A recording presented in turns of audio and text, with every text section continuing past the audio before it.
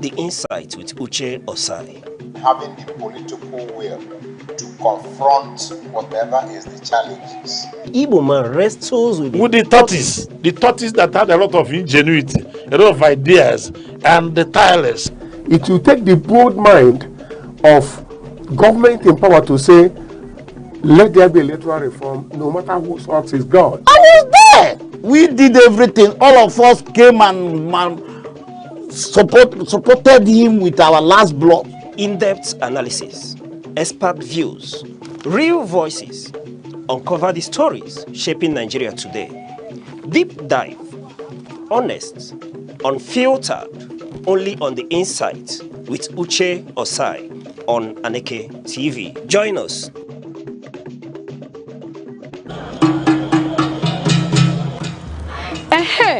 A sị na ekwe kụọ ama agba, ekwe ụmụ nwaanyị akụọla o. Ọkwa na nzukọ ụmụ nwaanyị oge anyị ji akpa maka ọdịmma anyị karịkwa maka ọdịmma ezinụlọ. Nzukọ ụmụ nwaanyị bụ ebe anyị na-akpa maka arụike anyị, ndọrọ ndọrọ ọchịchị, azụmahịa, omenala ndị ahụ dị mma, nakwa ihe ndị ahụ ga-eweta ọganihu n'obodo. Naanị ihe ị ga-eme bụ sonyela anyị na nzukọ ụmụ nwaanyị ebe ahụ a na-akarị ihe na-eweta ọganihu n'obodo. Ndị nne, ndị nna, oge a bụkwa nke anyị. Sonyela anyị na Aneke TV n'ebe a na-emetụ aka n'ihe ndị oyibo na-akpọ social media na TikTok, YouTube, Facebook, X, Instagram. Ọkwa na Aneke TV ka ihe ndị a niile na-eme. Aneke TV, anyị apụọnụ.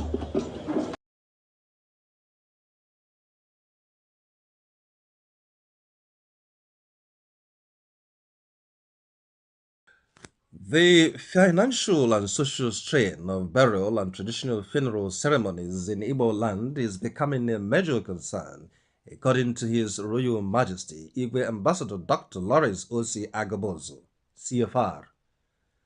The elder statesman and respected traditional ruler raised the issue during a lecture delivered at the just concluded Fourth Synod of the Catholic Diocese of Enugu held at the Jubilee Hall of the Holy Ghost Cathedral, Enugu. Speaking on the theme burial and traditional funeral ceremonies in Igbo land and their burden on the people, Igwe Agobozo traced the evolution of funeral practices from pre-Christian times to the present. He highlighted how modernization, religion, and social competition have significantly altered traditional customs. Recalling pre-Christian Igbo society, he explained that burials were swift, often conducted within 1 or 2 days due to the absence of mortuaries. Death were viewed as having spiritual causes, prompting families to consult diviners rather than medical experts. Burials were classified based on social status, with home burials for prominent persons, communal grounds for married or disadvantaged individuals, and even forests for criminals or those believed to have died abominably. Lavish second burials were traditionally reserved for traditional or successful individuals, although early missionaries condemned some practices, including alleged human sacrifices. Igwe Agobos noted that Christianity helped eliminate discriminatory and dehumanizing burial rites, particularly those involving evil forests. Over time, population growth and migration contributed to the decline of village cemeteries, while modern mortuaries allowed families to delay funerals for extended periods, a factor now contributing to rising burial costs. Modernity has influenced a lot of changes in Igbo funeral rites, the monarch observed. He expressed concern over the growing culture of funerals for the living, where families stage elaborate ceremonies to display wealth and social status, often beyond their means. He condemned practices such as prolonged mortuary stays, house constructions, or renovation to meet burial standards, and the emerging first and second burials into extravagant events. Highlighting a recent example, he cited a high-profile burial where 200 cows were reportedly donated, describing it as inactive, as indicative of the trend. These displays place a huge burden on middle and low-income families, he warned, noting that many now take loans to fund burials of relatives who died in poverty. Efforts to curb excessives are underway. Several Igbo communities have shortened burial durations and abolished oppressive widowhood practices or rites. The Catholic Church has also introduced regulations limiting how long a corpse may remain in a mortuary. Onitsha Donidu's decision to abolish second burials for Christians was cited as a model worth emulating. The Obi of Onitsha, His Royal Majesty Igwe Nnameka Alfred Achabe, has repeatedly condemned ostentatious funeral displays, emphasizing the protection of families with modern means. In his own Ezema Olo kingdom, Igwe Agobozo revealed that practices that demean widows such as sleeping beside corpses or compulsory head shaving have been abolished. He also warned against the emergence of committees of friends exploiting funerals to collect money fraudulently via social media. The monarch called for a return to traditional values, encouraging families to conduct burials within their means while allowing voluntary contributions from well-wishers. He urged the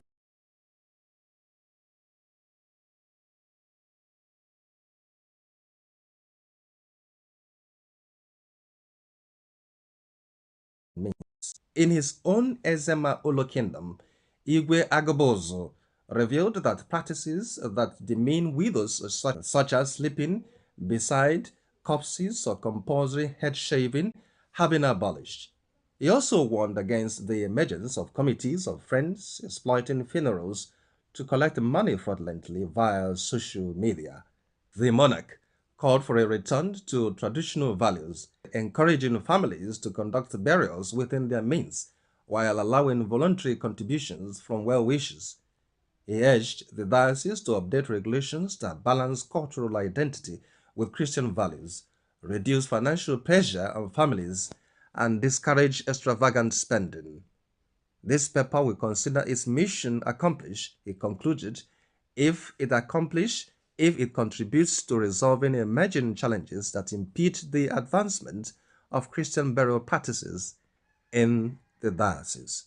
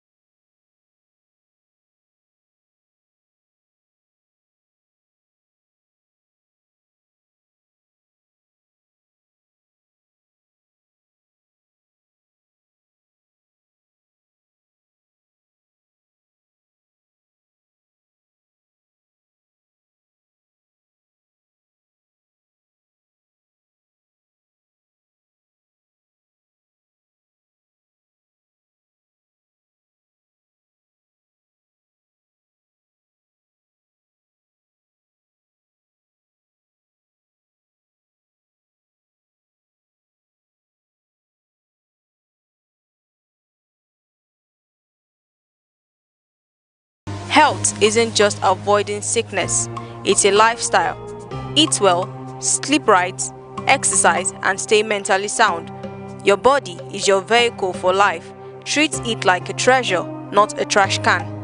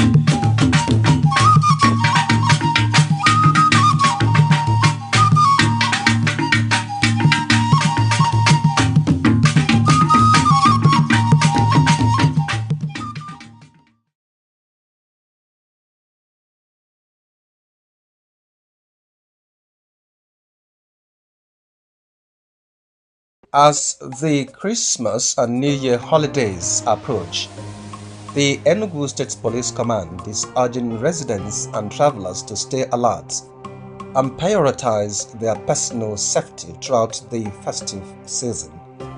In a statement signed by the Police Public Relations Officer, Mr. Daniel Ndukwe, the command called for greater vigilance, warning that poor planning during the celebrations often leads to avoidable security and safety risks. The police are advising members of the public to plan their movements carefully, remain aware of their surroundings, and report any suspicious behavior to the nearest security agency. Travelers are also being asked to check the security situation of their routes before embarking on any journey. On travel safety, the command is reminding motorists to ensure their vehicles are in good working condition, checking tires, brakes, lights, and other key components. Passengers using public transport are urged to patronize only reputable operators at recognized motor parks to avoid falling victim to one chance and similar crimes. Residents are further advised to avoid posting their travel plans or locations on social media and instead share such details only with trusted family members. The police public relations officer also highlighted key road safety guidelines. Motorists are encouraged to keep to speed limits, avoid night travel, stay away from drink driving, and reduce all forms of distraction behind the wheel. They are also urged to cooperate calmly with security personnel at checkpoints and take regular rest breaks to prevent fatigue. For those leaving town, the police are calling on residents to secure their homes before traveling. This includes activating CCTV systems where available, avoiding predictable hiding places for spare keys, and switching off all electrical appliances. The command is also warning against storing petrol or other flammable materials indoors. Parents and guardians are being reminded to keep a close eye on their children, particularly in crowded public places, and to spend wisely to avoid financial strain in the new year. The police have also released emergency contact numbers for those traveling through Enugu State. These include the command's emergency lines on 080 320 03702 and 080 866 71202. The command and control center numbers 112 or 091 346 66668 and 091 3444 8093 and PPRO's direct line 080 217 09005. Numbers for reporting police misconduct have also been provided. And finally, the Enugu Police Command is urging residents to exercise caution, stay vigilant, and enjoy a peaceful and secure festive season. The command also wishes the public safe travels and a prosperous 2026.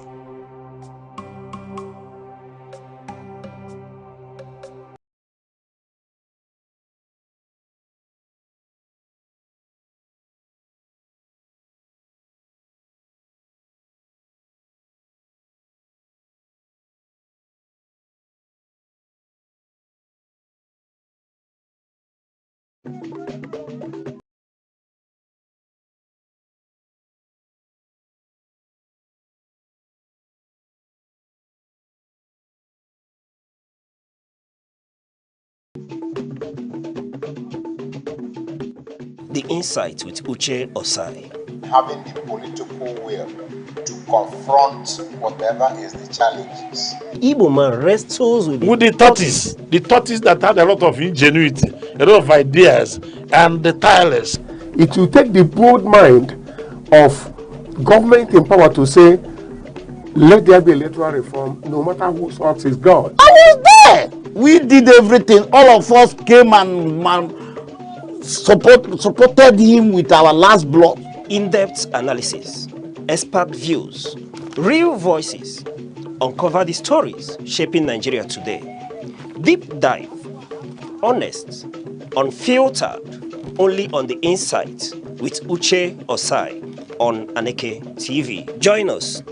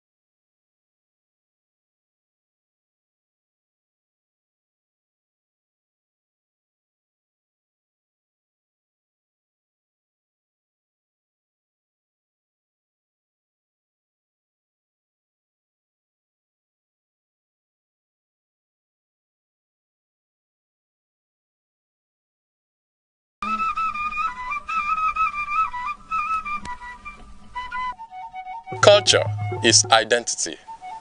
Tradition is continuity. And heritage is memory. Together, they tell the story of a people. When we lose our culture, we lose ourselves. Celebrate your roots. Language, attire, food, and festivals. They are treasures worth preserving.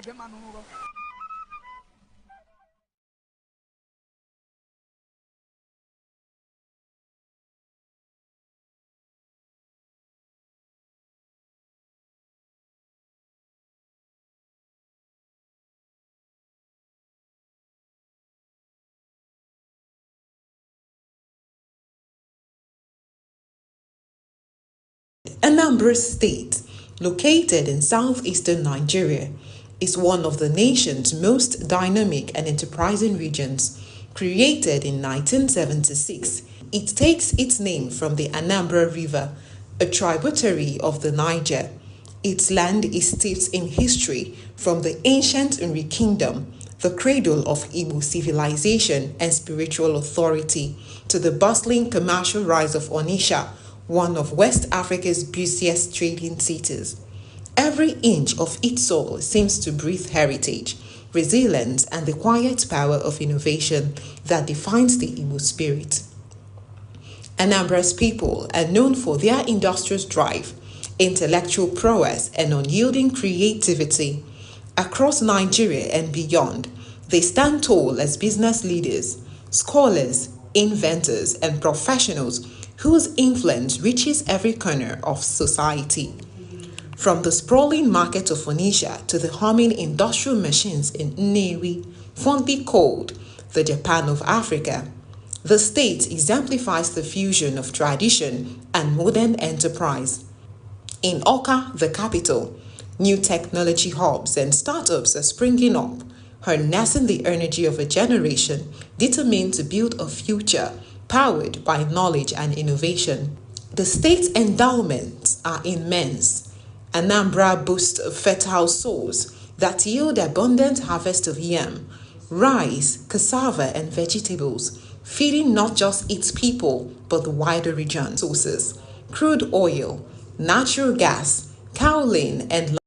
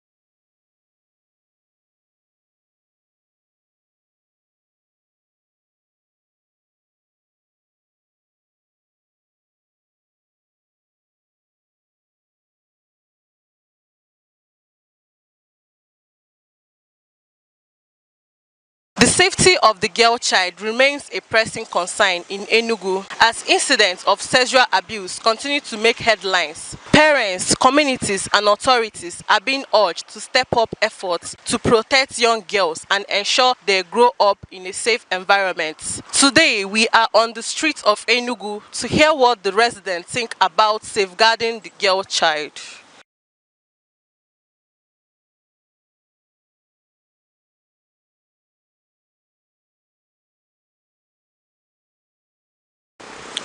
One measure you can do is good parenting, because if the parents are able to inculcate or try to make sure the girl child knows her limits when it comes to the opposite sex, she will be able to also protect herself.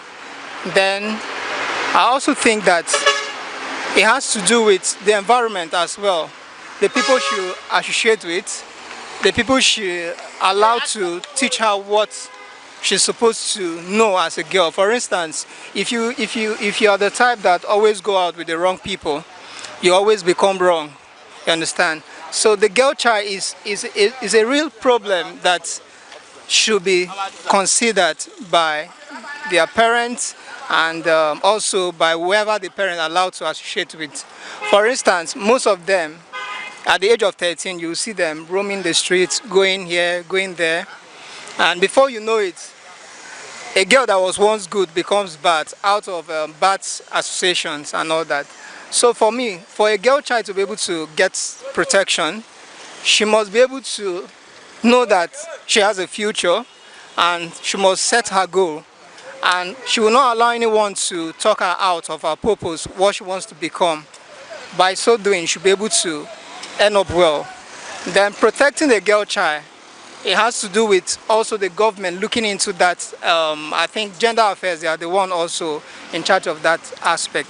So they are able to do a lot, you understand? So for me as a person, the reason why I stood out here to talk about this is because I've seen a lot happening to a girl child and I hate that with passion. Parents will make time for their children, ask them questions. If there is anything they have to say, give them a listening ear. And if there is any problem they have to tell you, give them a listening ear to actually and if they tell you, don't neglect it, actually tackle it immediately. And also the government too should also give justice to those who have been abused, so that, and also to bring the culprits to book. And parents mostly, they should put eye on their children and also ask them questions, check their devices, because the smartphones we use these days are very corruptive. So check their devices to make sure that they're still on point, and yeah, also know the kind of people you leave your children with. There are so many measures to take to protect girl child. The most important one is to educate them, because most times parents feel shy talking to their female children about sex, about their body. So the best thing is to educate them, tell them about their private part, tell them when someone touches them unnecessarily, they should report, all those things. Also, even if it's their dad, anybody, because now these days it's not easy. Girl childs are not safe right now, because they're even at the risk, even where they're supposed to be safe with their guardian, with their parents, they're even at risk. So the most important thing is that schools should take measures to educate girl childs, because most times female children that are abused don't even know that they are abused, because they don't know anything about it. So I think that's the best thing, educating them about it. When you want to protect a girl child from being raped, you need to be friendly, you need to be lovely, you need to be a counselor, you need to be disciplined. But there are many ways to discipline any girl child especially. You know, there's a difference between male and female. The way you handle a male is not the way you handle a female. Most times, the way people used to say that now, Izunwanye sirike ngwongwo na ngwongwo juru ayaro. So, and we always need, like to Oliver Twist, I need some more. So they will always like to buy ice cream, buy suya, do this. Most of the parents take their children out, and you don't take your children out from January to December. So they need all those things. So when you don't do it, you still shun them off. So what are you doing as a parent? So I believe you need to bring them home. Give them listening ear. Whatever thing they learn outside there in school, in exam hall, out there, wherever they go, you need to hear from them. And when you hear from them, bring them down, call them to order, tell them the truth about the whole thing. As voices from the streets make it clear, protecting the girl child requires vigilance, education, and community efforts. From Enugu, I am Chinaza Ifeanyi, reporting for Aneke TV.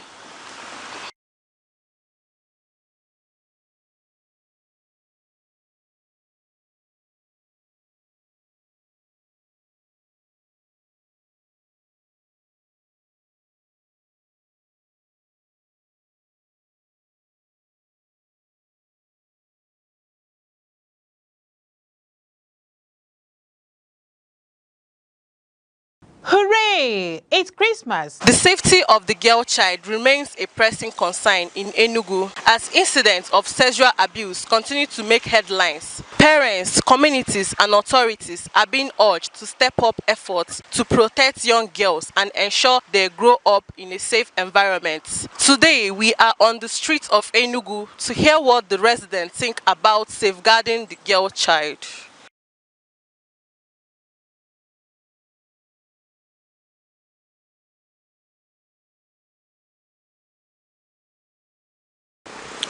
One measure you can do is good parenting, because if the parents are able to inculcate or try to make sure the girl child knows her limits when it comes to the opposite sex, she will be able to also protect herself. Then I also think that it has to do with the environment as well. The people she associate with, the people she allowed to teach her what she's supposed to know as a girl. For instance, if you are the type that always go out with the wrong people, you always become wrong. You understand? So the girl child is a real problem that should be considered by their parents and also by whoever the parent allowed to associate with. For instance, most of them, at the age of 13, you see them roaming the streets, going here, going there. And before you know it, a girl that was once good becomes bad out of bad associations and all that. So for me, for a girl child to be able to get protection, she must be able to know that she has a future and she must set her goal. And she will not allow anyone to talk her out of her purpose, what she wants to become. By so doing, she'll be able to end up well. Then protecting the girl child, it has to do with also the government looking into that. I think gender affairs, they are the one also in charge of that aspect. So they are able to do a lot, you understand? So for me as a person, the reason why I stood out here to talk about this is because I've seen a lot happening to a girl child and I hate that with passion.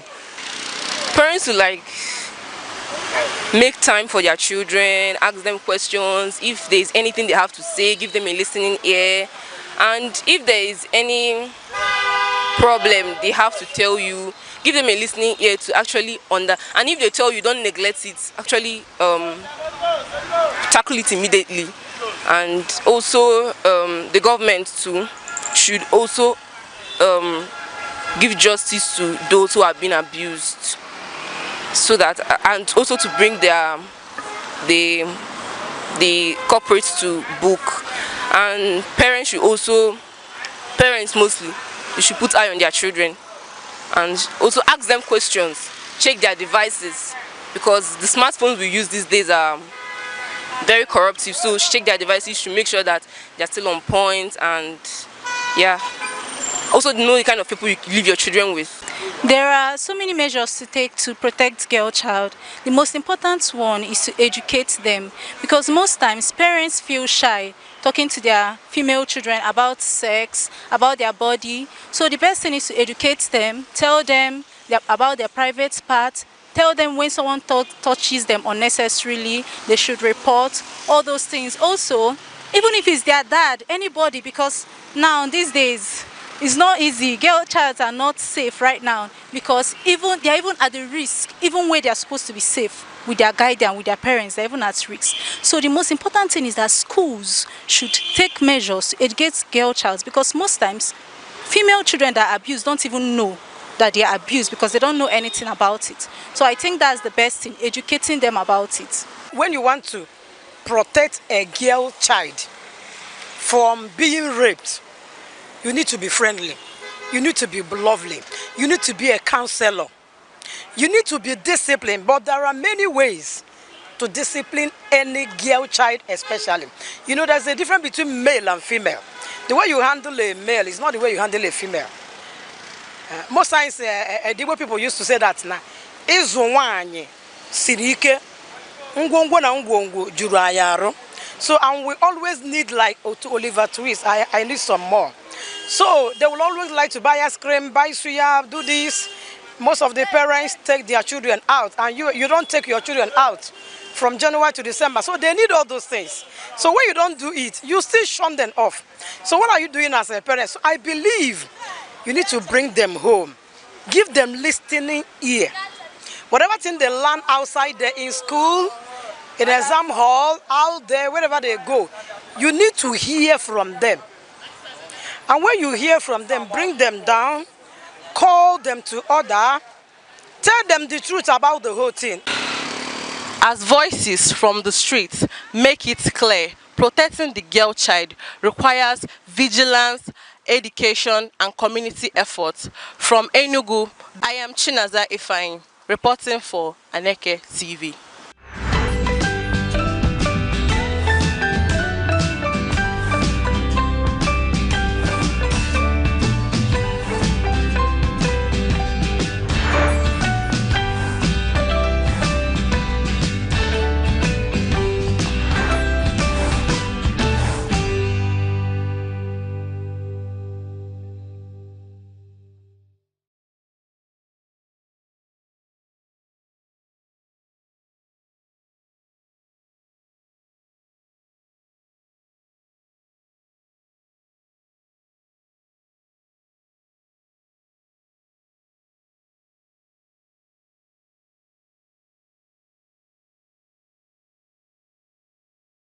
Good morning, Nigeria. Good morning, O40. It's a beautiful day today. And you're tuned into Sunrise on Aneke TV, where every sunrise starts with that delightfulness, that joy and pleasantries. And bringing you today's sunrise this morning, I am Deborah Wakaba, coming to you live from our studio here in Vibrant Enugu. And good morning to you, our global audience. I'm Uche Osai. Before we continue, please let's apologize for bringing on the program late this morning. Wherever you are, at home, in your office, or in traffic, thank you for letting us into your space this beautiful morning. We're here to refresh, inform, and motivate. Yes, and of course, it's Wednesday, 17th December 2025. And of course, we've got that special sunrise vibe today, and also that special sunrise vibe to kickstart our day. So we've got from the latest news to what's trending, the weather report, and of course, let's not forget our sports update here today on Sunrise. So, relax, grab that cup of coffee or tea. Enjoy the ride, because the sunrise is here. Yeah, and so coming up shortly, we'll be kicking things off today with our quote of the day. With what's that inspiring, what's that thoughtful, and what's that help us stay focused or stay well driven and keep on being motivated. Then, it's straight into the day's top headlines. All the key news update that you need to remain informed will be served hot and tasty. Yes, and after that, we'll be giving our weather report for today, covering major cities in the southeast and beyond. So we know what to expect before stepping out. Or if we've stepped out already, is to keep us throughout the rest of the day. And later, we'll wrap things up with the day's celebration from Global Holidays. What's smiling about? All right, now let's move over to our morning show inspiration segment. And today's quote is coming from Maxime Legacy. And in this quote, he said, "A growth mindset is perseverant, patient, and playful. A fixed mindset is lazy, impatient, and fearful." I'm going to take that quote again, coming from Maxime Legacy, that says, "A growth mindset is perseverant, patient, and playful. A fixed mindset is lazy, impatient, and fearful." And this quote is drawing a line between how we approach life challenges. Being a growth mindset believes that abilities can be developed, so it understands that progress takes time. Mistakes are part of learning, and growth also doesn't have to be green, it can be playful. So when you're playful, you experiment, you stay curious, and you're not afraid to try again. So perseverance, it keeps you moving, and patience keeps you grounded, and playfulness also gives you hope. But then when it says a fixed mindset is lazy, impatient, and fearful, it's just saying that you're already fixed to a goal and you want to, when your mind is fixed at something, you don't want to go another way, you don't want to go outside your box, you don't want to move away from that your comfort zone and move forward. So that's what simply this quote by Maxime Legas is telling us. All right. We're simply being told that a growth mindset has to be very flexible, be able to adapt, and quite receptive to changes. Thank you. All right, thank you very much. Now let's move over to our weather report for today. Yes, we'll take a look at the weather report across major cities in the southeast today. Yes, we'll be starting off with Oka. Good morning, Oka. Oka wakes up to gentle sunshine and warm vibes, so expect a hot day with mostly dry conditions. Some clouds around midday, but nothing too stormy. Temperatures will slide from a warm 25 degrees Celsius in the early morning to highs in the low 30 degrees Celsius, bringing plenty of warmth for your commute and plans. And over to the coast city, Enugu starts this morning with clear but just a few clouds about. As the sun climbs, it will be a day of sunny warm with high climbs into the low 30 degrees Celsius. Some clouds might drift by mid-afternoon, but rain chances are pretty low, so that umbrella can take a break. Yes, and in Abakaliki, it starts with good vibes and golden sunshine for Abakaliki. You'll see a sunny to partly cloudy skies all day, with heat building into the 30 degrees Celsius by midday. A little haze in the late afternoon is possible, but overall, it's a dry, pleasant day, perfect for outdoor plans. And over to Imo State. In Owerri is another warm, mostly sunny day ahead. Expect some clouds early, but they will quickly give way to sunshine and warming temperatures around 32 to 35 degrees Celsius by afternoon. A light breeze will keep things feeling breezy and bright. Yes, and lastly in Umahia, rise and shine Umahia, you kick off with mostly clear skies warming up quickly to a sunny and dry afternoon. Highs also hitting the low 30 degrees Celsius. Some clouds may pop up later, but nothing to dampen your day. So, wherever you are in the southeast today, stay safe, stay cool, dress light, but do remember that rain or shine, we've got you covered. And this is your weather report around major cities in the southeast today, or here on Sunrise on Aneke TV. We'll go on a short break, and when we return, we'll bring you more in-depth analysis on issues. Thank you. The Insight with Uche Osai. Having the political will to confront whatever is the challenges. Igbo man wrestles with the tortoise that had a lot of ingenuity, a lot of ideas, and the tireless. It will take the bold mind of government in power to say, let there be electoral reform, no matter who sorts is God. I was there. We did everything. All of us came and supported him with our last blood. In-depth analysis, expert views, real voices, uncover the stories shaping Nigeria today. Deep dive, honest, unfiltered, only on The Insight with Uche Osai on Aneke TV. Join us.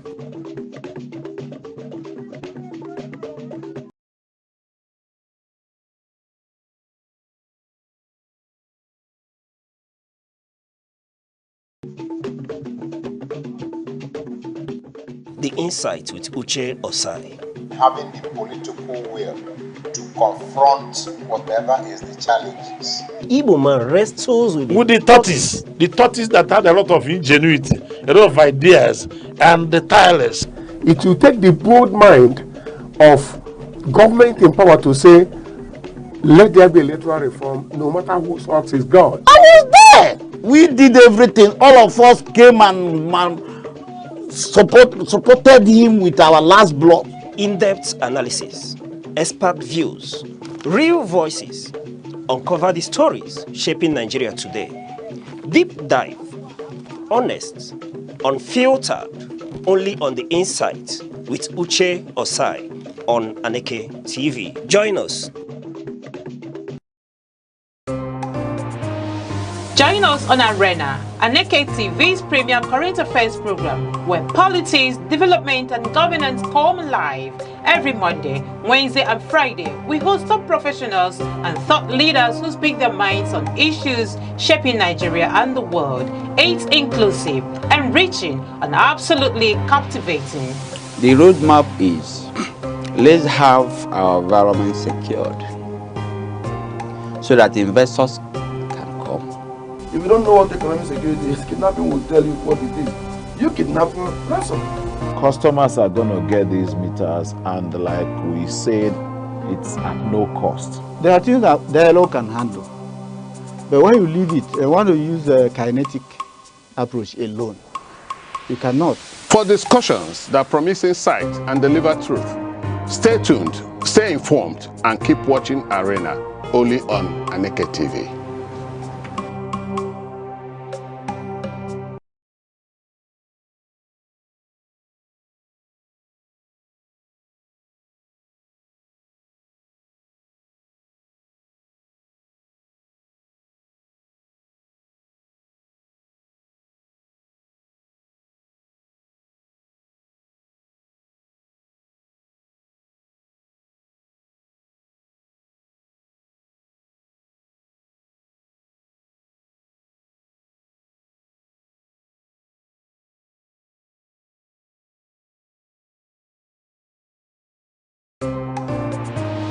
Join us on Arena, Aneke TV's premium current affairs program, where politics, development, and governance come alive.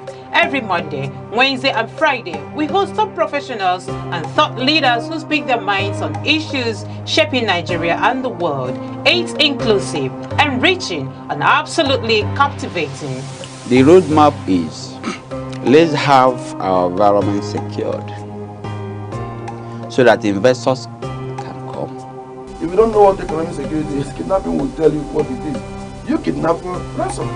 Customers are going to get these meters, and like we said, it's at no cost. There are things that dialogue can handle. But when you leave it, you want to use a kinetic approach alone. You cannot. For discussions that promise insight and deliver truth, stay tuned, stay informed, and keep watching Arena, only on Aneke TV.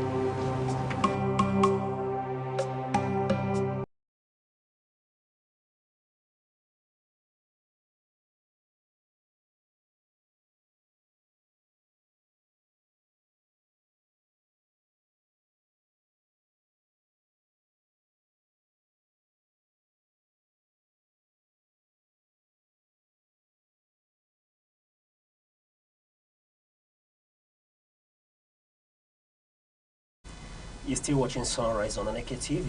Next, we'll take a look on awareness concerning stigmatization on HIV. And joining us to give flesh on these issues is Mr. Chinedu Ndufechi, Access to Good Health Initiative. Mr. Chinedu, it's a pleasure to have you this morning. Thank you for having me. All right.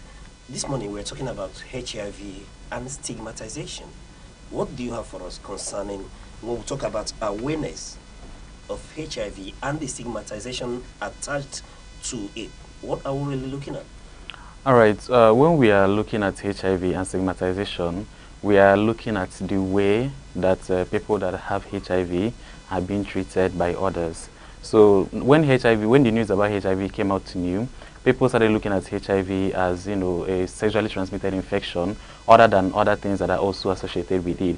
And as a result of that, you know, people are always seeing anybody that have HIV as someone that is a prostitute or someone that, you know, continues to have sex with people that they're not supposed to have sex with. So as a result of this, anybody that have HIV is being stigmatized upon, and also the lack of awareness within the general public as to how you can get HIV or how you can contact HIV. So these are the issues that we are battling. And to even shock you more, this issue of stigmatization does not only occur maybe in personal lives, it also occurs when people go to healthcare facilities to access care and also even get HIV medications and others. So these are the issues that we are facing. All right. When we talk about stigmatization and then we're talking about awareness, does this have to do with lack of education, or is it a cultural thing? Yeah, I would say that it's both. There is an element of culture and there is also an element of ignorance that is associated with it, because people that stigmatize against people that have HIV, number one is that they usually don't have the knowledge about HIV, because HIV cannot be contacted by barely talking with someone that have HIV or by hugging them or even by sharing things like bathroom and also other things, or even eating with the person. But these things are not they general public do not, they don't know about all these things, and that is why they have continued to stigmatize against people, because of their lack of knowledge. And also in the culture, like I said before, when HIV came out new, the news about HIV is always surrounded with sex, and sex. And as a result of that, people have continued to, look at HIV as a sex issue and not, what it is. So the culture has embedded in people that anybody that have HIV is as a result of the fact that they have continued to have sex with multiple partners, ignoring the fact that HIV can also be gotten from other places, like, through blood transfusion, through pregnant mother to child, through sharing of sharp objects, and also other risky activities that may not even be associated with sex. All right. While you were talking, you spoke about this stigmatization, happening in medical facilities where people go for to get medication concerning this illness. Then, what do we attribute this stigmatization at the medical facilities?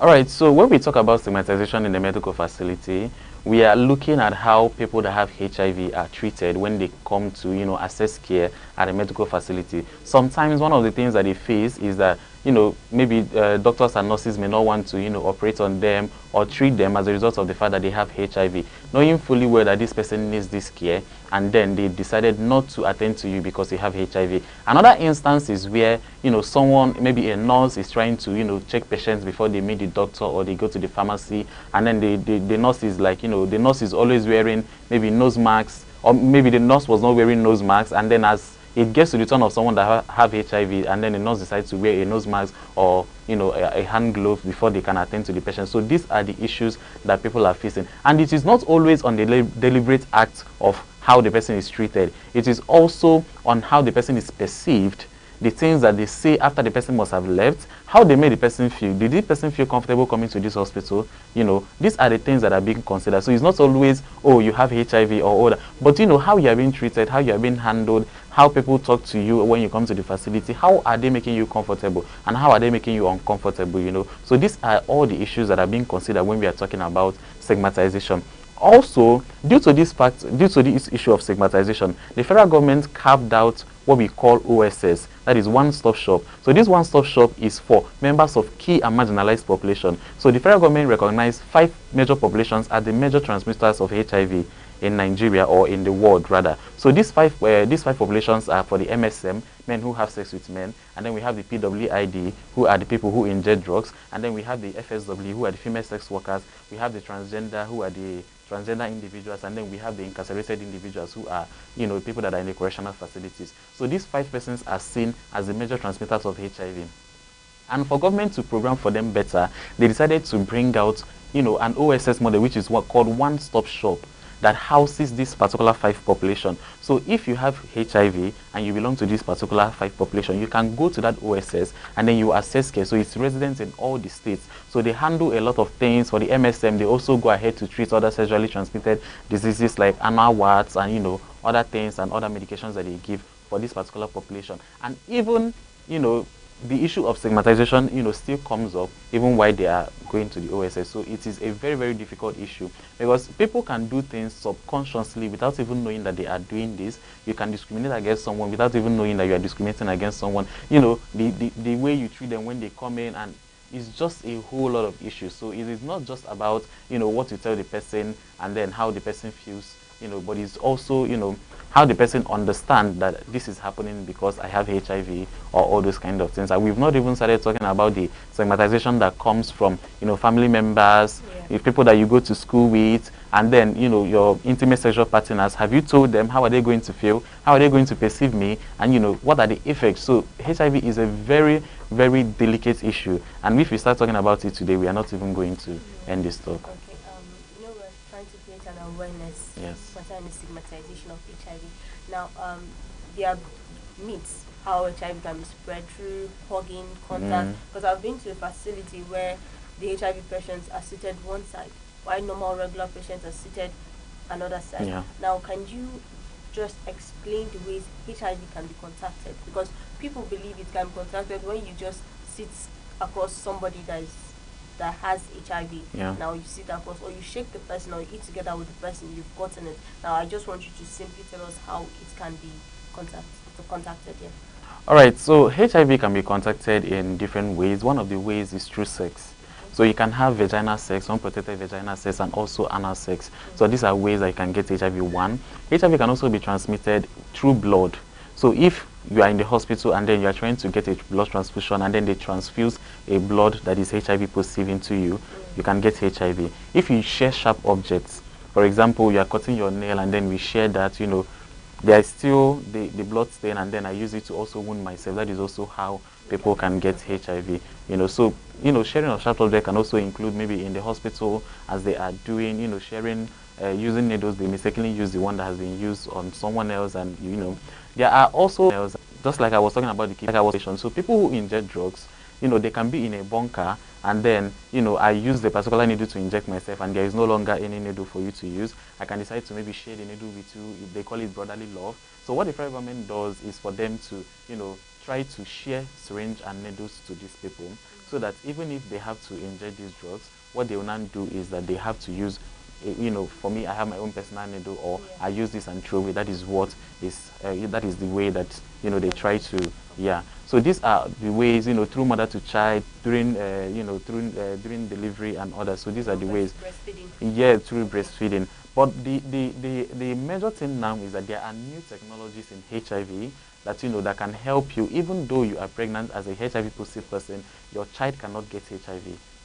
So there are things that we now call, the ART, the ones that HIV positive clients have to take every day for them to be virally suppressed. And then there's one we call PrEP, and there's another one that we call PEP. So the PrEP is pre-exposure prophylaxis. So you can take PrEP, before you engage in any risky activity. For example, I'm a sex worker. I can decide, okay, let me take PrEP so that even if I am exposed to HIV, it is not going to, even if it gets into my body, the PrEP will help me to kill it before it starts to multiply or get into my system and damage it. So that is what we call PrEP. And then there is what we call PEP, which is the post-exposure prophylaxis. So you take PEP, after you have been exposed to HIV. Let's say, for instance, someone was raped, and then you have to, the person goes to the hospital. One of the things that they have to give you is the PEP. So the PEP tries to kill HIV, 72 hours after it has been exposed in your body. So if by 72 hours after you have been raped or exposed to HIV, you can get those PEP and then, try to use it to,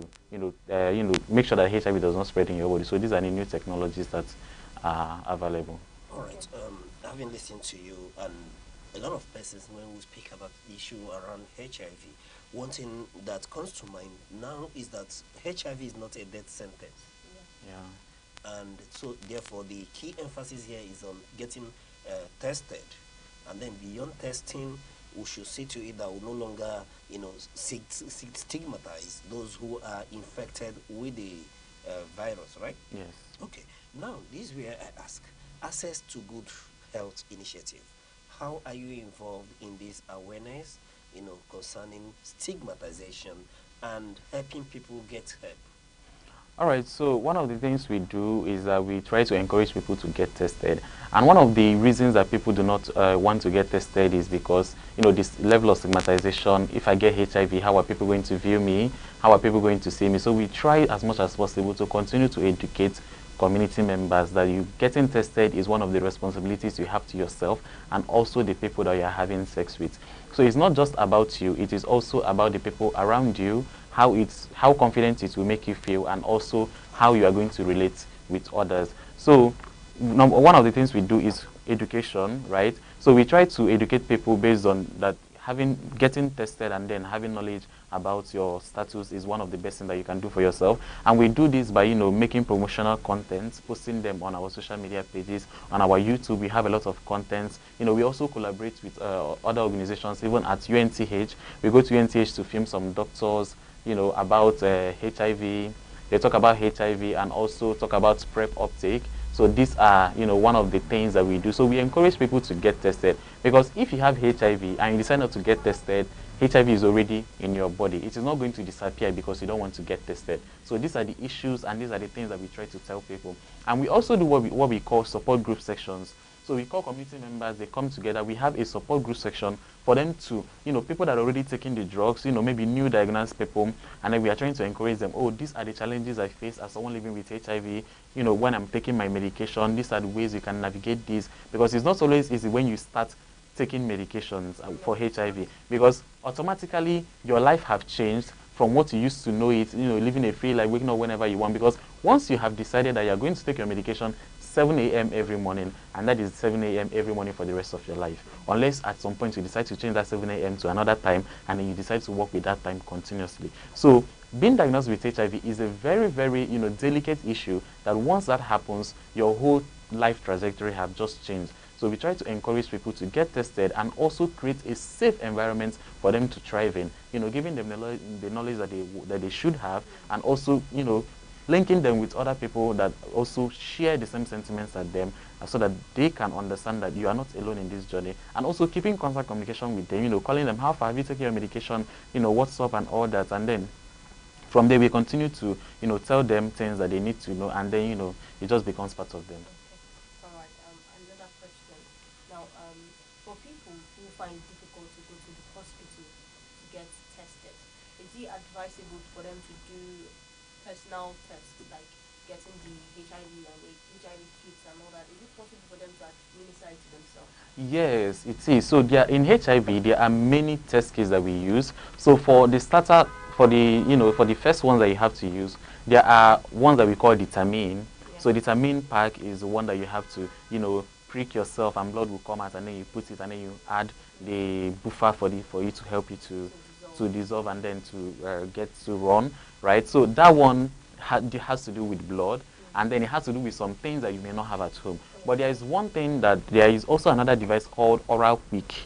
Yeah. So the Oral Quick is a self-test medication. It's a self-test pack rather. So you can, you know, put it in your mouth, swipe it round, maybe when you wake up in the morning or maybe some hours after having any meal. Swipe it in your mouth and then put it inside, and then the thing is going to read by itself. Okay. So, and then there are self-instructions in the pack. There is one in Pidgin, there is one in English. Okay. So if you don't even understand English, you can also read the Pidgin and understand. So it is encouraged. That the reason for developing that pack is that people are always reluctant to visit the hospital. So is it easy to get?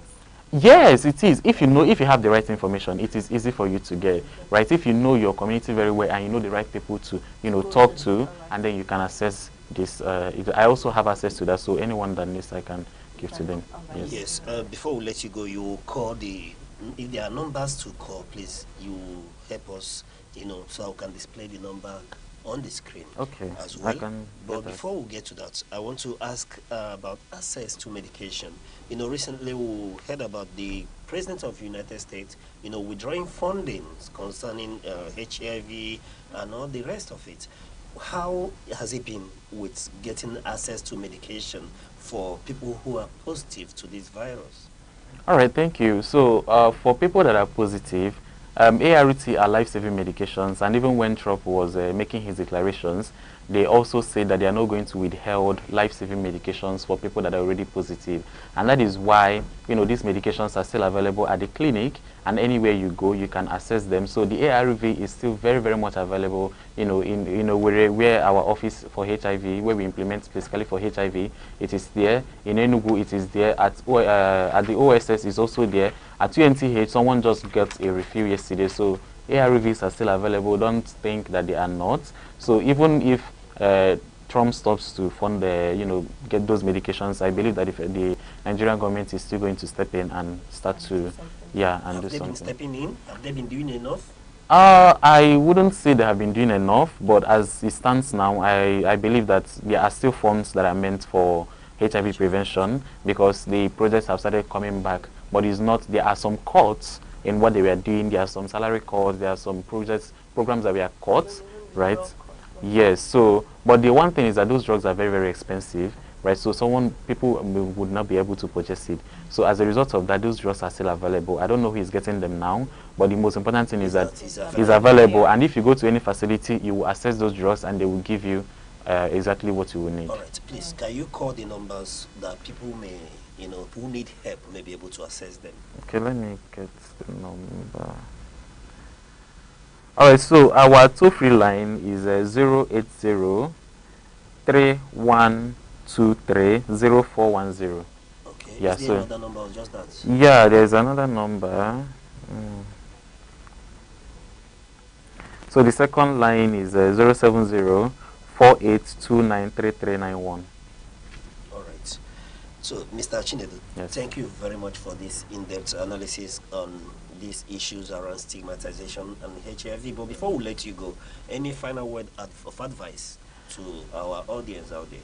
Yes, my final words of advice is that people should endeavor as much as possible to get to know about their status.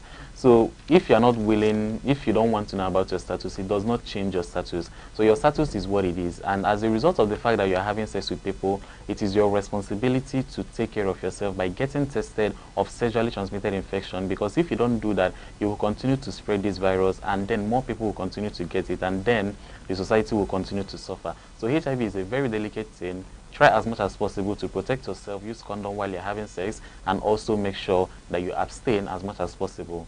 Thank you. All right, the key word is get tested. And thank you, Mr. Chinedu Ndufuechi, Program Manager, Access to Good Health Initiative. It's a pleasure having you on Sunrise this morning. Thank you very much. Thank you very much for having me. We'll go on a short break, and when we return, we'll dive into other issues, areas of entertainment, sports, and our in-depth newspaper analysis. Thank you.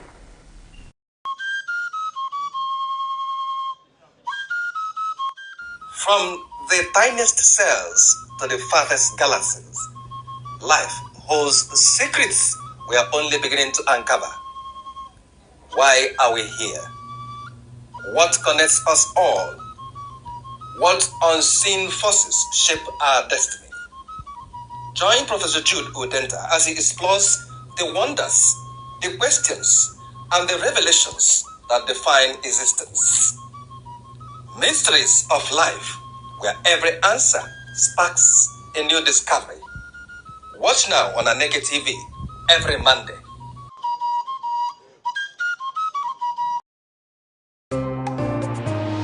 Join us on Arena, Aneke TV's premium current affairs program, where politics, development, and governance come alive.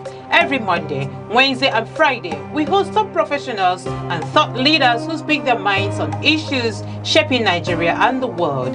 It's inclusive, enriching, and absolutely captivating. The roadmap is, let's have our environment secured so that investors can come. If you don't know what economic security is, kidnapping will tell you what it is. You kidnap them, ransom. Customers are going to get these meters, and like we said, it's at no cost. There are things that the law can handle. But when you leave it, you want to use a kinetic approach alone. You cannot. For discussions that promise insight and deliver truth, stay tuned, stay informed, and keep watching Arena, only on Aneke TV.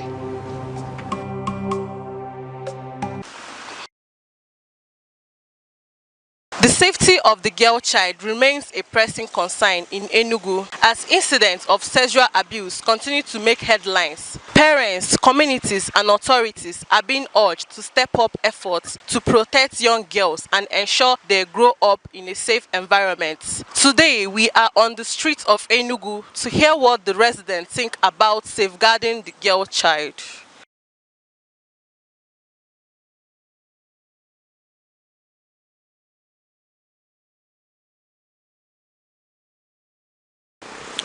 One measure you can do is good parenting, because if the parents are able to inculcate or try to make sure the girl child knows her limits when it comes to the opposite sex, she will be able to also protect herself.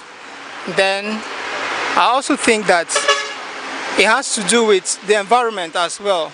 The people she associate with, the people she allowed to teach her what she's supposed to know as a girl. For instance, if you are the type that always go out with the wrong people, you always become wrong. You understand? So the girl child is a real problem that should be considered by their parents and also by whoever the parent allowed to associate with. For instance, most of them, at the age of 13, you see them roaming the streets, going here, going there, and before you know it, a girl that was once good becomes bad out of bad associations and all that.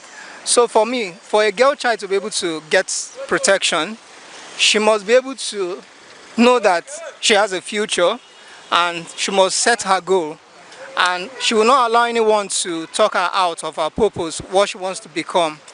By so doing, she'll be able to end up well. Then protecting the girl child, it has to do with also the government looking into that. I think gender affairs, they are the one also in charge of that aspect. So they are able to do a lot, you understand? So for me as a person, the reason why I stood out here to talk about this is because I've seen a lot happening to a girl child and I hate that with passion. Parents should make time for their children, ask them questions. If there's anything they have to say, give them a listening ear.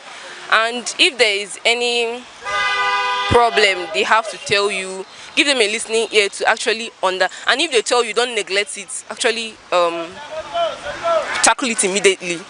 And also the government too should also give justice to those who have been abused, so that, and also to bring the culprits to book. And parents mostly, you should put eye on their children and also ask them questions, check their devices, because the smartphones we use these days are very corruptive. So check their devices to make sure that they're still on point, and yeah, also know the kind of people you leave your children with. There are so many measures to take to protect girl child. The most important one is to educate them, because most times parents feel shy talking to their female children about sex, about their body. So the best thing is to educate them, tell them about their private part, tell them when someone touches them unnecessarily, they should report, all those things. Also, even if it's their dad, anybody, because now these days, it's not easy. Girl childs are not safe right now, because they are even at the risk, even where they are supposed to be safe with their guardian, with their parents, they're even at risk. So the most important thing is that schools should take measures to educate girl childs, because most times female children that are abused don't even know that they are abused because they don't know anything about it. So I think that's the best thing, educating them about it. When you want to protect a girl child from being raped, you need to be friendly, you need to be lovely, you need to be a counselor, you need to be disciplined. But there are many ways to discipline any girl child especially. You know, there's a difference between male and female. The way you handle a male is not the way you handle a female. Most times, the way people used to say that now, Izuwanye sirike ngwongwo na ngwongwo juru ayaro. So, and we always need, like to Oliver Twist, I need some more. So they will always like to buy ice cream, buy suya, do this. Most of the parents take their children out, and you don't take your children out from January to December. So they need all those things. So when you don't do it, you still shun them off. So what are you doing as a parent? So I believe you need to bring them home. Give them listening ear. Whatever thing they learn outside there in school, in exam hall, out there, wherever they go. Sunrise on Aneke TV. Now we'll be taking a look at the major stories making the paper today from the Daily Trust, Punch, Vanguard, and the Guardian newspaper. And joining us this morning are two special gentlemen, Mr. Res Arum, who is an in-house analyst, and Mr. Good Hope, the sports oracle himself. It's a pleasure having you this morning, Mr. Res and Mr. Good Hope. Thank you. for being here. Thank you for allowing us to do our contributions this morning. All right, Mr. Rez, you know it's always good to see you. And before we get into the newspaper, you look like Nigeria has been treating you right. This is you tickle me a little bit. Is Nigeria treating anybody right? Well, we haven't seen anything rosy. We have always heard rosy things, but we have not seen the rosy things in realness. Practical rosy things. That's what we need in Nigeria now. All right. Baby. Thank you very much. Now let's move over to the paper today, starting from the Punch headline that says insecurity. Police deploy special forces ahead of NLC protest today. And on the Vanguard headline it reads, workers facing worst survival crisis in Nigeria's history, NLC. And also Daily Trust reads, Labour rallies against insecurity. And then the Guardian headline says, anxiety, mistrust, cloud Nigeria's tax reform promises benefits. And today we'll be taking on the Punch headline that says, insecurity, police deploy special forces ahead of NLC protest today. Now the Punch headline is reporting on insecurity, where the police have rolled out special tactical units nationwide ahead of today's planned protest by the Nigerian Labour Congress, NLC. Authorities say the move is preventive, aimed at maintaining law and order and protecting lives and public property, while the police insist the deployment is not to suppress peaceful protests. The heavy security presence reflects ongoing concerns about insecurity and public unrest. All right, Mr. Rez and Mr. Goodhope. This is NLC. There's a planned protest, and Nigerian police this time around are deploying special forces. We are told is for protection, to see that things are carried out in orderly manner. And we hope, why deploy special police for this exercise and not just the regular police? Besides, I will know that yes, there should be police to see that hoodlums don't hijack the protest, as is always the case. But are you comfortable seeing police around this protest, as has been the case in Nigeria? Well, it is always like that in Nigeria's situation. You see, we have not seen deployments of very special forces when we are suffering a whole lot of insecurity across Nigeria. But we have just a protest by civilians without arms, and heavy deployments are made. Well, that is Nigeria for you. What do we always see in Nigeria? That was exactly how the deployment were made during the NSAS, and a whole lot of people were killed, and nobody has asked questions. Nobody has been put to face the long arm of the law as a result of extrajudicial killings during the NSAS. And now the Labour are going to protest, and what are they even protesting? They're protesting the insecurity situation in Nigeria, because you see, workers are now most of the victims. Some people were going to Abuja from the south to have their promotional exams. Around Kogi they were kidnapped and were made to trek from Kogi to Kaduna State. That was where they found themselves after 2 weeks. And they did all that through the bush trekking. So at the end of the day, workers are now taking the insurgency, taking the banditry and kidnapping. And 2 people who couldn't go with them along that route were killed because they had no energy to walk through the forest with the kidnappers. So they saw them as people who are, a clog on the wheel of their progress, and they had to they shot them and they died. So that is the situation. So Nigeria has always been like the police force. Have always been like that. Each time there are civil unrest, kind of a civil protest, heavy armed police are deployed, and they will always claim it is to ensure there is no hijack, like you said earlier. Who is hijacking what? What do they intend to hijack? Nigerians are hungry and angry. You see, a hungry man is an angry man. Nigerians are angry. There is insecurity. Nigerians are angry. A lot of things. There's a very bad economy, harsh economic situation. You know, in such a way that a lot of families cannot make ends meet. That's exactly why when you have such a protest, you are now thinking about hijack. There shouldn't have been any hijack if all is well. If all is well in Nigeria, there won't be any kind of hijack during protests. The protests would have been clean, free, and of course,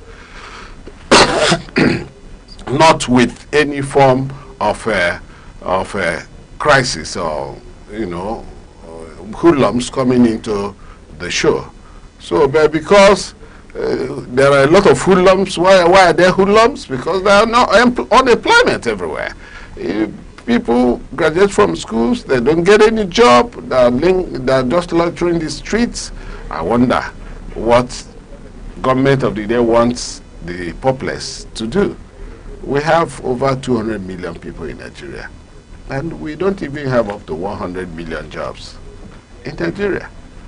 And we don't even have the opportunities. The job opportunities are so meager that you see about 1 million people going for just 20 jobs. So it is always like that.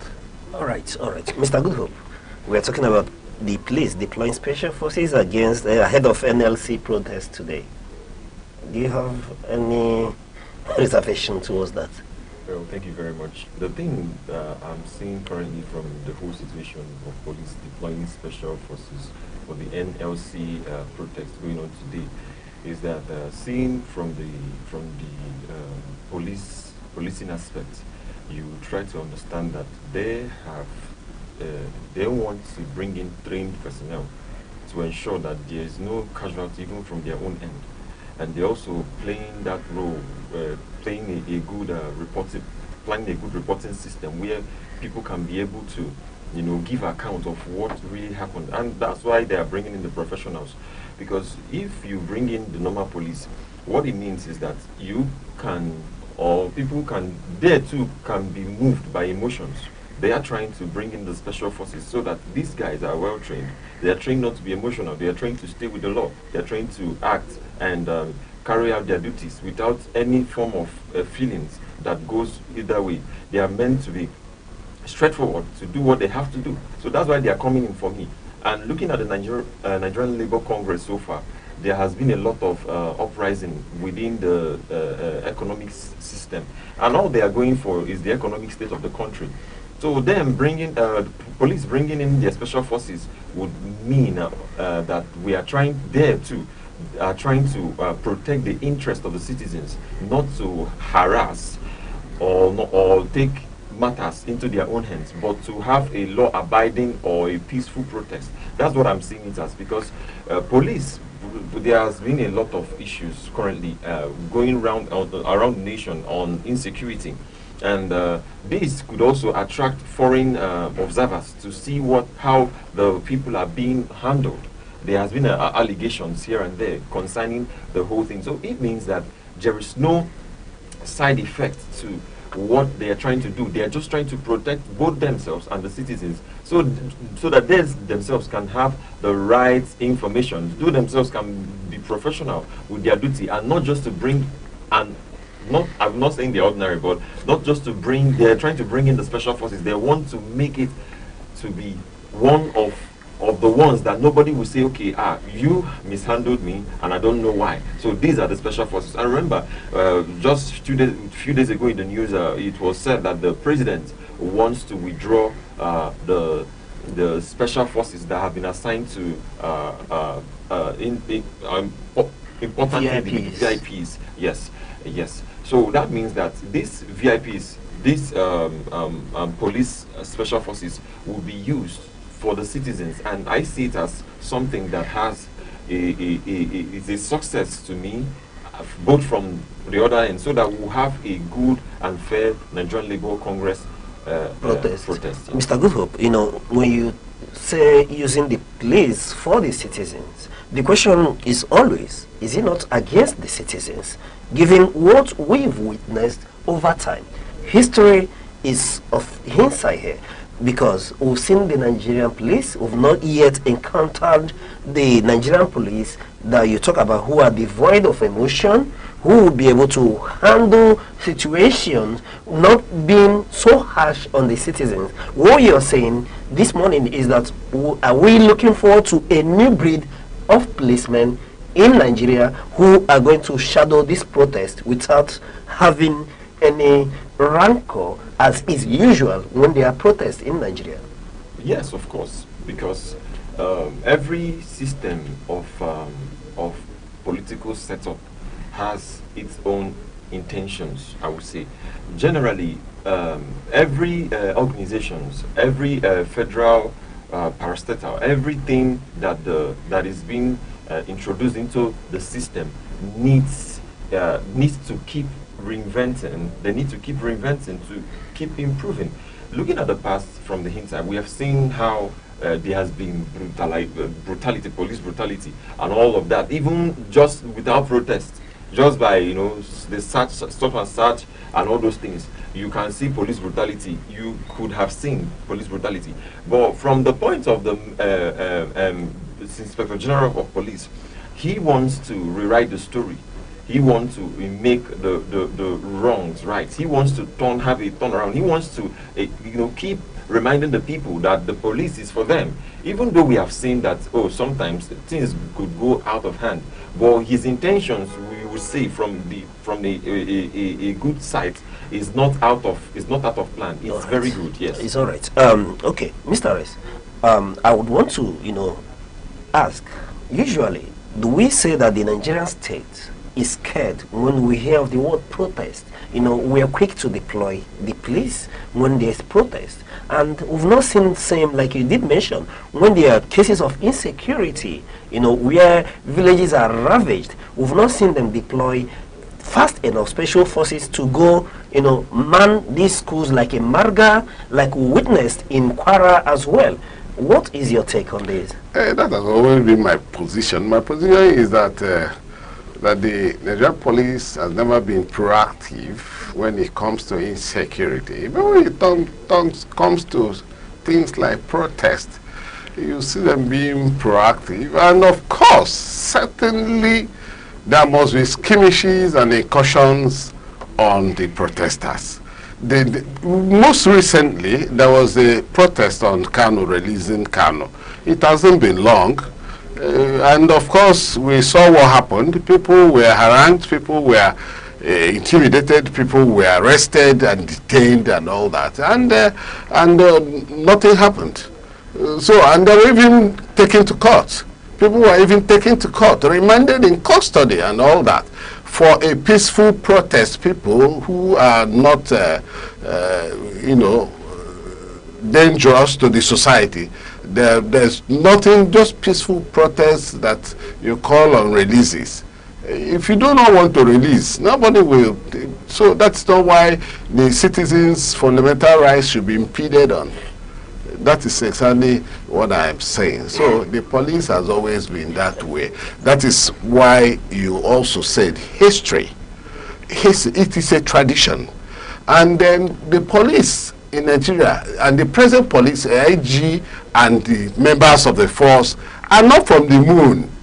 If they are coming from the moon, then we expect a different thing. The story will be different. But if they are the same Nigerians who, as corruption permeated into their own, individual affairs, of course they will still behave like the same Nigerian police. All right, Mr. Rest, you'll be surprised today to see that we'll have a different approach from the Nigerian police. I wish so. That's exactly what I wish. And if it starts from today, because my colleague said that the IG wants to rewrite the story, of course, we'll all be glad and we'll be excited that the Nigerian story is being rewritten. All right, very apt. Debbie. All right, thank you very much. Now we're moving over on to our next paper, coming from the Vanguard headline that says, emergency rule, PDP ADC differ with AGF over South Court ruling. That is a growing political and legal disagreement following a recent Supreme Court ruling at the People's Democratic Party (PDP) and the African Democratic Congress (ADC) have taken issues with the Attorney General of the Federation's interpretation of the judgment. The Attorney General says the Supreme Court decision is clear, final and binding and should be implemented exactly as outlined by the federal government. However, opposition parties are pushing back, saying the ruling is being misinterpreted. All right. Anyway, this is an academic exercise, being that the emergency ruling in Rivers State has long been overturned.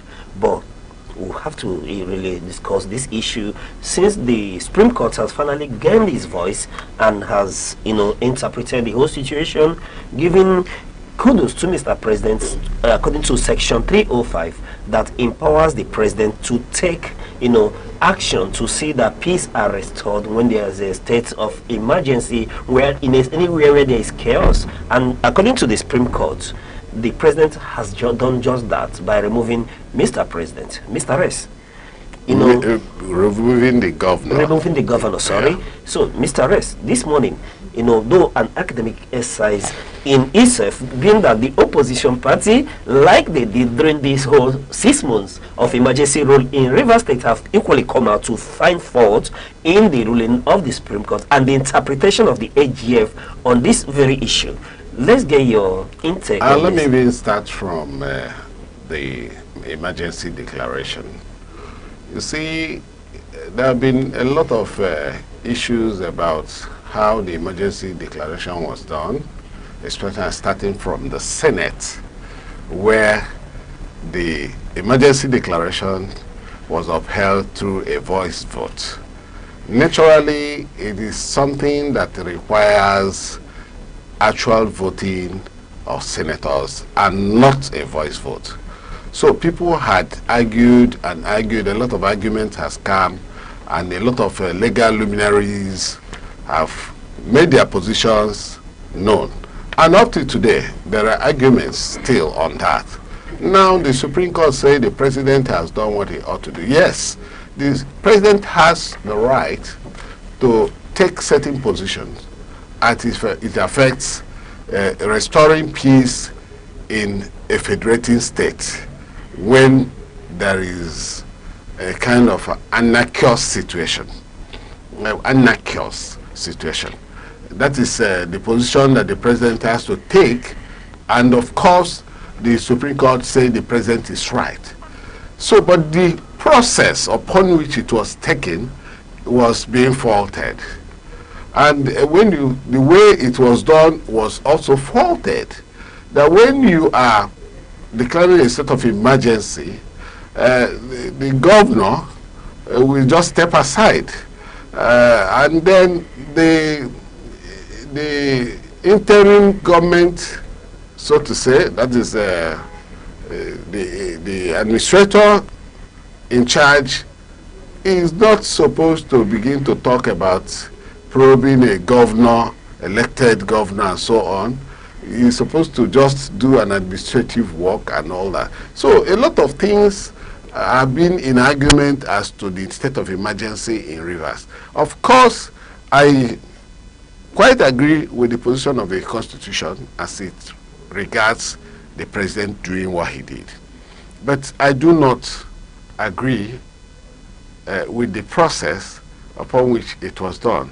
Although this has happened, and is a mere academic exercise by legal luminaries coming in with ideas. These are ways, because law is said to be law when it is tried in the courts. Sometimes laws are made, and if it does not go to court, or if it goes to court, it could be repealed from the courts. The courts could repeal a law made by the legislature, and the moment it is repealed, it is no law. It's either they go back to the drawing table to begin to put together another bill, and which will be signed into law, or the law remains repealed. So this particular one has gone to the Supreme Court, and there's an interpretation, and so this is the apex court of the land, and whatever interpretation they have given becomes final. So whatever academic exercise we are doing is mere rhetorics. All right. I would want to draw you into the conversation of the Supreme Court finding his voice now, and not when everybody needed to hear from them. However, let me hand you over to Deborah. All right, thank you very much for that. Now we're moving over to the news this morning, where the Benue State government has issued, the Benue State governor rather, has issued a firm directive ordering all political appointees who are not an ambition for the 2027 general elections to resign from their positions immediately.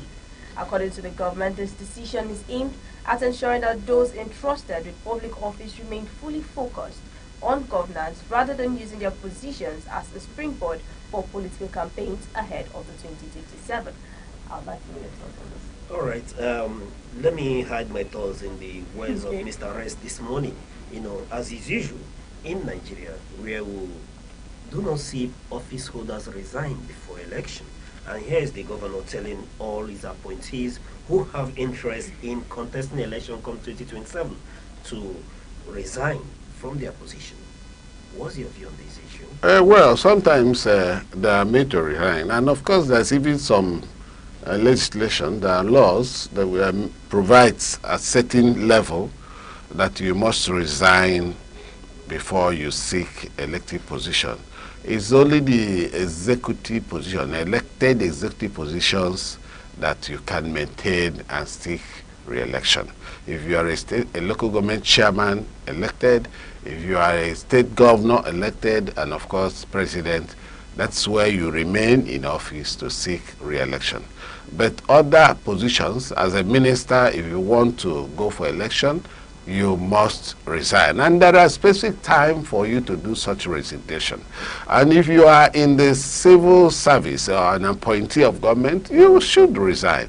So it is upon the governor. Of course, what the governor did is what he ought to do, because he asked those who would use the position of governance as a springboard to champion their cause, elective, cause, to just throw in the towel and go back and begin to align himself with his people, whoever that is interested in voting such person into power.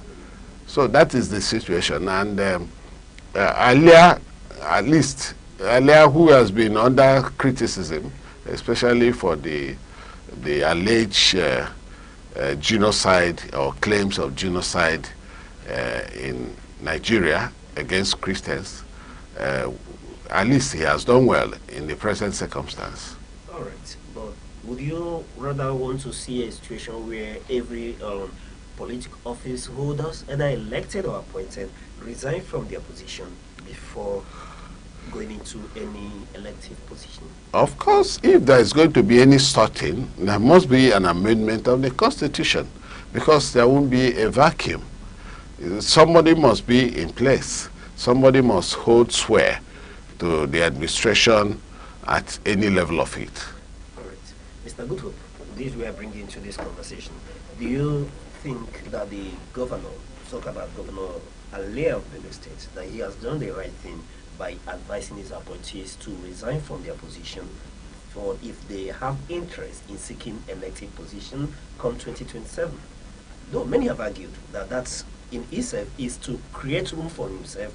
He doesn't want to have openness within his own cabinet, going to contest for the position of the governor. But beside that, do you think that that's a very good decision going forward? Thank you very much. Well, I feel he has made it clear. And I don't know, I always come from the side of a nationalist, because I feel that every time you make some decisions, it has to affect you, but indirectly you can be used as not as a scapegoat rather, but as a method to other things that needs to be done. Him making such demand or giving such instruction and such law would mean that he has seen the future, first of all. Second of all, he has already given that a thought, seeing that the people who hold public offices find their way around these things or those things. So this will now be a problem at the end of the day, that when he has said it, it's now going to take whether he wants to, his ambition, what he really wants. He has said it is that he has said it.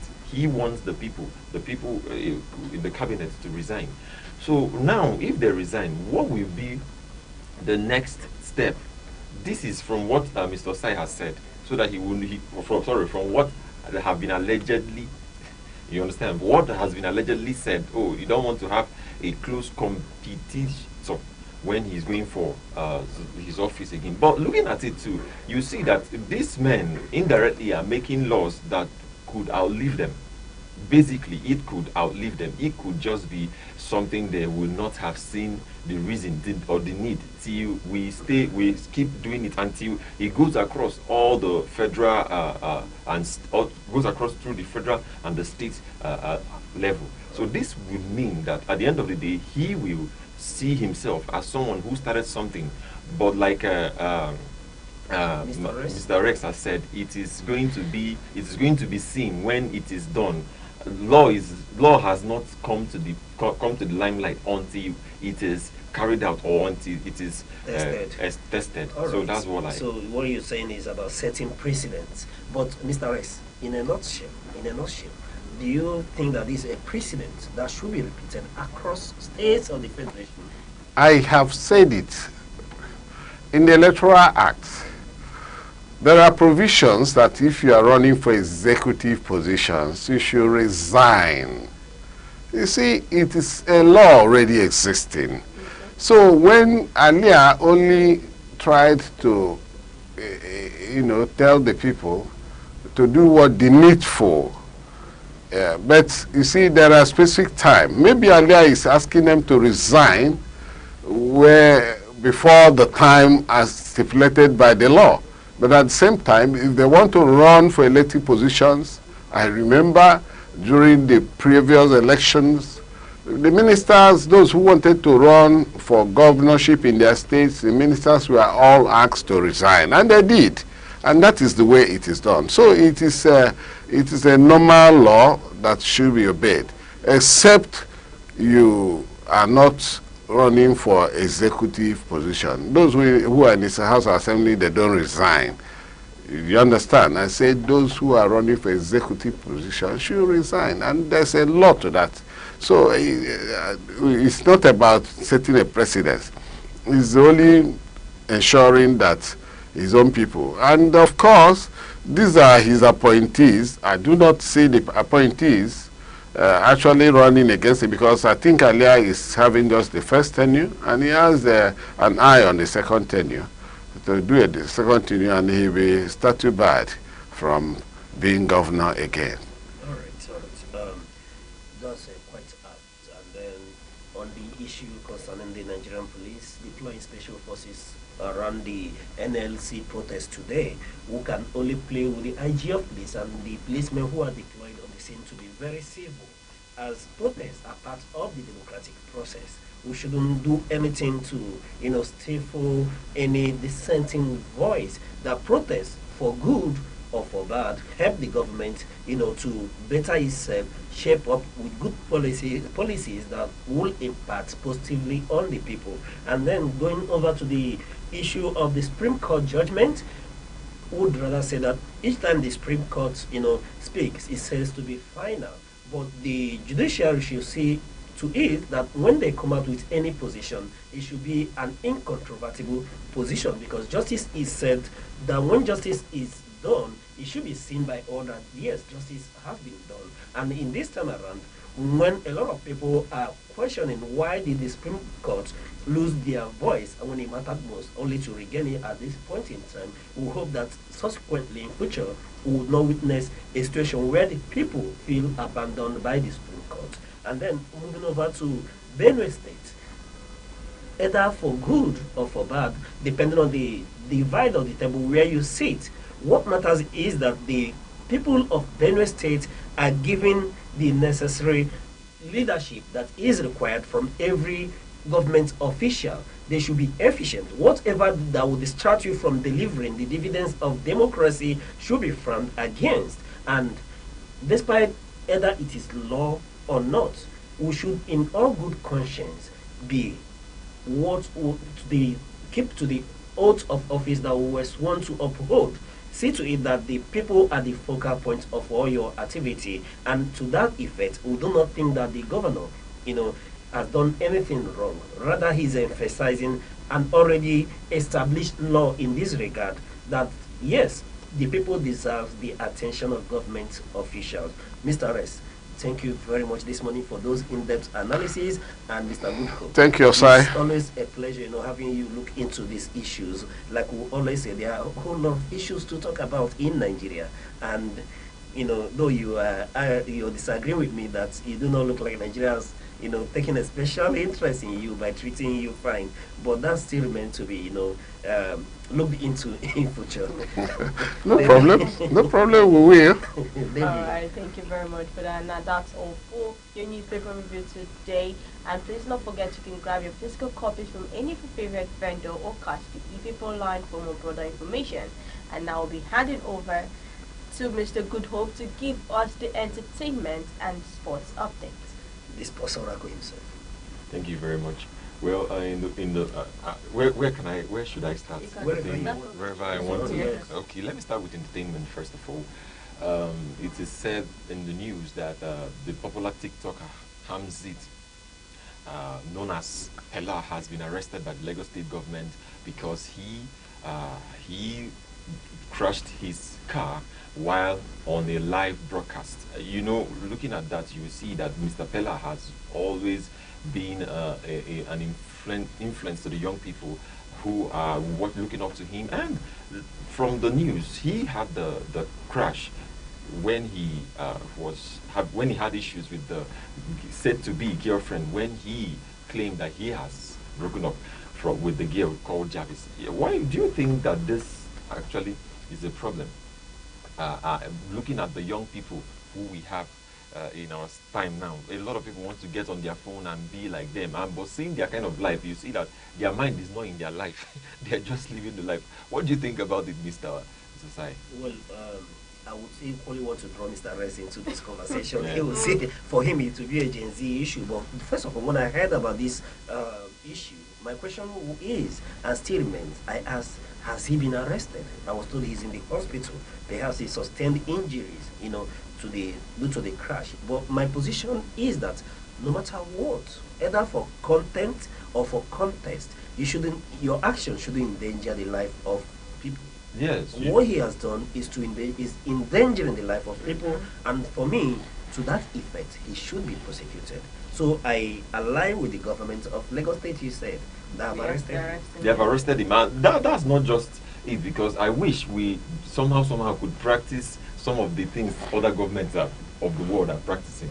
Because there's a particular government in the world that when he attempted suicide. Yeah. That's it. But he attempted suicide with seatbelt. I wanted to say something about Mr. Rez, let's draw Mr. Rez into this conversation. Please. Oh, well, you want to draw me into it. You see, my problem is that some of these young people who are celebrities have a lot of young people also looking after them. The young people that takes them as role models. One day, the moment you have such people who as many followers who are looking up to them as role models, they begin to imbibe those things that ought not to be. So I am saying that whatever thing it is, the law must take its course. As far as I am concerned, because you are Mr. This or Mr. Hasim or whatever they call him, he should not endanger the lives of others because he's a role model, a celebrity that goes about. No. And young men are looking after him. So how do we begin to, change the perception of these young people? Only for him to either go to court and, be tried. If he's convicted, let him go to jail. And those young people will begin to see that whenever you do things that are wrong, no matter who you are, that you go to jail. Of course, there'll be a change. Yeah. Yes, there will be a change, of course. Now, moving over to the man, Rema, in entertainment. Rema has reportedly moved to Morocco in preparation for the opening game. Not that he's going to play, but actually he's going to perform as an African giant he is. He moved to Morocco yesterday in preparation for his show to headline the opening ceremony. And you guys have known that Rema is a household name in this entertainment industry. And looking at his stuff so far in the game, it really makes a lot of sense seeing Rema moving over to Morocco to prepare for I'm sure he went there to rehearse and do other things. Now moving on in entertainment, we had Nigeria, the Super Eagles of Nigeria had their friendlies yesterday with the Pharaohs of Egypt.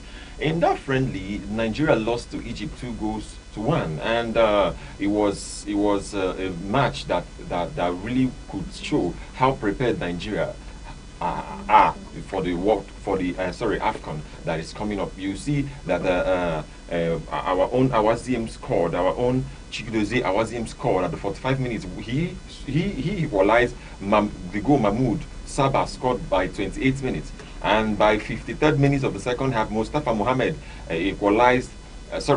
doubled the lead by 2-1, and that actually has been what has been going on, especially in the AFCON. Now, moving on from that, we have Mohamed Salah returning to Egypt, and he did not feature in the match. Looking at the things, the saga he had with Liverpool over the weekend, and all the things that have gone around that, you see that he was all seated watching the match from the bench. The same thing with our very own Victor Osimhen, and these two African giants did not feature in the game. Now, moving on from that, you see that the AFCON preparations are setting up, while countries have sent in the list of the people that are qualified to play, the list of their people. We have from Nigeria to Ghana to Ivory Coast. We have each and every one of them prepared, and the teams are gearing up to start the game by 21st of December. Moving on from that, we have the man called we have this guy who was featured in South Sudan's game with Nigeria, but there was a problem. The problem was that the NFF has accused them of flooding and fielding ineligible players, and they had to be taken down. But the laws surrounding FIFA and the NFF, because it's NFF that will tell FIFA what is going on in the local place. So this thing, NFF had to write a report to FIFA telling them that there was something that went on that you guys don't know about. So Nigeria's World Cup dream has been rekindled, and DR Congo had to face the panel of FIFA. And that's all for the sports news we have today. All right, from that we move over to the stock update this morning. And we can see that yesterday, December 16, 2025, the Nigerian stock market exchange, closed on a marginally positive note, with the all-share index gaining approximately 21.23 points, which is at 0.01%, to settle at 149,459.11 points. The market capitalization rose slightly to reach 95.29 trillion, reflecting a modest gain of about 3 billion naira as investors balance selective buying with profit taking. And then on the top gainers list was led by Alex, which closed this market yesterday at 9 naira 35 kobo, making a plus 10% positive change. They were followed by Guinness Nigeria PLC, which is traded as Guinness, closing the market yesterday at 263 naira 40 kobo, making a plus 9.98% change. And then on the losers list, we'll have them with M-Call leading, closing the market yesterday with 3 naira 72 kobo, making a negative adjustment of 9.93% change. They were followed by Living Trust, which closed the market yesterday at 3 naira 50 kobo, making a minus 9.09% adjustment. The overall market breadth yesterday remained positive, with 31 gainers are facing 26 losers. And that is it for the stock market update this morning. But do remember that before you make any investment into the Nigerian stock market, please do consult a financial expert due to the volatility of the market. Thank you. All right, thank you very much for that, and also thank you for staying with us to this very moment on Sunrise on Aneke TV. And please do not forget that you could call or tag us across our social media handles across Instagram, TikTok, YouTube, and all at Aneke TV. Or you can call our phone number 070-3043-7110. It's always a pleasure having you on our show every morning from Mondays to Fridays. I am Deborah Wakaba. All right, thank you, Mr. Good Hope, and Mr. Res Aaron, our in-house analyst on Thank you. this in-depth analysis on issues, entertainment, sports, and the news this morning. Thank you very much. Yeah. And I am Uche Osai. Remember, you're not here to be average. Be unique. Keep watching Aneke TV to come your way same time tomorrow. Bye-bye. Bye.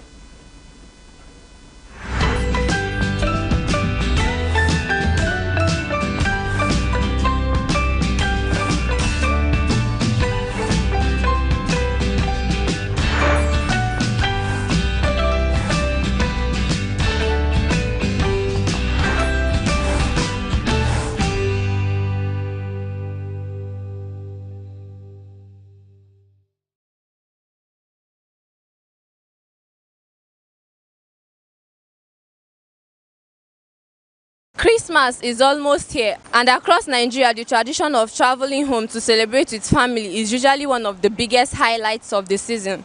But with the rising transport fares, insecurity, concerns, and tight schedules, many people are starting to rethink the journey. Today on Aneke TV, we are hitting the streets to find out if traveling home for this Christmas is still worth it in 2025. Let's hear what Nigerians have to say.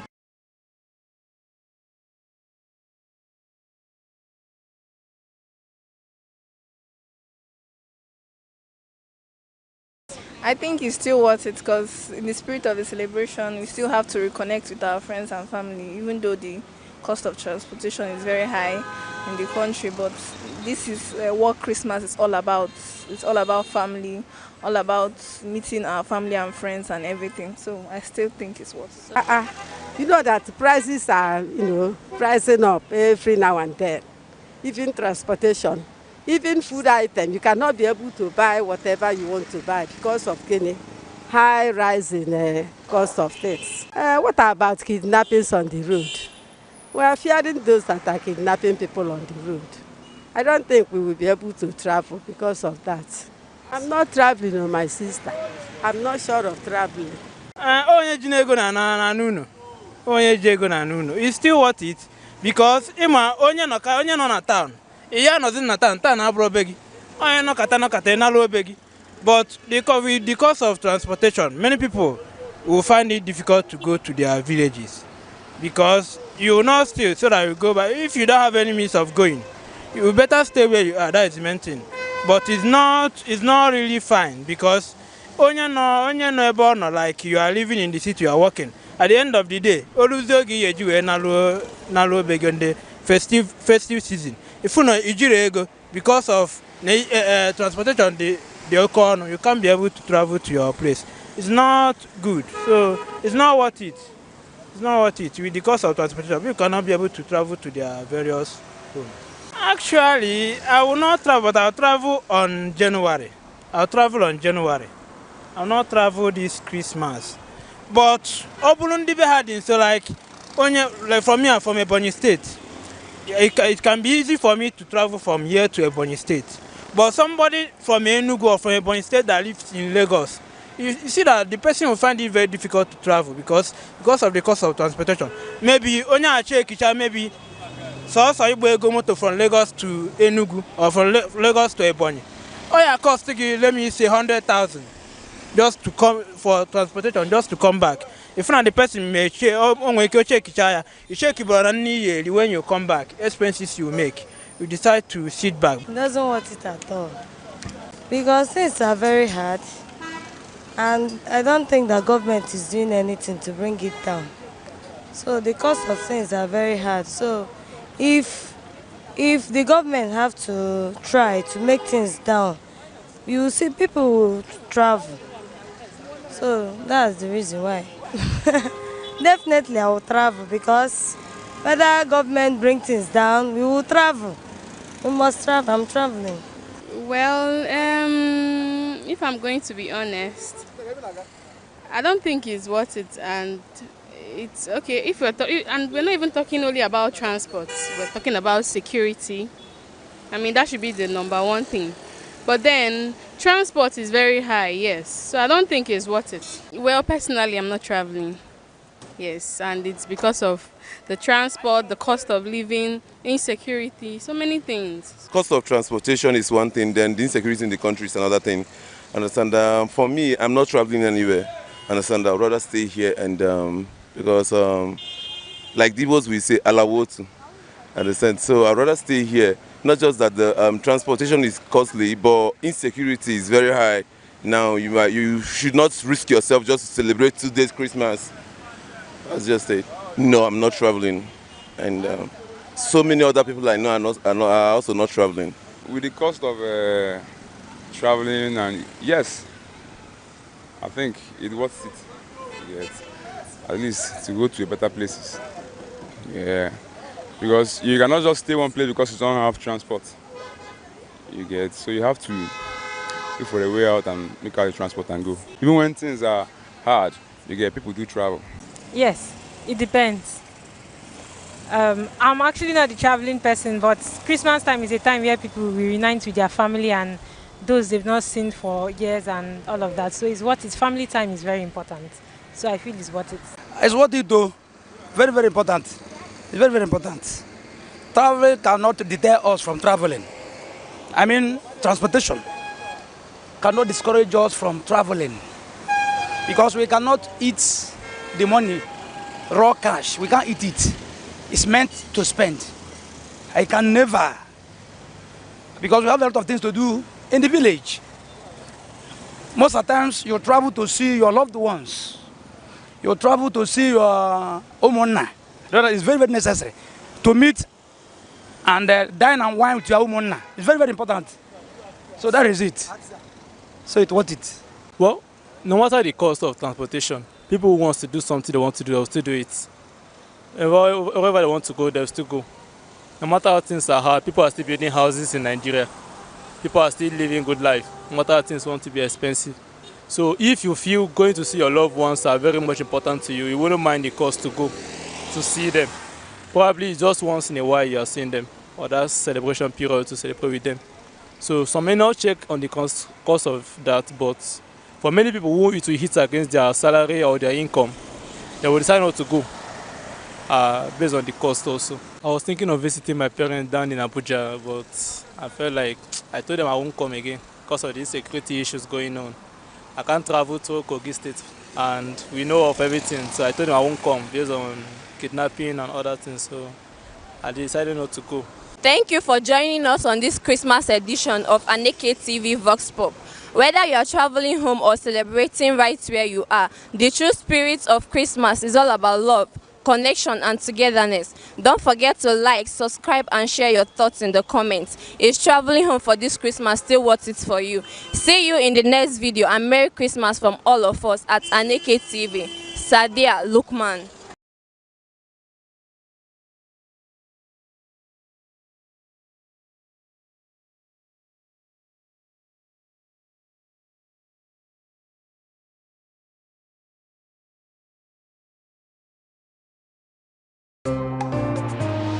Join us on Arena, Aneke TV's premier current affairs program, where politics, development, and governance come alive.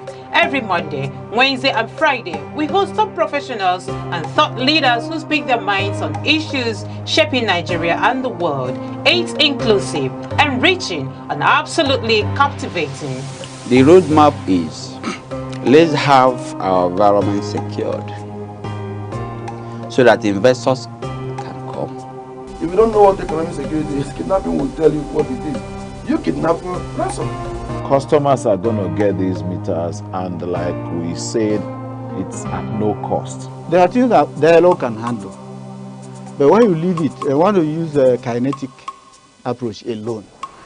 You cannot. For discussions that promise insight and deliver truth, stay tuned, stay informed, and keep watching Arena, only on Aneke TV.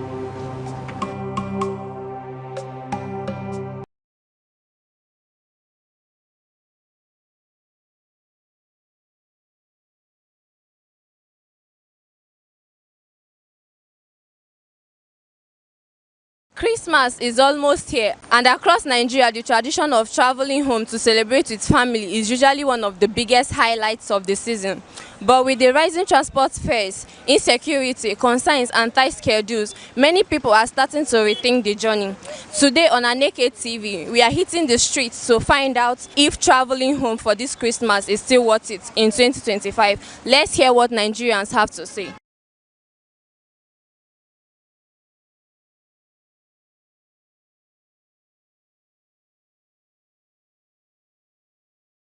I think it's still worth it because in the spirit of the celebration, we still have to reconnect with our friends and family, even though the cost of transportation is very high in the country. But this is what Christmas is all about.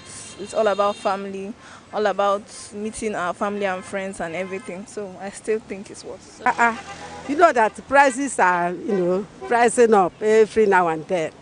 Even transportation, even food items, you cannot be able to buy whatever you want to buy because of high rise in cost of things. What about kidnappings on the road? We are fearing those that are kidnapping people on the road. I don't think we will be able to travel because of that. I'm not traveling with my sister. I'm not sure of traveling. Onye ji ego na n'ụlọ. Onye ji ego na n'ụlọ. It's still worth it because onye nọ na town. Iya nọzi na town abụrụ be gị. Onye nọkata n'ala obe gị.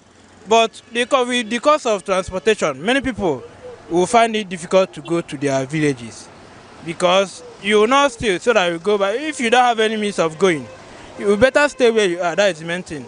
But it's not really fine because onye no ebe ọ nọ, like you are living in the city, you are working. At the end of the day, oluzo gi eji we nalo obe gị the festive season. If you know ijiri ego because of transportation the okono, you can't be able to travel to your place. It's not good. So it's not worth it. It's not worth it. With the cost of transportation, you cannot be able to travel to their various homes. Actually, I will not travel, but I'll travel on January. I'll travel on January. I'll not travel this Christmas. But Obulundi Behadin, so like for me, I'm from Ebonyi State. It can be easy for me to travel from here to Ebonyi State. But somebody from Enugu or from Ebonyi State that lives in Lagos, you see that the person will find it very difficult to travel because of the cost of transportation. Maybe Onya Achekicha, maybe so Igbo ego motor from Lagos to Enugu or from Lagos to Ebonyi. Oh yeah, cost let me say 100,000 just to come for transportation, just to come back. If not, the person may check, you check it when you come back, expenses you make, you decide to sit back. It doesn't want it at all because things are very hard, and I don't think the government is doing anything to bring it down. So the cost of things are very hard. So if the government have to try to make things down, you will see people will travel. So that's the reason why. Definitely I will travel because whether government bring things down, we will travel. We must travel. I'm traveling. Well, if I'm going to be honest, I don't think it's worth it, and it's okay if and we're not even talking only about transport. We're talking about security. I mean, that should be the #1 thing. But then transport is very high, yes. So I don't think it's worth it. Well, personally, I'm not traveling. Yes, and it's because of the transport, the cost of living, insecurity, so many things. Cost of transportation is one thing, then the insecurity in the country is another thing. Understand? For me, I'm not traveling anywhere. Understand? I'd rather stay here and because like Divos we say alawotu. Understand? So I'd rather stay here. Not just that the transportation is costly, but insecurity is very high. Now you should not risk yourself just to celebrate 2 days Christmas. That's just it. No, I'm not traveling, and so many other people I know are also not traveling. With the cost of traveling, and yes, I think it worth it. Yes. At least to go to better places. Yeah. Because you cannot just stay one place because you don't have transport. You get, so you have to look for a way out and make out the transport and go. Even when things are hard, you get people do travel. Yes, it depends. I'm actually not the traveling person, but Christmas time is a time where people will reunite with their family and those they've not seen for years and all of that. So it's what is family time is very important. So I feel it's what it's. It's what it do. Very, very important. It's very, very important. Travel cannot deter us from traveling. I mean, transportation cannot discourage us from traveling because we cannot eat the money, raw cash. We can't eat it. It's meant to spend. I can never, because we have a lot of things to do in the village. Most of the times you travel to see your loved ones. You travel to see your umonna. It's very, very necessary to meet and dine and wine with your umonna. It's very, very important. So that is it. So it's worth it. Well, no matter the cost of transportation, people who want to do something they want to do, they'll still do it. Wherever they want to go, they'll still go. No matter how things are hard, people are still building houses in Nigeria. People are still living good life, no matter how things want to be expensive. So if you feel going to see your loved ones are very much important to you, you wouldn't mind the cost to go to see them. Probably just once in a while you are seeing them, or that celebration period to celebrate with them. So some may not check on the cost of that, but for many people who it will hit against their salary or their income, they will decide not to go based on the cost also. I was thinking of visiting my parents down in Abuja, but I felt like I told them I won't come again because of the security issues going on. I can't travel to Kogi State and we know of everything, so I told them I won't come based on kidnapping and other things, so I decided not to go. Thank you for joining us on this Christmas edition of Aneke TV Vox Pop.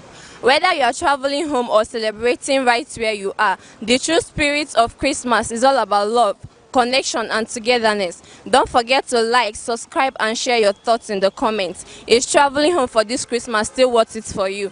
See you in the next video and Merry Christmas from all of us at Aneke TV. Sadia Lukman.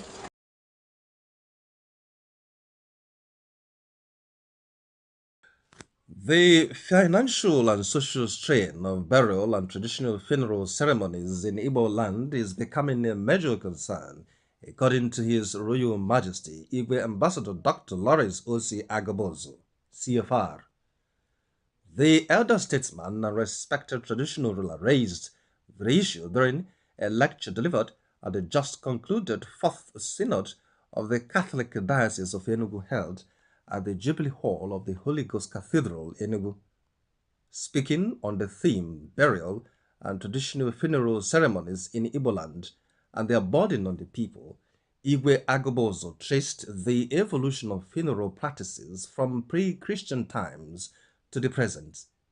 He highlighted how modernization, religion, and social competition have significantly altered traditional customs.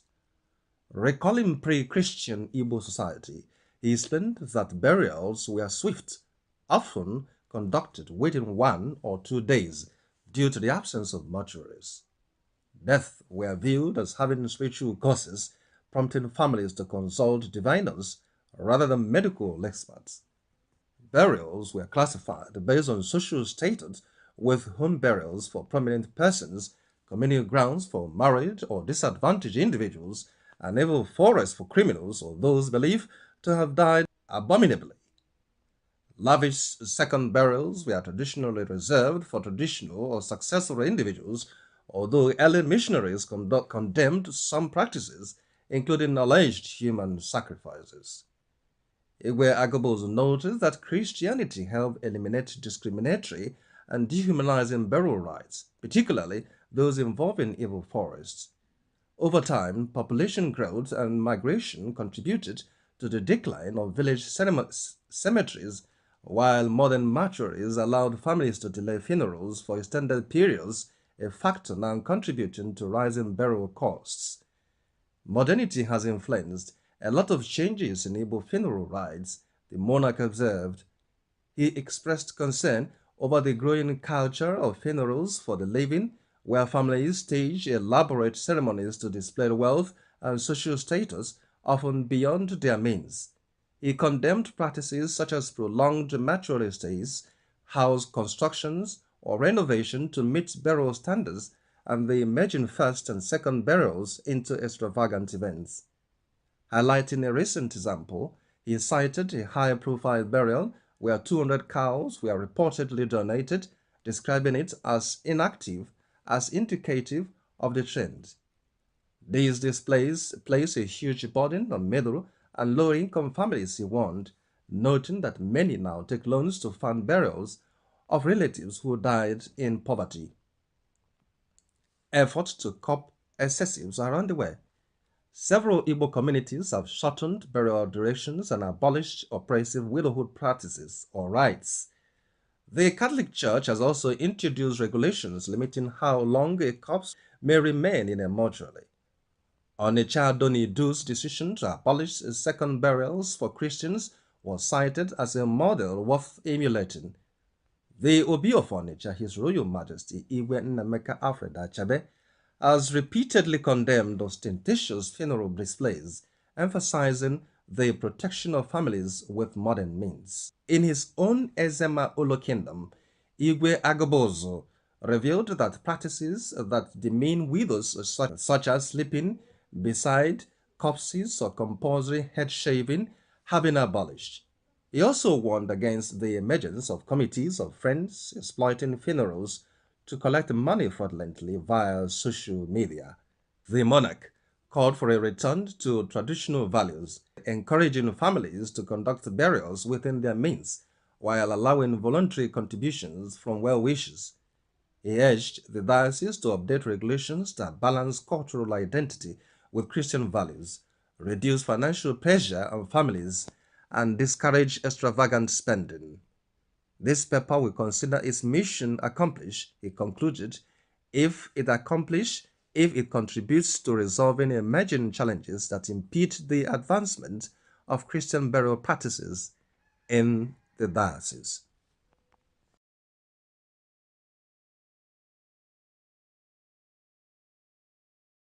Laughter, music, and festive cheer filled the venue as Aneke TV hosted its maiden Christmas party. Children, parents, invited guests thronged the arena, bringing life and color to the celebration of the season. The event captured the essential of Christmas: joy, unity, and the spirit of giving.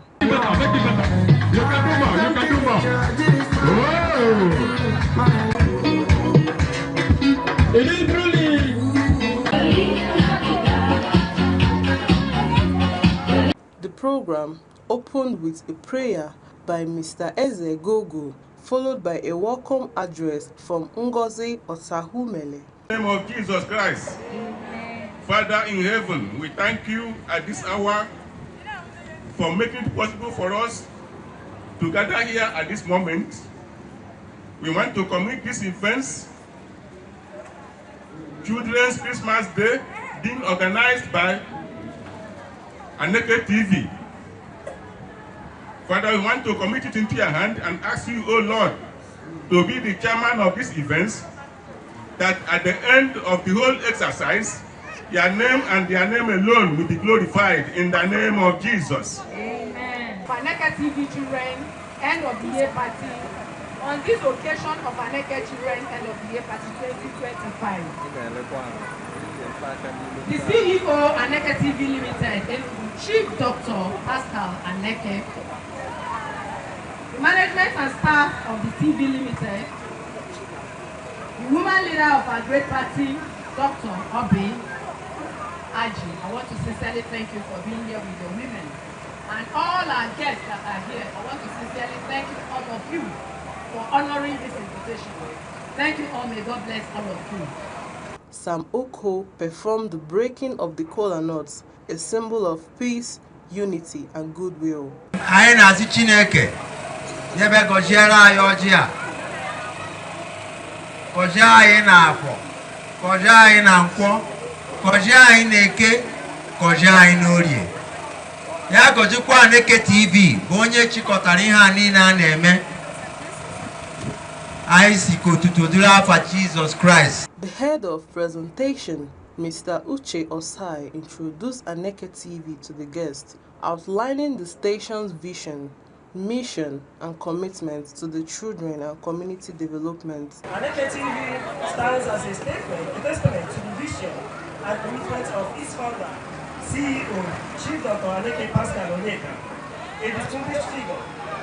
Chief Dr. Aneke is recognized not merely as an outstanding businessman, but as a dedicated humanitarian and a profound cultural ambassador of Igbo land. His leadership infuses Aneke with a deep commitment to preserve social responsibility and the preservation of rich cultural heritage. Our core directives, Aneke TV operates on a foundation of clear and ambitious goals, ensuring our relevance and impact across all demographics. Our vision statement is to be a broadcast station of choice with quality content and visibility. And our mission statement is to mold the opinion of a dispersed populace, foster national unity, and promote cultural exchange. At the event, the mother of the day and women leader of the APC Caretaker Committee in Enugu State, Dr. Ngozi Aji, urged support for initiatives that nurture children and promote their growth. I appreciate the CEO of Aneke TV. What you have done today, bringing all the children together, this is a wonderful party. We thank you for what you have done. And what I have to leave for you is the unction to function very well in our state, in our region, in Nigeria, globally. By this time next year, Aneke TV will move higher and higher in the name of Jesus. The people that are seated here today are the future of Enugu State, future of Nigeria, our future globally. The children thrilled the audience with their performance, while the cutting of the Christmas cake marked as a high point of the celebration. I want to cut the cake after this time of success. S-U-C-C-E-S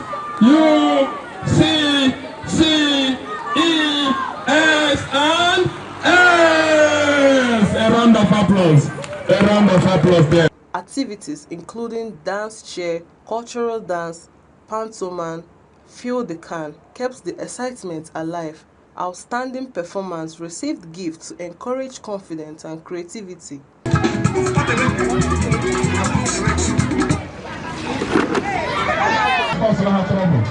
Yes. I can have to win on but don't work on a try.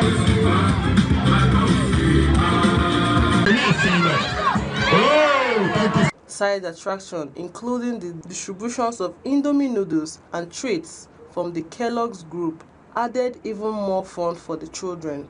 The maiden edition of Aneke TV's Children's Christmas Party ended on a joyful note, celebrating the true spirit of Christmas while promoting love, unity, and community development. I am Chinaza, Aneke TV.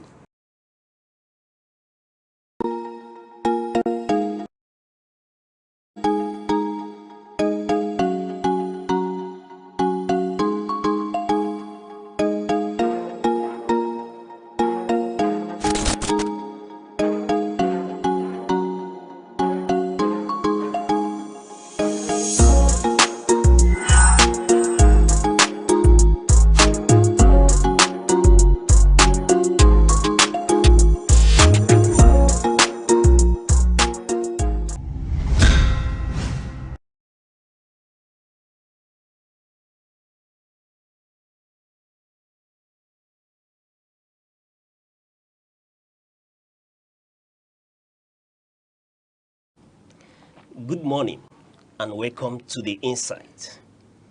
Today on The Insight, we'll be x-raying the deep bruises that is left behind by violence and poverty. In fact, these two issues leave deeper bruises on their victim.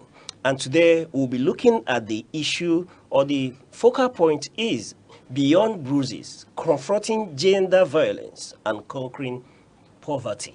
And joining us today to x-ray and give a postmortem analysis on this issue is Very Reverend Uzoma Promise Obodo. He is Presbyter Methodist Church Nigeria and founder Impact Life at 40 Care Foundation. Reverend, it's a pleasure to have you on the Insight. Thank you so much. God bless you. You're welcome. You're welcome, sir. So, for the sake of our audience, before we begin to talk about other things, can you please explain what gender-based violence is all about? Well, I want to thank the leadership of Aneke TV. I also want to appreciate Osai for anchoring this program. When you talk about gender-based violence, we have gender violence, we also have gender-based violence. Okay, sorry. There is gender violence and there's gender-based violence. Okay. Yes. So when you talk about gender violence, you talk about people passing through an experience because of the responsibilities given to them. As a man, you're expected to feed your family, you're expected to give your wife money to go for market and get food items. You have responsibilities that people, unquote, believe that you must do as a man. So these are gender violence. There are some people that because of circumstances surrounding them, they may not be able to meet up. Maybe at the end of the week, you are not able to raise enough resources to give to your wife to buy things. And people may begin to say, look at him, he's a man. He cannot even afford to get food items for his family. But when you talk about gender-based violence, you now talk about what people are passing through because of their weaker level, because of circumstances surrounding them. And most victims of gender-based violence are likely to be women. But when you talk about gender-based violence, it's not just limited to men or women, it's unisex. A man can experience gender-based violence, a woman can also experience gender-based violence. Okay. So when you talk about that, you talk about women or men having terrible experiences. For example, you see some women being subjected to family battering. You see some women being subjected to beating, not taking them, maybe somebody not having the privilege to go to school because he's coming from feminine point of view. And these things are one of the things that are really eating deeper into the society presently. And that is why there's serious advocacy that people should wake up, both at the community level and at the government level. All right. The point here, the emphasis here is that it could be male, it could be female. Yes. Okay, it's not gender specific. It could be any of the genders. Yes. All right. But I want to ask, what are the root causes of gender-based violence? Now, the root causes of gender-based violence is a multifaceted experience or challenge. It has different angles, but the root causes are most often ignorance, and the family where you are coming from. Take for example, where somebody is coming from a remote place. Last week I had the experience of a lady being tortured by the husband.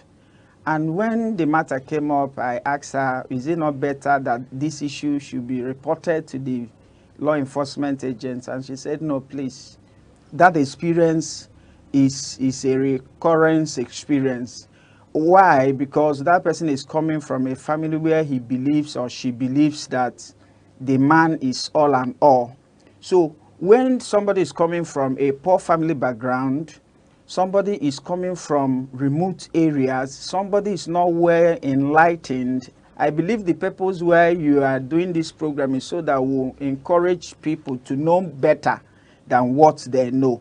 So the limitations of education, the background of where people are coming from, the experience, social experience, these things can actually cause gender-based violence. Because if you are not properly informed, that person can equally be deformed.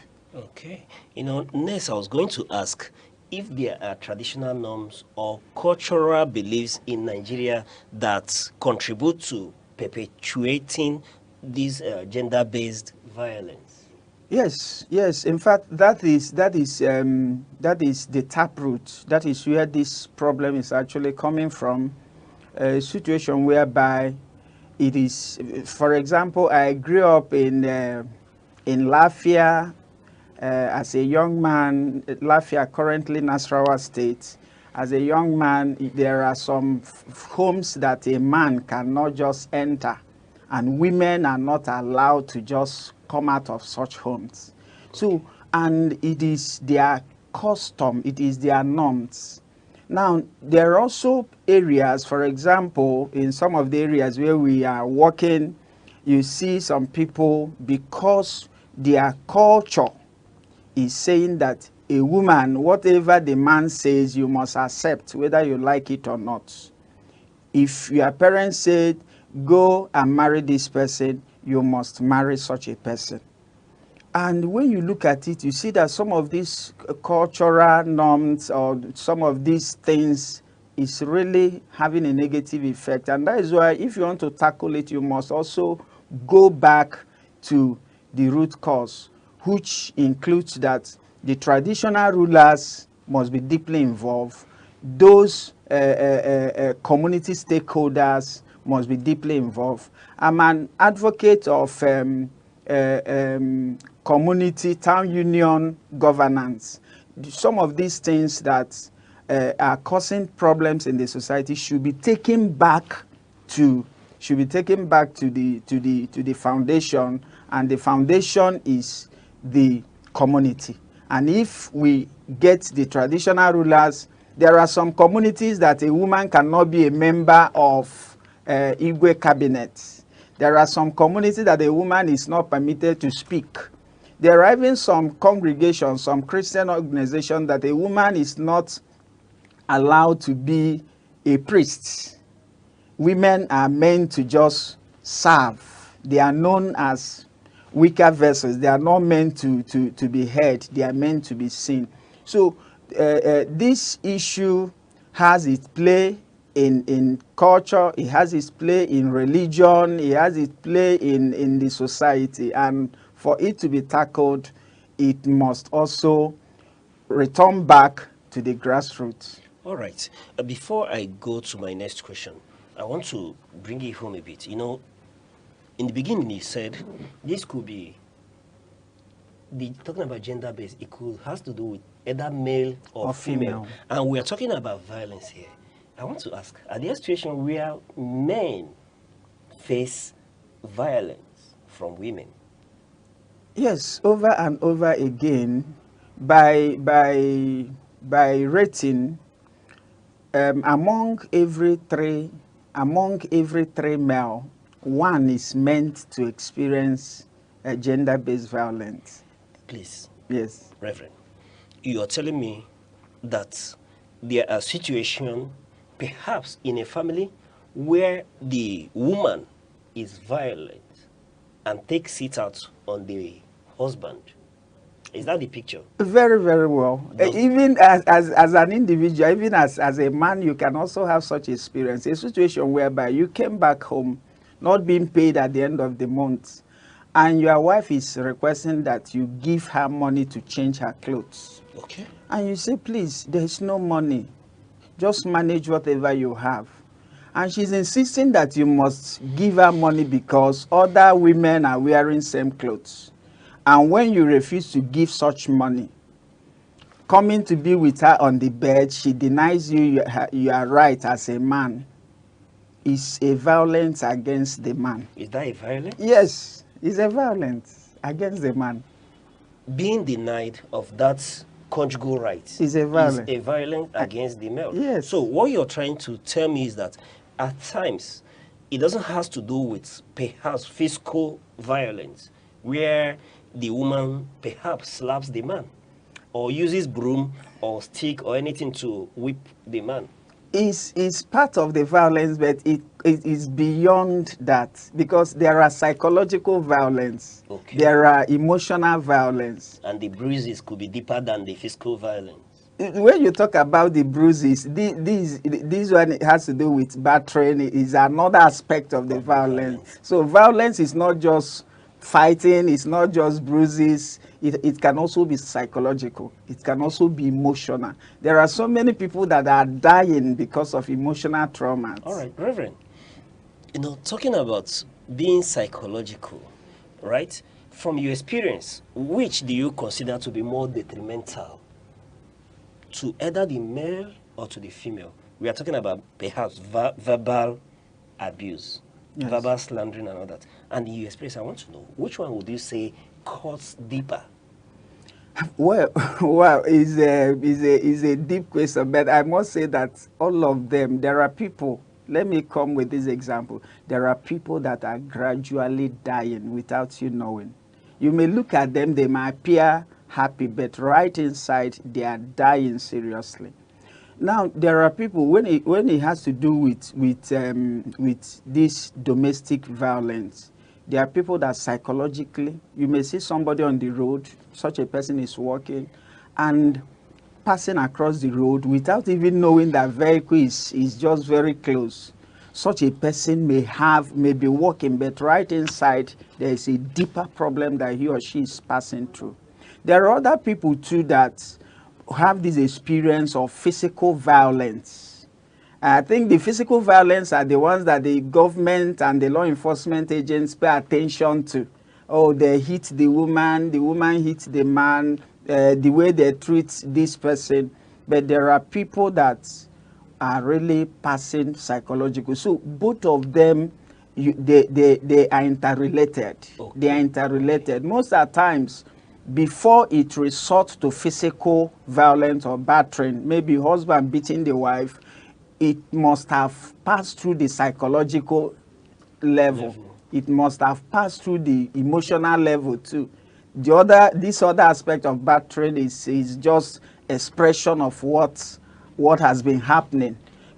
All right. Yes. But let's say I'm so particular or keen about the male folk in these circumstances, because I know that a number of times is the violence against women that is mostly reported. Are there men that report issues of violence? That is a challenge. That is the cultural challenge. Because of the cultural challenge, so many men are like, how do you want me to go and report that my wife is beating me? How do you want me to report that I'm being denied of my rights? How do you want me to report that the way this woman is treating me, if I have to be man? Sometimes you hear people tell you, nah, be man. You don't have to shed tears, be man. Why must that person be man? Is it that man is not a human being? That maybe you are losing something and you want to express it by shedding tears or by crying out, and people tell you, be man, just enjoy it, be man. So the men are having terrible experiences, and that is why we need this enlightenment, where people should be able to come out and open up. The men should know that they have feelings like the women. The women should also know that men can be hurt just like the women can be hurt too. And the violence we are talking about is not just about man and woman fighting, or maybe a man hitting the woman. That there are so many things that could be happening which can also be ascribed as domestic violence. But for so many people, they may not know. Just take for an instance a situation whereby a woman denies the husband the conjugal rights. What do you think the man should do?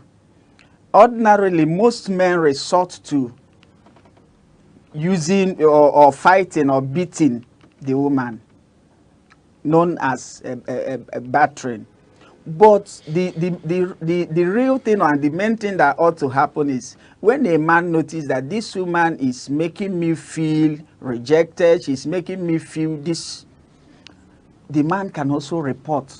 Such thing can also lead to separation of marriage. Okay. But many men continue to endure until maybe at that point where you now react physically. People will now say, ah, this is how this man is maltreating the woman.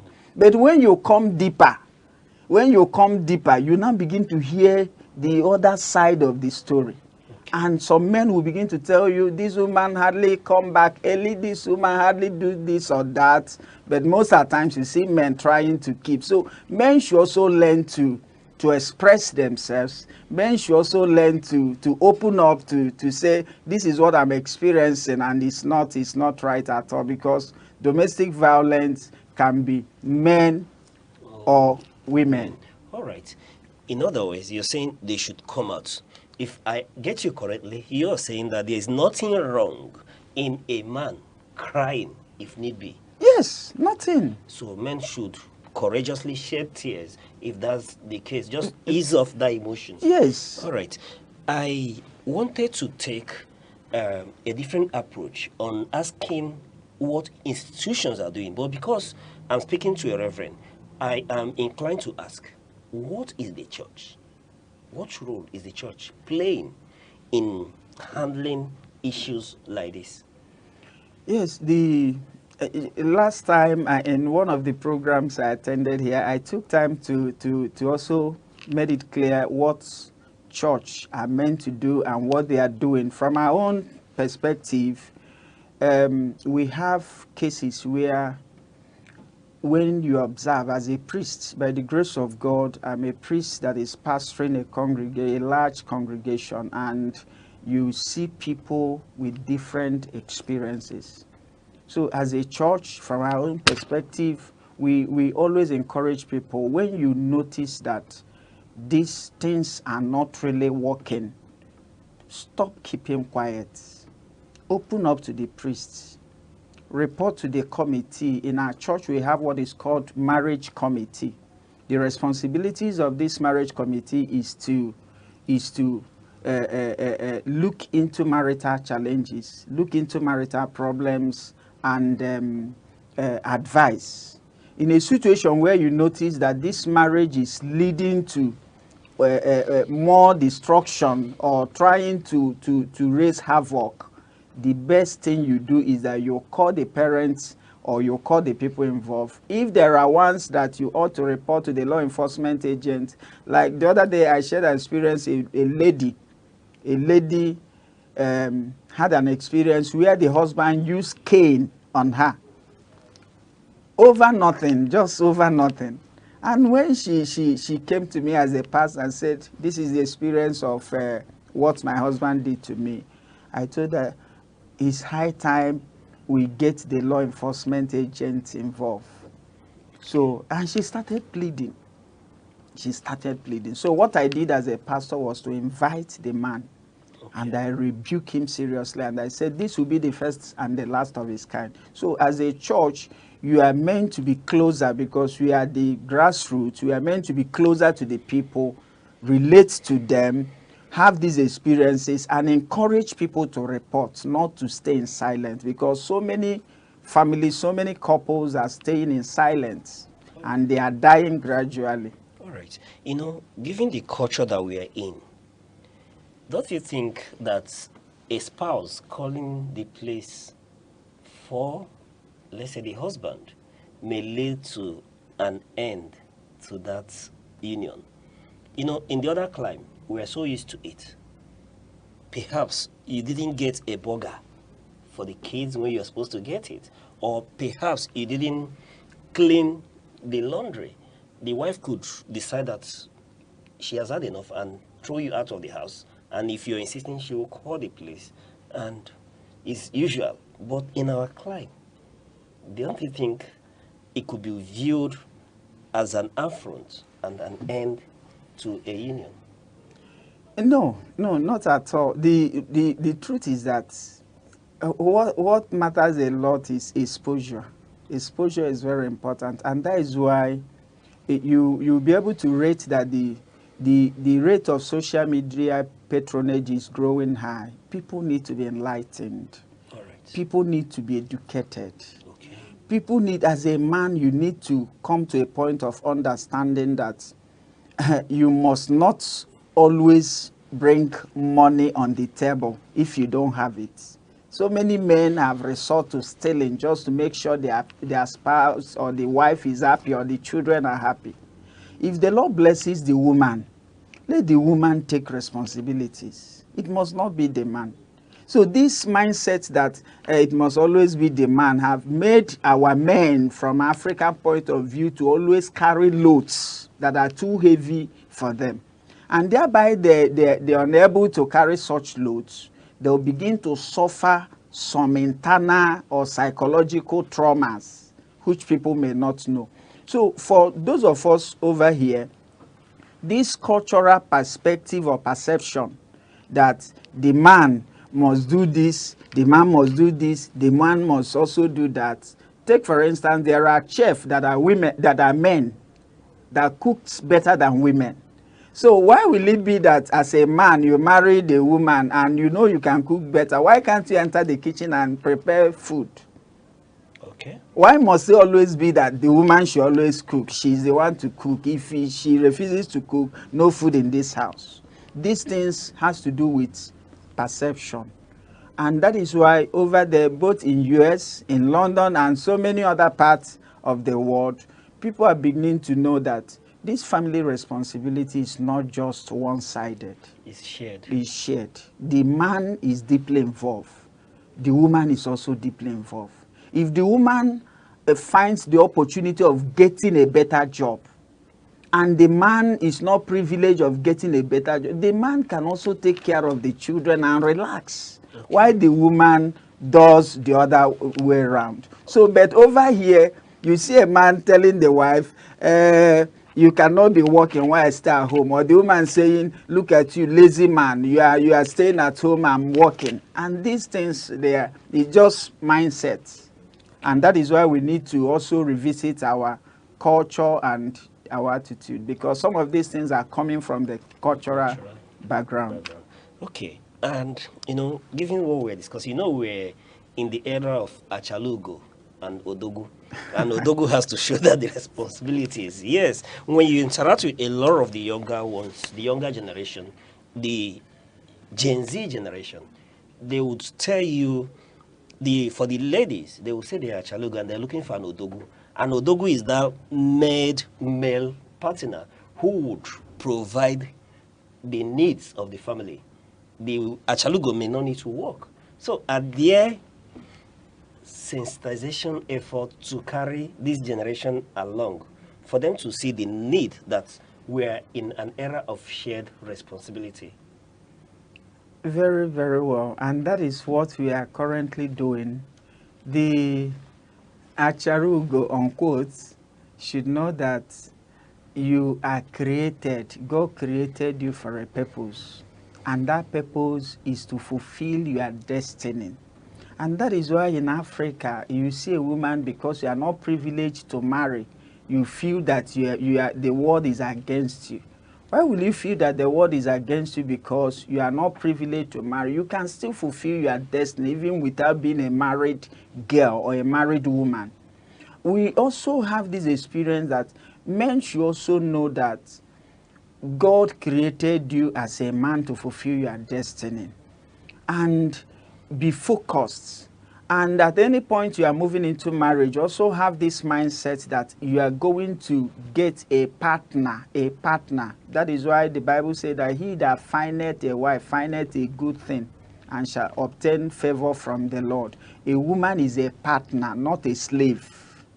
And if you get a partner, it means that if I cannot achieve this one, likely my partner will help me to achieve this.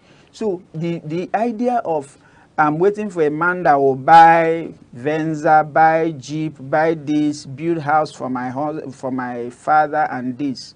And let me also use this opportunity to plead with our parents. Is the right time that we'll give our children the rightful mindset. If a girl is moving into marriage, let the lady know that this marriage is fulfillment of destiny, not a grabbing mindset, going to grab, looking for where to get every money you spend. And if we have this rightful mindset, the marriage of today will be better than what it used to be. So I want to encourage the young people. Nobody should be encouraged to be lazy. People should get themselves doing something. But don't have this mindset that I must be the odogu. That is why people venture into rituals. You see our young people entering into Ezewoke, Ezewai, money ritual. You see so many young boys in the name of Yahoo boys trying to grab money. And the worst is that even when they get such money, they hardly utilize it because it's not money acquired in a genuine way.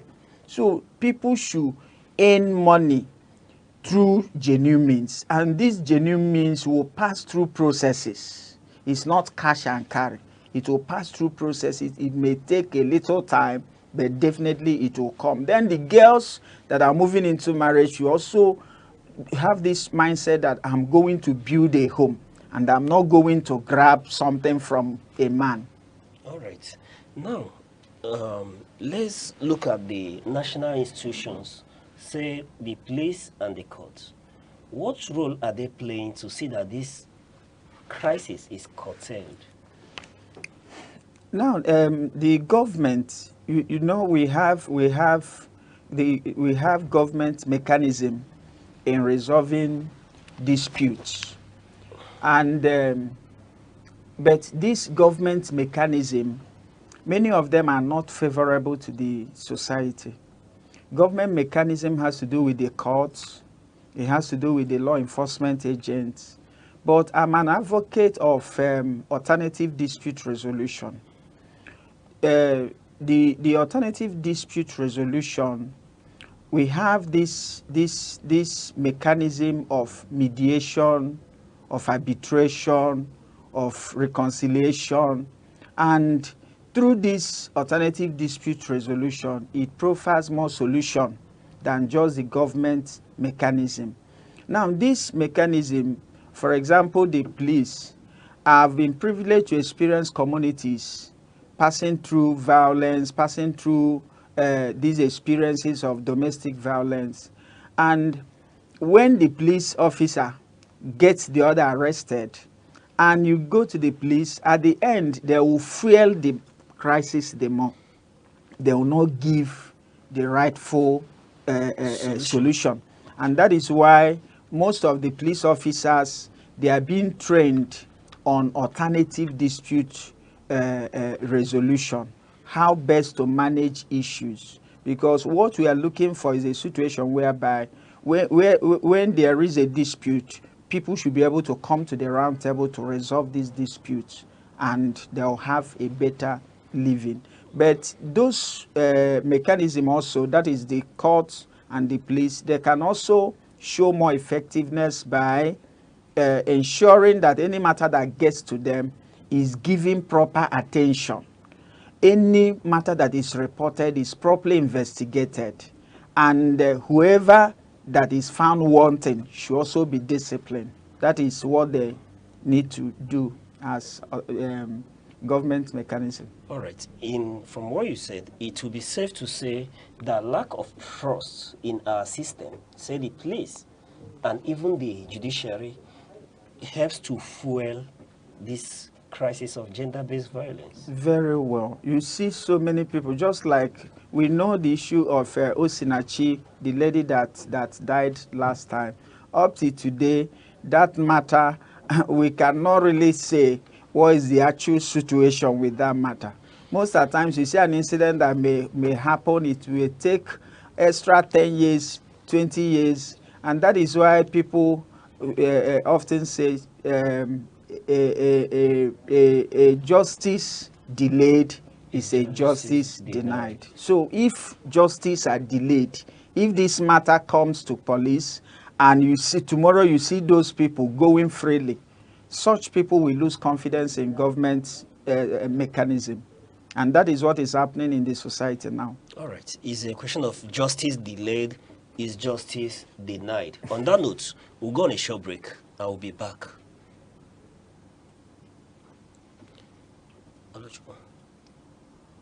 Hello, I'm Debra Wakoba. I am Chidimika Mede. I am Uche Osai. I'm Chiwendo Ifeonwankwe. My name is Obo Obina Samson.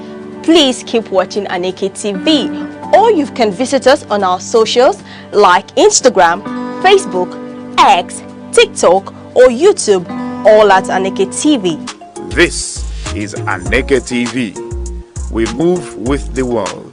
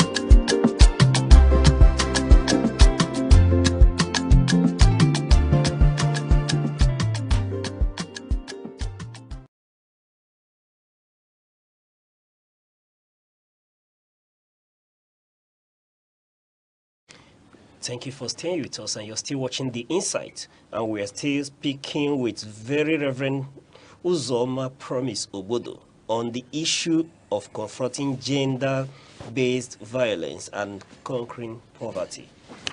Reverend, let's continue to x-ray these issues. And I want to ask this time around, what is the Nigerian government's role, or what is the government's involvement in helping to confront the issue of gender-based violence?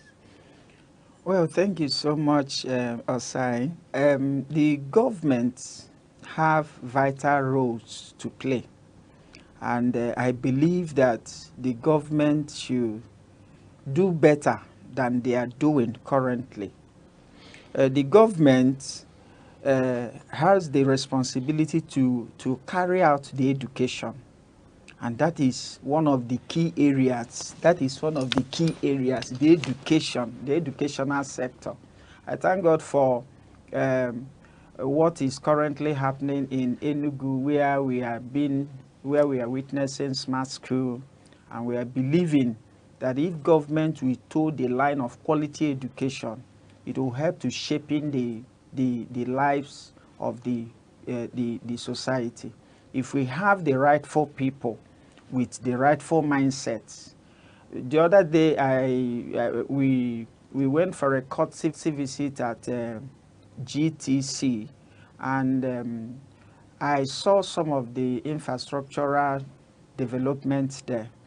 And with such facilities in that school now, you'll be able to see that if a child enters into such school, such a child should be able to know how to venture into production and other key areas. So I request that the government should pay top priority to education. Education is very, very vital. Then another area is awareness. Just like what Aneke TV is doing, we need serious awareness. If the government can pay attention, if the government can give more attention to awareness compared to what they do during election. During election, you hear jingles, you hear awareness, you see people venturing from one place to another. We need more awareness from the government. Then we also need that the government should also consider the area of empowerment. If you can empower people to come out of some of these dungeons, it will help to eradicate or alleviate this gender-based violence. If people are properly tutored on these things, you see that people will walk away from such experience. All right. Let's beam the satellite on you now. We know that you are involved in advocacy to end this menace. So I want to ask, tell us about what your advocacy is all about and the gain so far. Well,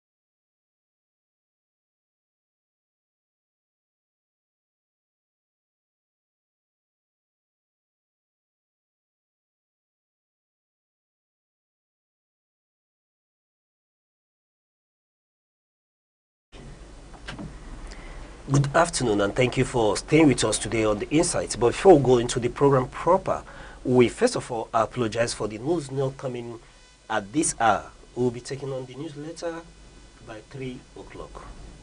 And The Insight today is going to be a very special one, as we are looking into a very, very pertinent and important issue. We are looking at changing the narrative, the task force on GBV, and today we'll be discussing with the Reverend Ikechukwu Nwogu, Executive Director, Economic and Social Empowerment of Rural Communities, ESAC. You will recall that recently the government of Enugu State, in partnership with the ESAC, Economic and Social Empowerment of Rural Communities, has launched the state's gender-based violence task force. This initiative, funded by the French Embassy Fund for Civil Society, aims to provide survivor-centered services, promote community engagement, and support economic empowerment for survivors. And Reverend Ikechukwu, it's a pleasure to finally have you on The Insight. Thank you very much. Yes. Thank you. And thank you for your generosity in sending your program officers to speak on this issue. And thank you for everything you've been doing concerning gender-based violence awareness beyond Enugu State. But this afternoon, I will be asking, before we really get into the task force proper, what are we looking at whenever we talk about the GBV? You know, there are a lot of persons out there who are not particularly aware or keen when this issue is being mentioned. So when we talk about gender-based violence, what are we really talking about? Well, thank you very much once again. Whenever we talk about gender-based violence, we are talking about violence or harm, torture, denial that is meted on an individual based or because of his gender, be it a man or a woman. So, but we know that anytime we talk about gender-based violence, that the women are more at the receiving side of it. So, but gender-based violence is not just about the girl child or only women. It is about male and female. So anytime we talk about gender-based violence, we're looking at fairness and the equity. Live, let's live. Live, let me live. Igbo adage will say, Egbe bere, uge bere. So that is what we're talking about each time we talk about. Sorry, you know, we have audience who are not particularly based in this region and not Igbo. When you give that, you say Egbe belu, what does that really mean? That is, let the man live, let the woman live. Okay, but a number of times when we talk about GBV, gender-based violence, you know, we'll often refer to women and the girl child. But I am aware that there are men who are equally undergoing gender-based violence. For example, there are men who are being beaten in their home by their wife. Yes, of course. There are cases like that. There are cases, you know, the reason why we are talking about this gender-based violence this way, especially recently, is because men are beginning to agitate that there are also men that face a lot of trauma in the hands of their spouses and their wives and their partners. There are men, their wives deny food, give emotional torture, verbal torture, and all that. Some even go as far as beating their husbands. At least I know one. But the truth is that the percentage of men that maltreat women and the women maltreat men, of course, is not too high. But still, there are men that goes through a lot of gender-based violence, emotional torture, and all that in the hands of their wives. And such men are beginning to speak up, because really, you know that men hardly speak up when it comes to issues like that, based on the fact that they feel that society may, you know, laugh at them as not being manly enough. We are encouraging the men to start speaking up. They've not actually started coming up to speak, but we are just very few. But we are encouraging the men to start speaking up. Let them not die in silence. Unfortunately, we live in a society where if a man comes and tell you that his wife beats him, even you as the presenter here, you will look at the man as if he's not a man enough. How can you open your mouth and say your wife is maltreating you? But of course, if a man is going through violence in the hands of his wife or spouse or partner, we encourage him to speak up. Okay. Now that we're talking about this issue, a whole lot is involved. We have aspect of maltreatment, and I was even told situation where some partners deprive their partner of let's say sex, some refusing to provide money for feeding of the family, or where some parents decide that they won't train a child in school thereabouts. But what I want to ask, Reverend, what motivated you to get into this fight? Thank you very much. First of all, you know I'm a priest, and I've been into NGO for a very long time. I started NGO work in 2014, and I have seen a lot as a priest and also as someone Sorry, who... when you say you've seen a lot? I've really seen a lot of issues. Okay. I've really seen a lot of cases. Okay. And when I see them, and also, if I also cast my mind back, the background where I'm coming from, I know that my father was this type of a man that believed strongly in culture, that a woman must be there. Don't be surprised if I tell you that my father, he has 9 children, and he opened his mouth and said in my hearing that he never bettered any of his children because it's for the wife alone to do.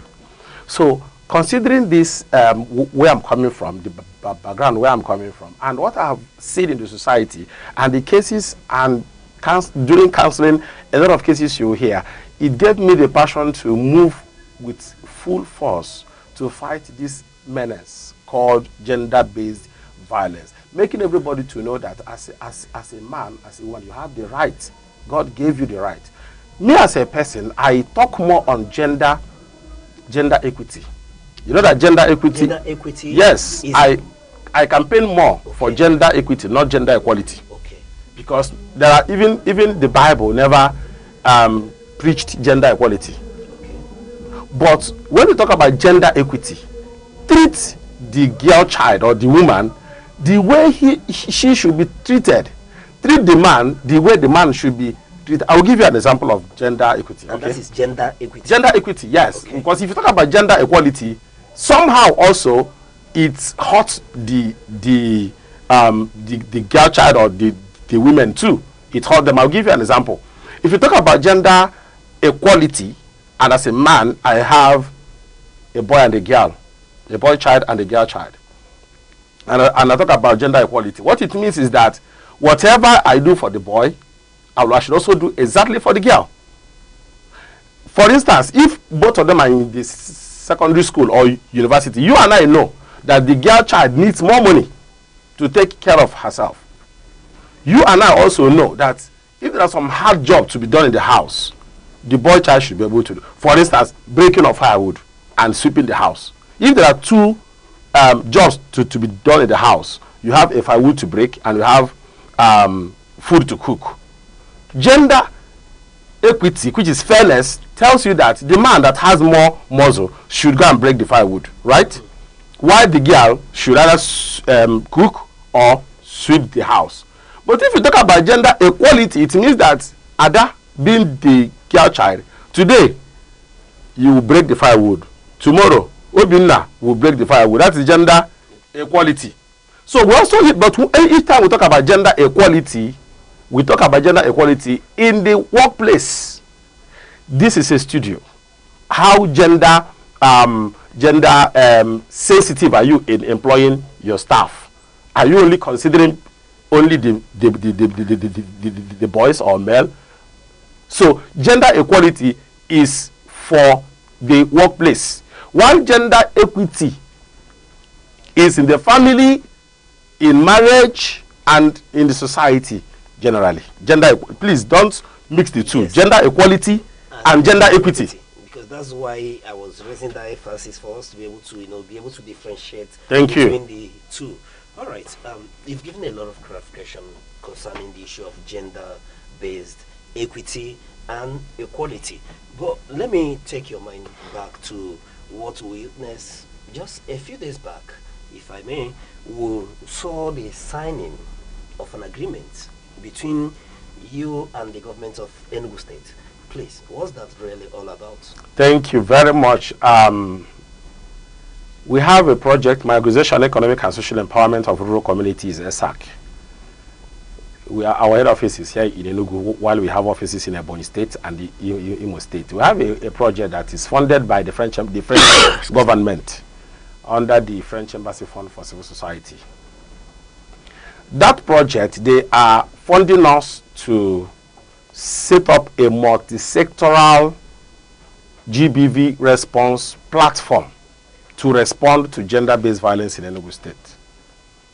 So what we did on Monday was part of the project, where we brought together every stakeholder, every stakeholder to come together, the government, the civil society, the religious leaders, the traditional rulers, and even the NDAs. We brought them together to form a group called the Enugu State Gender-Based Violence Task Force. In this task force, you have lawyers, you have medical practitioners, you have civil society organizations, you have all people from different walks of life are in that task force. So on Monday, what we did was to perform the official launch, where we made the whole state to know that a task force on GBV is already on ground. It's no longer the business as usual. We know that before now, people do different things to, reduce GBV in the states at their different levels. CSOs, religious leaders, traditional rulers, implementing partners, donor agencies. Everybody is doing different things in different places and in different corners. But what ESAC has been able to achieve is to harness every resources, human resources. Everybody is now on the same table. So if I have a case of rape, for instance, I don't need to bother who takes care of the case in terms of providing health services. I don't need to bother. I know who to call. I know where to refer the case to. If I have a case that requires arrest, the police are already, of course, the MDAs that signed the MOU, I think I will need to mention them. Minister of Children, Gender Affairs and Social Development as the host. Then Minister of Health, Minister of Justice, Minister of Education, Minister of Agriculture, Minister of Agriculture, Minister of Poverty Alleviation. Each of these ministries has something to bring on the table in the fight against gender-based violence. Then the Nigerian police and the NSCDC with the GBV task force themselves. So you see that these ministries I mentioned now, each of them have one thing or the other to bring on the table. If you talk about Minister of Agriculture, of course, giving a loan and all that. So every NDA that was part of that signing of the MOU has one or two things to bring on the table. So that's exactly what we did on Monday. And as we speak now, as at yesterday, we've received over 150 cases. 150 as at yesterday. As a result of this initiative. That initiative, yes. Okay. Because remember, we also distributed phone numbers of the task force response team, so everybody can call from anywhere. Work has just started. I will tell you, was it day before yesterday? I received a call from a wife of a bishop. He said, when she called me, he said, as she was talking to me, she was in Obwete main market. We should come there. There's a serious GBV case. Lo and behold, less than 5 minutes, the GBV task force coordinator, Barrister Chidimma Okwowulu, and myself, we stormed there. Okay. And they knew that it is no longer business as usual. Can you let us in into this scenario? Sure. Okay. Okay, now, there is a man or a boy.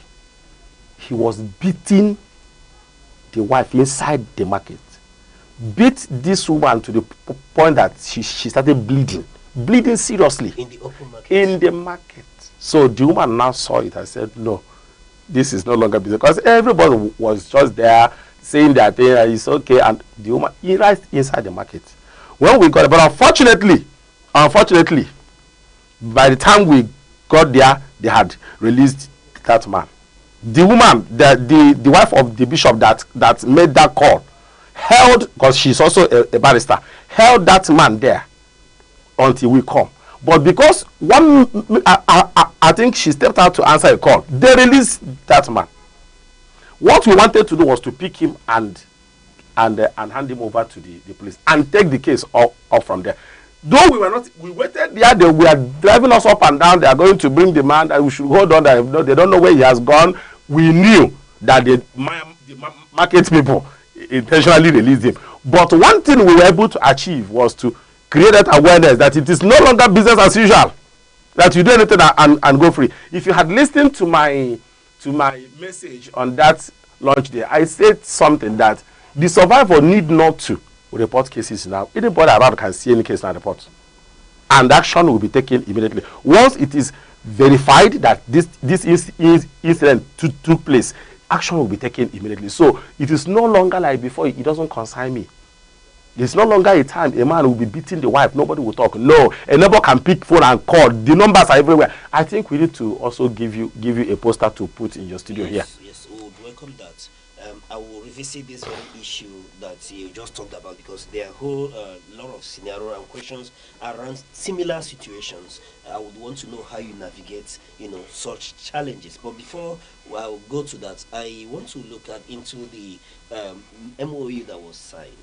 And the angle I'm coming from is not just how you were able to get the government agencies involved into this, but I want to ask about the sustainability of this project when this very government leaves office. How is it going to be sustained? Talk about political will, which is one, and two, being able to harness the funding that is required from the government aspect into this whole task force. Thank you very much.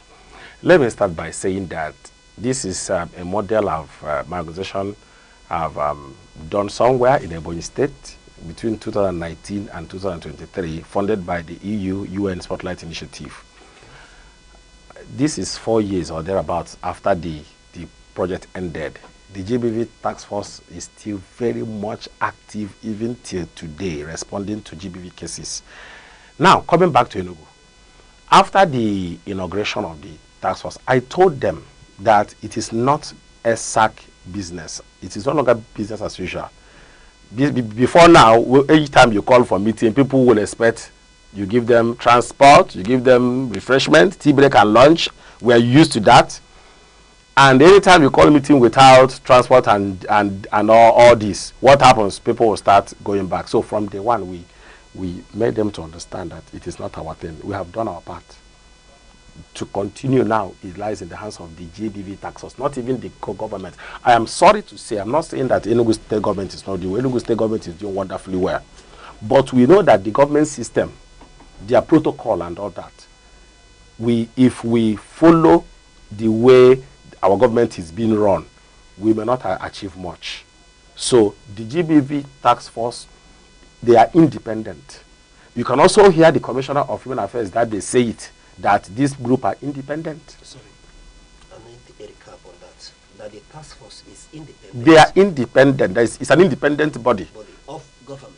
Not of all of us are working under the government. What I mean is that they can pursue cases, do you understand, without going through the rigorous protocol of government, this and that. Then other MDAs that were part of the signing, they have one or two things, like I said, to bring on the table. You also heard the Commissioner of Health that day. He gave his commitment. So what we are looking at is to get to that point where a GBV survivor will get free medical services from government hospitals That is why they are there. Provide free, because of course you know that at times, many times, the survivors are to a large extent indigent people that cannot even afford hospital bill and all that. So that is where the Ministry of Health comes in. So you talked about sustainability. The task force will sustain themselves. They will do resource mobilization themselves. Get individuals who can support what they, because of course we know that each time we talk about GBV response, it requires resources. They are independent.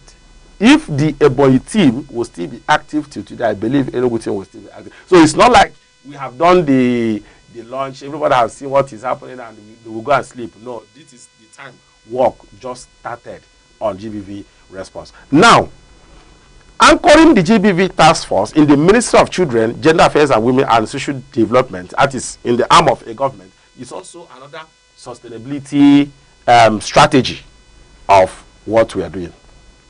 Because if, of course, the funding will end anytime soon. One day it will end. No matter how many years, it will end. When it ends, what happens? The government should be able to take ownership of the system that's already in place. All right.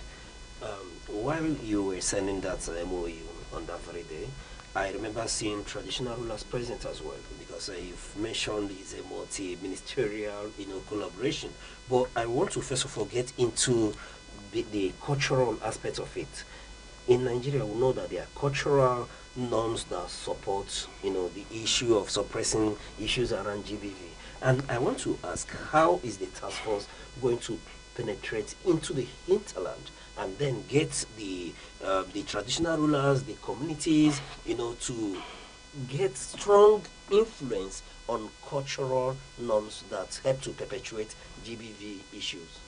Okay, thank you very much. When we talk about types of GBV, you cannot end without mentioning cultural practices, harmful traditional practices that are against women especially. Thank God you also noticed the full presence of the traditional rulers in that event. We are already engaging them. The engagement continues. The engagement continues. Now, what we are doing in that area is to get these traditional rulers to begin to abolish some of these. It is within their power to start abolishing some. At least I know one community in Ebonyi then, Ezama. The community came out, all of them, and said no more female genital mutilation in their community in Ebonyi. And they said anybody that is caught, that is found wanting, practicing FGM will be banished from the community. That is the kind of thing we expect from our traditional rulers. That's the kind of commitment we expect from them. We know that culture is very strong. Culture we also know that it's not what will just happen immediately. Everybody will start abolishing, and because people will tell you, my grandmother did the same thing. My great grandmother did the same thing. My own mother. Then you're not telling me that I should not do the same thing. So it's a very strong thing, but gradually we will break all of them. The cycle will break them. Before we go on a short break, I would want to draw you back into this MOU that was signed, the multi-ministerial collaboration, and I want to ask, are you not worried perhaps about accountability among ministries in terms of getting that commitment out of them? We will continue to push. We'll continue to put in our best. We'll continue to advocate. Advocacy, collaboration, and dialogue. We'll continue to dialogue, because if we leave any gap, they may begin to relapse. They may begin to change their minds and all that. But we'll continue to mount pressure on the government to do the right thing. That is why we are a civil society organization. All right. That is why. On that note, we'll go on a short break, and when we return, we'll continue to look at the challenges surrounding this fight and the task force on GBV. Stay with us. The Insight with Uche Osai. having the political will to confront whatever is the challenges. Igbo man wrestles with the tortoise that had a lot of ingenuity, a lot of ideas, and the tireless. It will take the broad mind of government in power to say, let there be electoral reform, no matter whose heart is God. I was there. We did everything. All of us came and supported him with our last blood. In-depth analysis, expert views, real voices, uncover the stories shaping Nigeria today. Deep dive, honest, unfiltered, only on the Insight with Uche Osai on Aneke TV. Join us.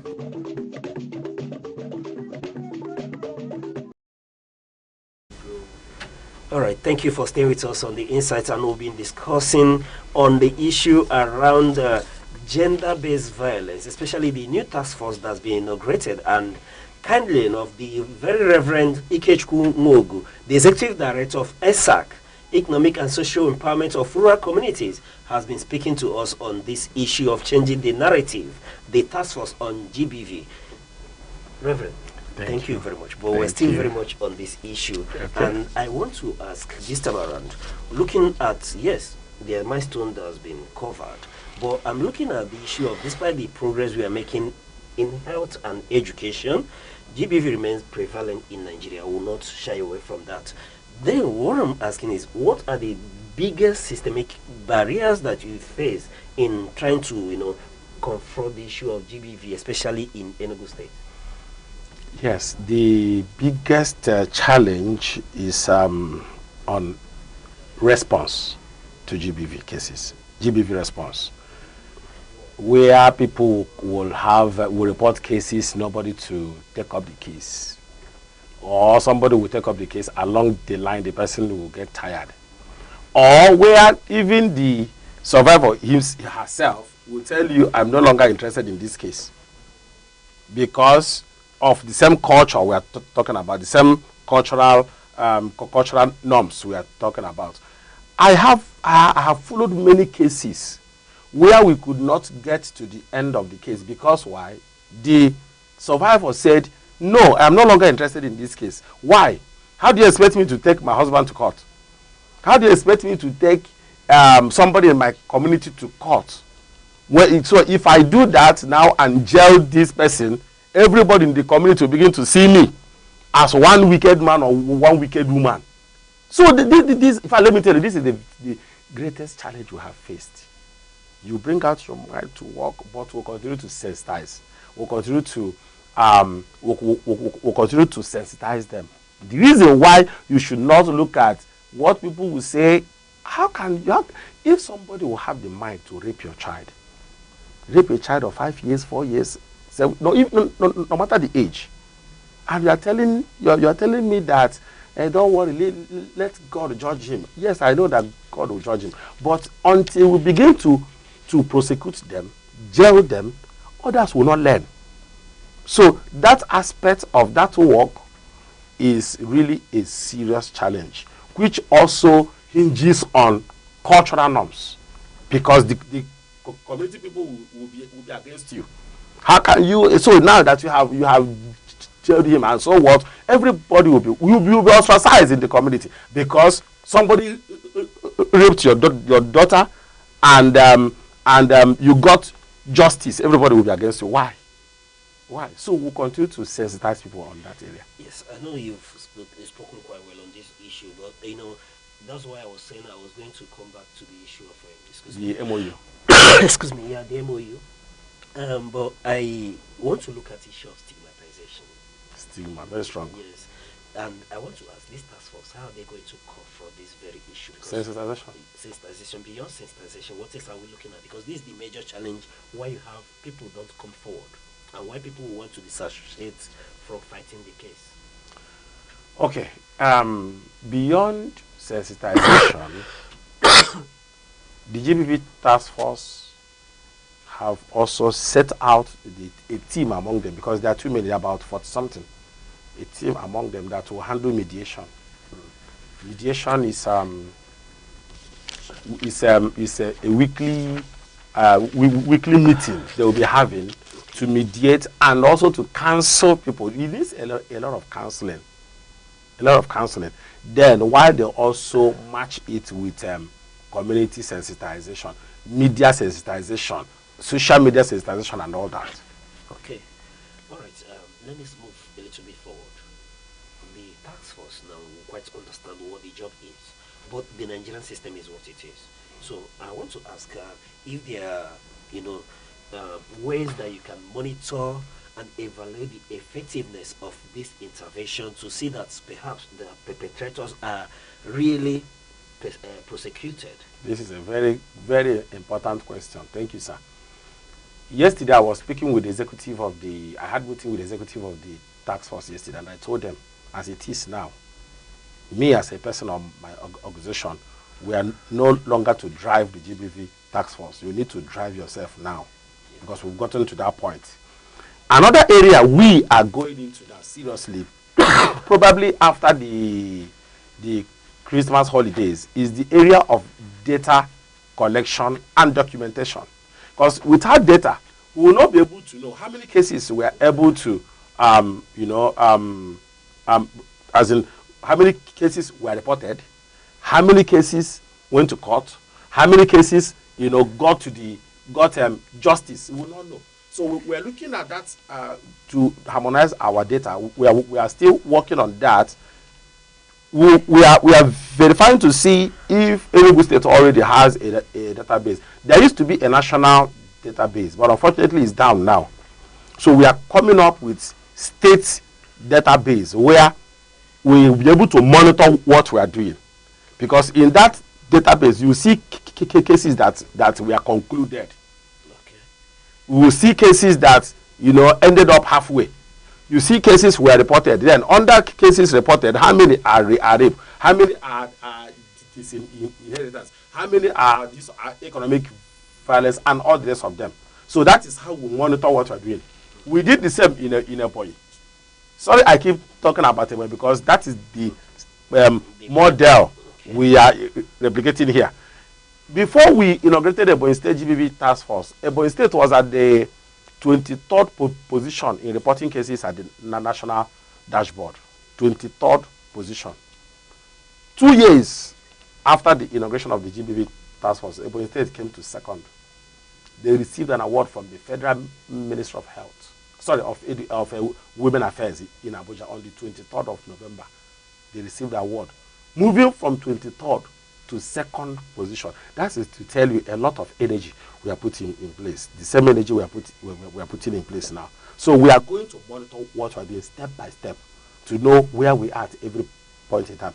Engaging with media houses like the Aneke TV, who will always call and give the public the report every quarter or bi-monthly.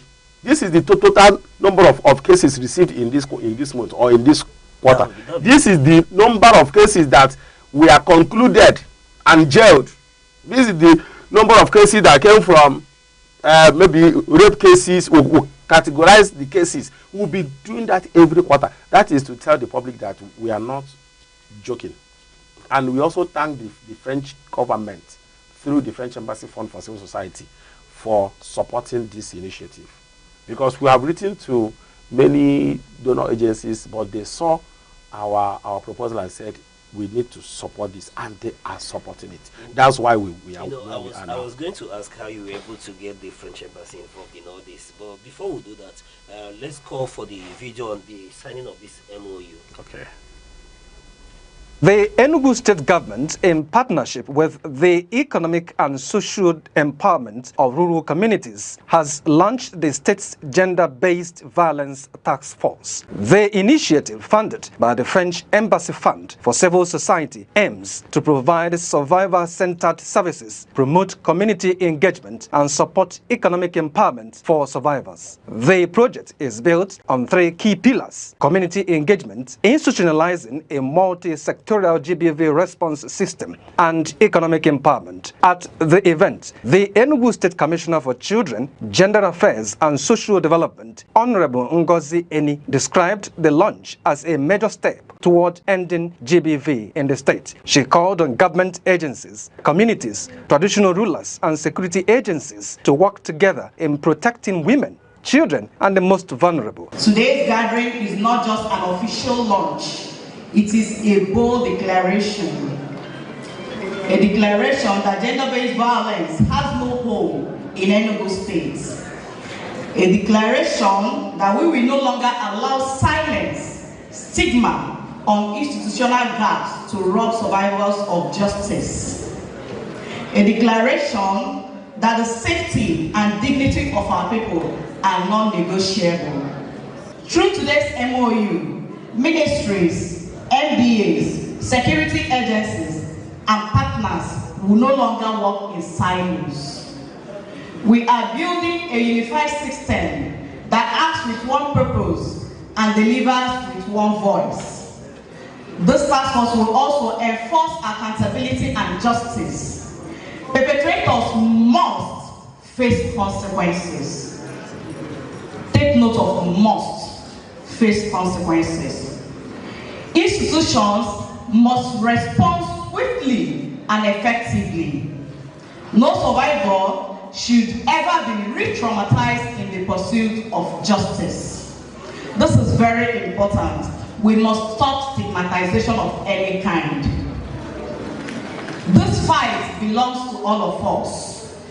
Ending gender-based violence is not the work of government alone. It is the work of families, teachers, faith leaders, traditional institutions, security actors, civil society, religious leaders, the private sector, and every citizen of our state. Violence thrives in silence, but so does hope when we stand together. Gender-based violence is not an abstract statistic. It is the lived reality of our mothers, daughters, sisters, sons, elderly people, and persons with disability. It is trauma carried in silence, behind closed doors. But today, collectively, we say, this ends now. In a speech, the Executive Director of Economic and Social Empowerment of Rural Communities, the Reverend Ikechukwu Nwagu, said the era of impunity for GBV perpetrators in Enugu State is over. Today, we are not merely launching a task force. We are launching a movement that says no to sexual and gender-based violence. A movement that protects women, children, and the most vulnerable. A movement that ensures that when the survivor calls for help, the system responds and justice prevails. Together, we will build an Enugu State free from violence. An Enugu State where survivors find justice and perpetrators find nowhere to hide. Economic and Social Empowerment of Rural Communities has successfully implemented a similar model in Ebonyi State, significantly reducing GBV cases. The launch in Enugu signals a renewed commitment to ending gender-based violence, holding perpetrators accountable and supporting survivors to rebuild their lives. The launch concluded with the official signing of the GBV Task Force and the multi-ministerial Memorandum of Understanding by Honorable Ngozi Eni, the Reverend Nwagu, the Commissioner for Health, the Commissioner for Budget and Planning, and other key officials to ensure coordinated action. In interviews, dignitaries expressed confidence that the initiative will create a safer Enugu where every individual can live free from gender-based violence. From the hospital perspective, you've seen people coming with physical beating, battery. You see people coming with sexual harassment, rape, and all that. You see people coming, children, women coming with all forms of abuses, even verbal abuses, all sorts of abuses that they mean and damage the human person. And so this is not something we can accept. It's not in tandem with the development goals of the Enugu State government under the able leadership of President Dr. It's very important for a day like this. I thank God for a day like this. And I thank the President for giving us the platform of the Nigeria Republic, and thank the First Lady for supporting that on the Reducing Hope initiative and agenda. And again, our governor of the state, which is a pragmatic governor who thinks ahead. And the Commissioner for Chieftaincy, the Commissioner for Women Affairs and Children Development and Social Development has done a good job with their PAMSEC to organize this. Well, what we want to achieve is to see, we want to see a Nigeria, Enugu State, where if there is a GBV case, it will be reported. The culture of silence must end. In NSCDC, we regard any act of gender-based violence as a crime, not just against humanity, but against the development of our country. It robs individuals that are expected to be at their optimal performance in their offices. It robs them their peace of mind. It distorts the development of the nation. When the workforce are not in good shape to put in their best, the society at large suffers. It all started from the Bible. God from day one have commanded us to go and fight for the poor, for the oppressed, for the violated ones, for the depressed, for the rejected and the ejected ones. And so it didn't just start, it originated from the Bible. The event was attended by government officials, development partners, civil society organizations, security agencies, traditional and religious leaders, and members of the media.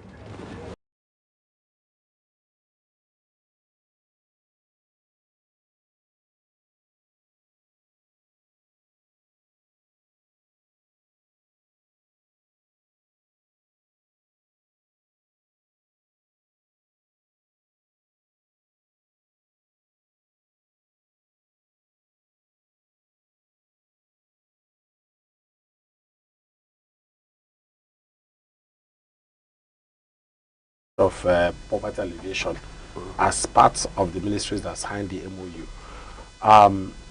Recall I said earlier that most of the times the survivors are mostly indigent people. So that's why we also factor in what do we do to these survivors after reporting their cases, after helping them get justice. Do we allow them to still go back to the abusive environment without any form of support? So that area is very key, and I'm using this opportunity also to call on partners, donor agencies, to support us in that aspect, because that aspect is very key. That aspect is very key in fight against gender-based violence, taking into account what happens to these survivors at the end of the day. What happens to them? Most of them are in abusive relationship. They can't do anything because they cannot help themselves economically. So Ministry of Agriculture, Ministry of Budget and Planning, to also budget more on GBV response in Enugu State. They're also part of the MOU. So that is what we are doing in that area. In fact, we've not done much. Let me be frank, we've not really done much in that regard, but we really need to do more. All hands on deck, the government, the CSOs, religious leaders, anybody can do his or her little bit to fight against poverty, because that is another thing that fuels GBV in our society. All right. This way I ask how you were able to pull it off, getting the French embassy involved in all this. Thank you very much. You know that your work, when you do your work, when you do a good job, your work speaks for you. Just like what we have done in Enugu on the 8th of December, and what we are currently doing, the result will always speak for itself. So when you have a passion to do something, and you come across, or your path crosses with another donor that has money and looking for somebody to help achieve the same vision or objectives they have, it clicks. That's what happens. So the French embassy called for applications to do ABCD on GBV, and ESAC saw it and said, wow, we can. So we wrote to them and told them, we need to, what we have done in Ebonyi State, we need to replicate them in Enugu. And they saw it, and I want to tell you that they are very proud of our project. They would have been there in person, but because of the timing, they couldn't make it anymore. But I want to tell you that they are very proud of the project. We're also using this opportunity to call other partners. Please support this movement.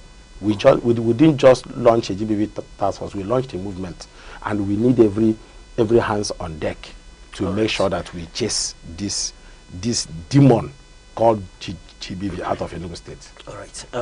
Looking at, you keep mentioning about the success in Ebonyi State, and It's so massive. Do you see that success being replicated in Enugu State as well?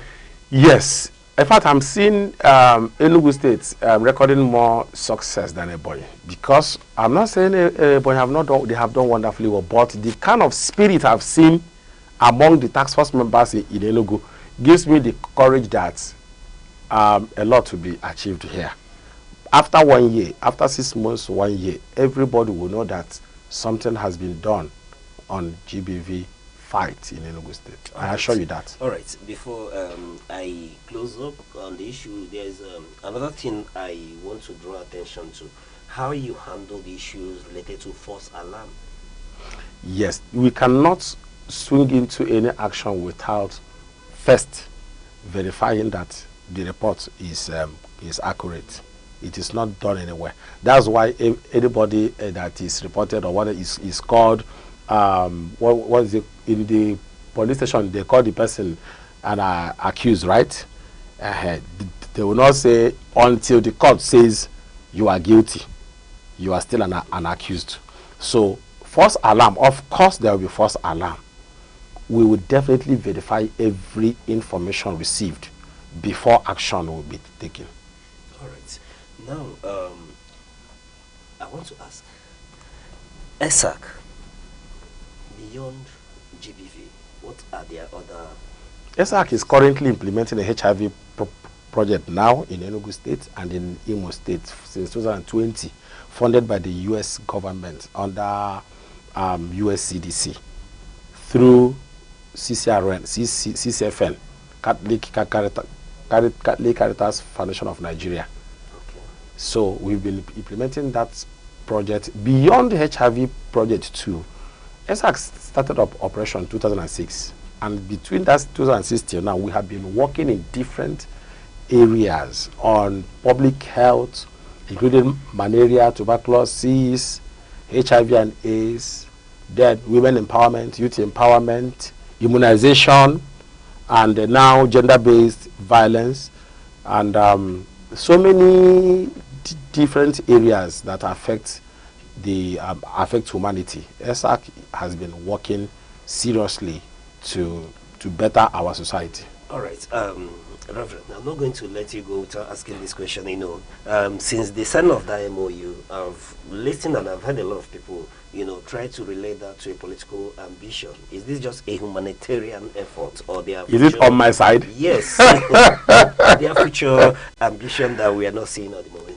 Unfortunately, if you even call me to come and take any political, to come and vie for any political office, I will not do that. It's not like other politicians that will say that they will never, because we've seen it in this country. I will never do this. Tomorrow you see them do the same thing. No, I'm a priest. Okay. My whole passion is to see change, to make a change, a positive change in the society. That is my call. All right. That's quite interesting. And then thank you very much, the Reverend Ike Chukwumogo, Executive Director, Economic and Social Empowerment of Rural Communities, ESAC. Thank you very much for speaking with us on this issue of changing the narrative, the task force on GBV. Thank you for having me. And to you, our wonderful viewers, remember that on the Insight, your views matters. Let us know what you think about these issues and other topical headlines that we want us to look into. Reach us with the hashtag The Insight, all at Aneke TV on Facebook, TikTok, YouTube, and Instagram. Till we come your way same time tomorrow. I still remain your host, Uche Osai. Bye-bye.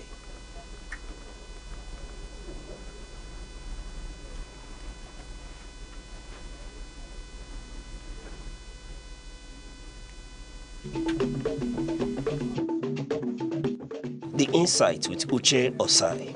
Having the political will to confront whatever is the challenges. Igbo man wrestles with the tortoise that had a lot of ingenuity, a lot of ideas, and the tireless. It will take the bold mind of government in power to say, let there be electoral reform, no matter whose heart is God. I was there. We did everything. All of us came and supported him with our last blood. In-depth analysis, expert views, real voices, uncover the stories shaping Nigeria today. Deep dive, honest, unfiltered, only on the Insight with Uche Osai on Aneke TV. Join us.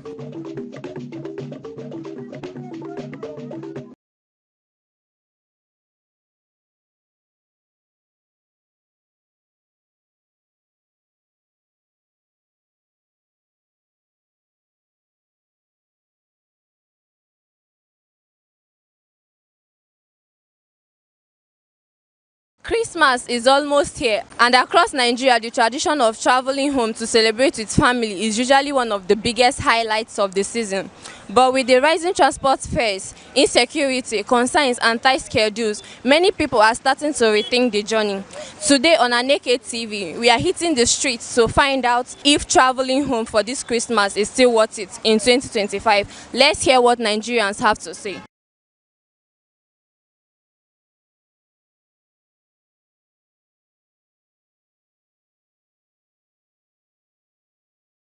I think it's still worth it because in the spirit of the celebration, we still have to reconnect with our friends and family, even though the cost of transportation is very high in the country. But this is what Christmas is all about.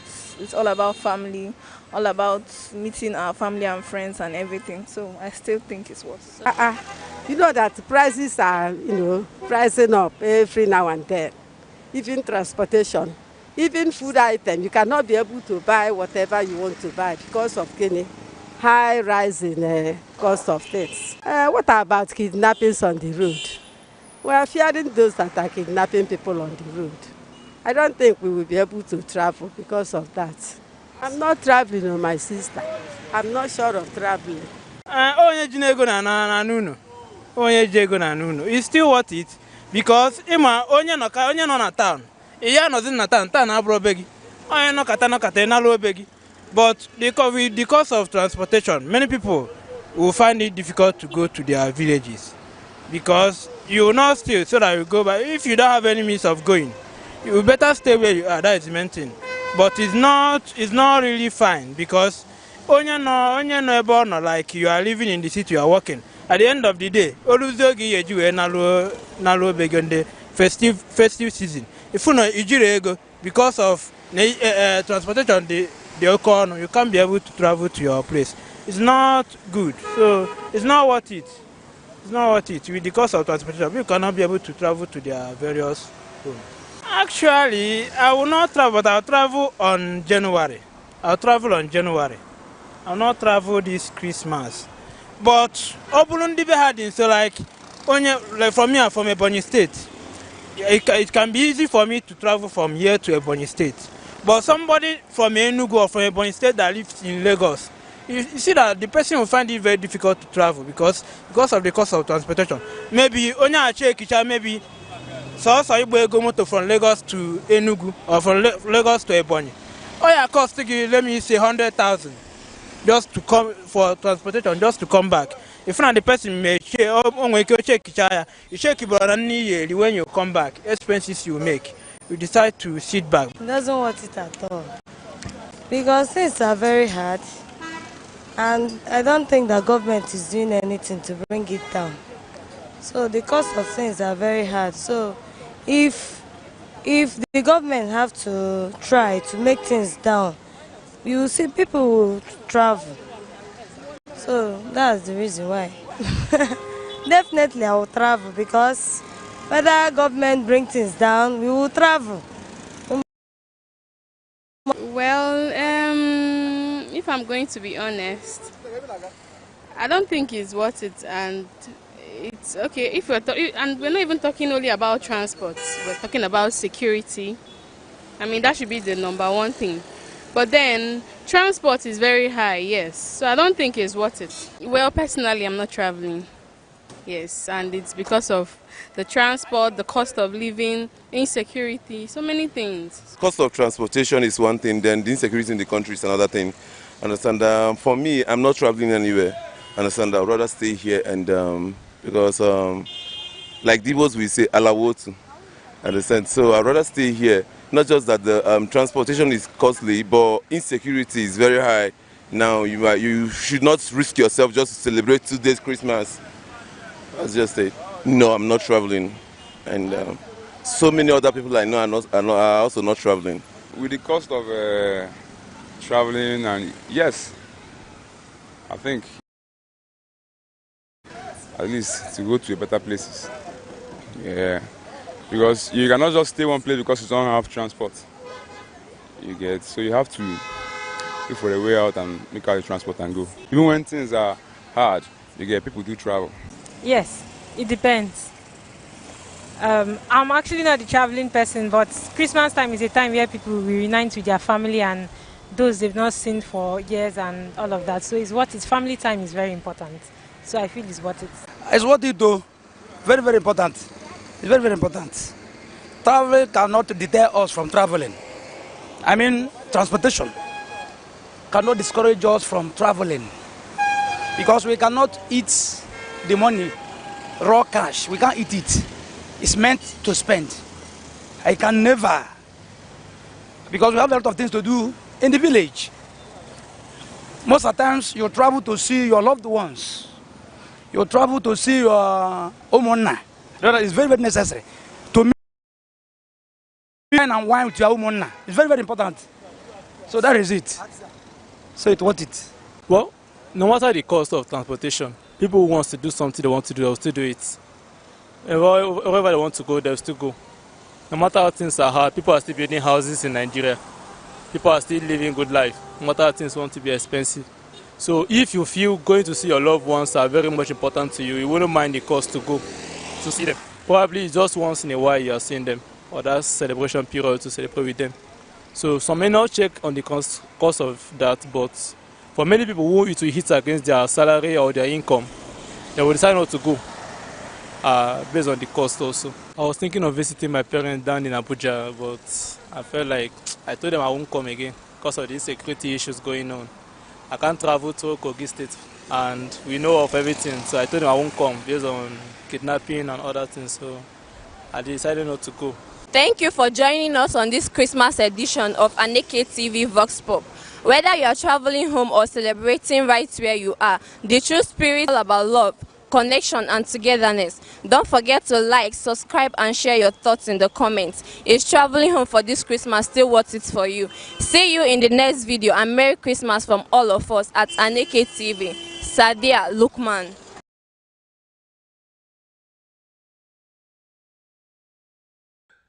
The financial and social strain of burial and traditional funeral ceremonies in Igbo land is becoming a major concern, according to His Royal Majesty Igwe Ambassador Dr. Lawrence O.C. Agabozo, CFR. The elder statesman and respected traditional ruler raised the issue during a lecture delivered at the just concluded Fourth Synod of the Catholic Diocese of Enugu held at the Jubilee Hall of the Holy Ghost Cathedral, Enugu. Speaking on the theme burial and traditional funeral ceremonies in Igbo land and their burden on the people, Igwe Agabozo traced the evolution of funeral practices from pre-Christian times to the present. He highlighted how modernization, religion, and social competition have significantly altered traditional customs. Recalling pre-Christian Igbo society, he explained that burials were swift, often conducted within 1 or 2 days due to the absence of mortuaries. Death were viewed as having spiritual causes, prompting families to consult diviners rather than medical experts. Burials were classified based on social status, with home burials for prominent persons, communal grounds for married or disadvantaged individuals, and even forests for criminals or those believed to have died abominably. Lavish second burials were traditionally reserved for traditional or successful individuals, although early missionaries condemned some practices, including alleged human sacrifices. Igwe Agobos noted that Christianity helped eliminate discriminatory and dehumanizing burial rites, particularly those involving evil forests.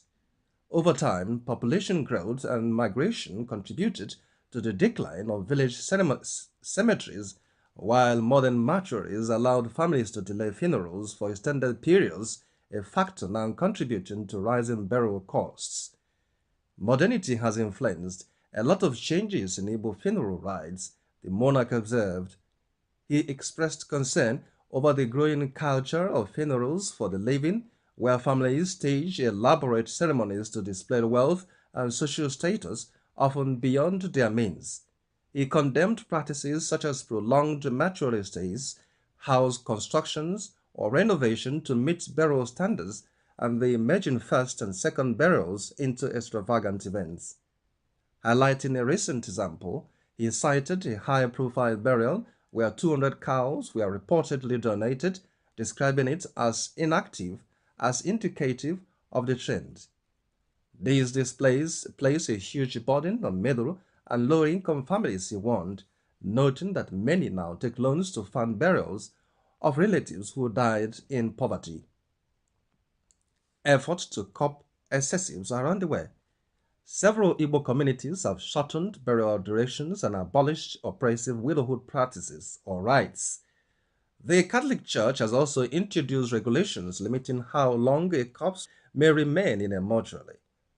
Onitsha Donidu's decision to abolish second burials for Christians was cited as a model worth emulating. The Obi of Onitsha, His Royal Majesty Igwe Nnameka Alfred Achabe, has repeatedly condemned ostentatious funeral displays, emphasizing the protection of families with modern means. In his own Ezema Olo Kingdom, Igwe Agobozo revealed that practices that demean widows such as sleeping beside corpses or compulsory head shaving have been abolished. He also warned against the emergence of committees of friends exploiting funerals to collect money fraudulently via social media. The monarch called for a return to traditional values, encouraging families to conduct burials within their means while allowing voluntary contributions from well-wishers. He urged the diocese to update regulations that balance cultural identity with Christian values, reduce financial pressure on families, and discourage extravagant spending. This paper will consider its mission accomplished, he concluded, if it contributes to resolving emerging challenges that impede the advancement of Christian burial practices in the diocese.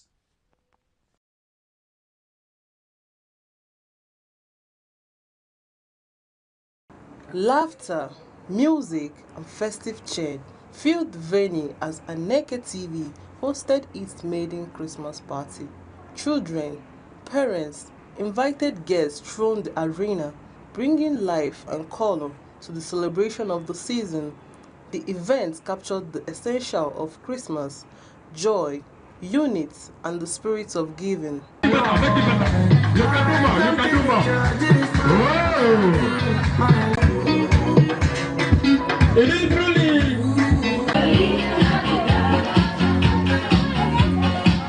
The program opened with a prayer by Mr. Eze Gogo, followed by a welcome address from Ngozi Osahumele. In the name of Jesus Christ, Father in heaven, we thank you at this hour for making it possible for us to gather here at this moment.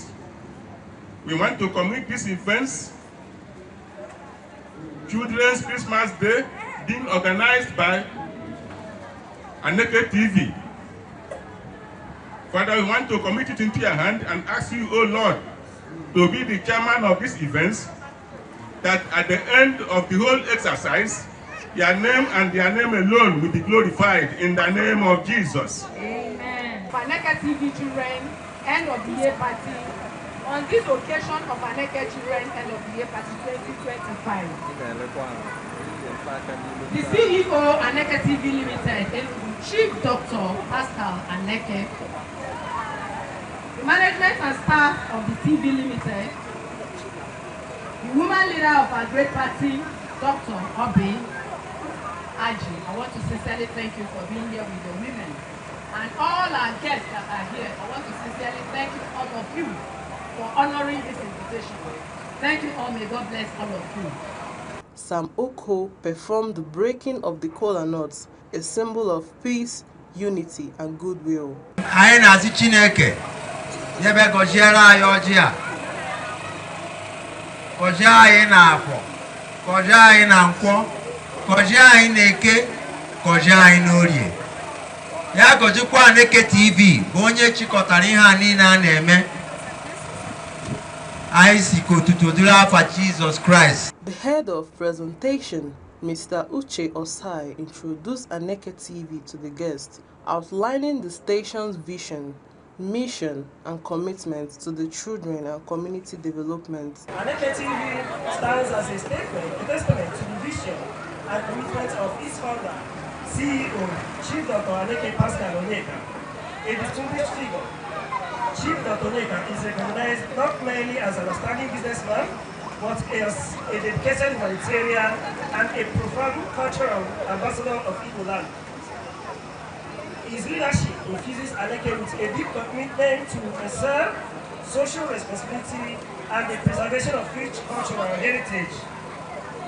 Our core directives, Aneke TV operates on a foundation of clear and ambitious goals, ensuring our relevance and impact across all demographics. Our vision statement is to be a broadcast station of choice with quality content and visibility. And our mission statement is to mold the opinion of a dispersed populace, foster national unity, and promote cultural exchange.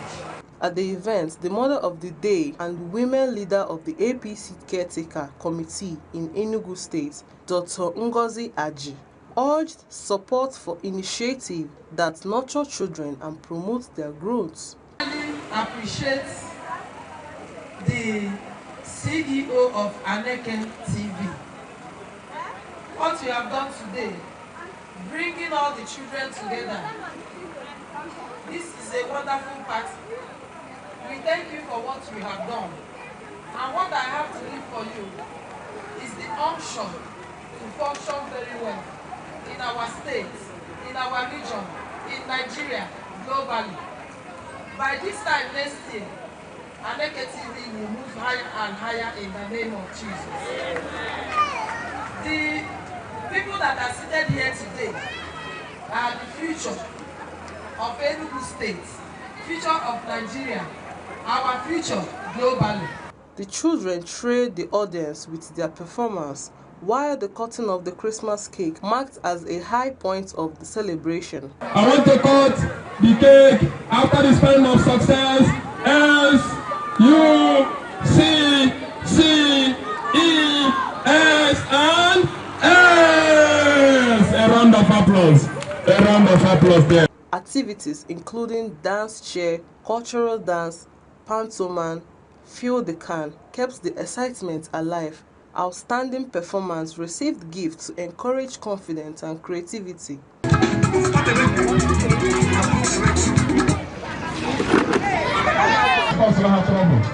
Yes.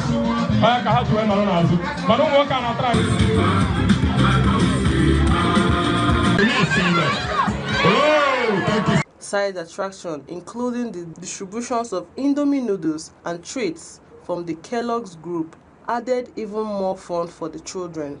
The maidens edition of Aneke TV's Children's Christmas Party ended on a joyful note, celebrating the true spirit of Christmas while promoting love, unity, and community development. I am Chinaza, Aneke TV.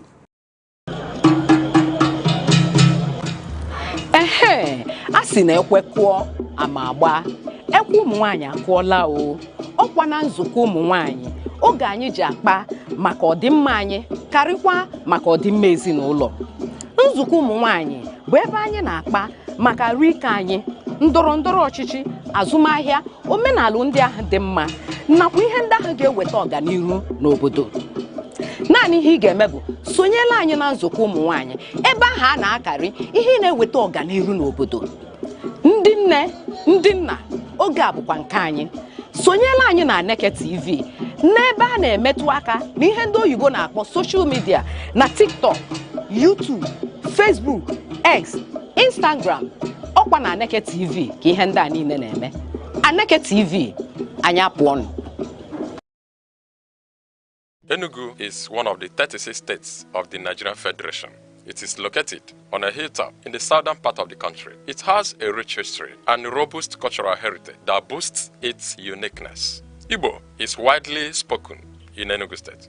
Enugu is popularly called the Coast State because of its large deposit of coal and other mineral resources. Enugu has 17 local government area councils. The history of Enugu dates back to the early 20th century when the British discovered coal in the Ude Hill in 1909, which led to the development of Enugu City in 1912 as a thriving mining town. Enugu empowered the Nigeria railway system and electric plants greatly during the colonial era. On the 27th of August 1991, Enugu was carved out from Anambra to become a state. As the home of the Igbo people, Enugu's culture reflected in its music, arts, and tradition, location, and geography. Enugu is situated in the southern part of Nigeria, sharing borders with Benue State at the north, Ebonyi State at the east, Abia State and Imo State at the south, and Anambra and Kogi State at the west, covering approximately 7,161 square kilometers. Enugu is characterized by undulating hills, forests, rivers, and fertile soil,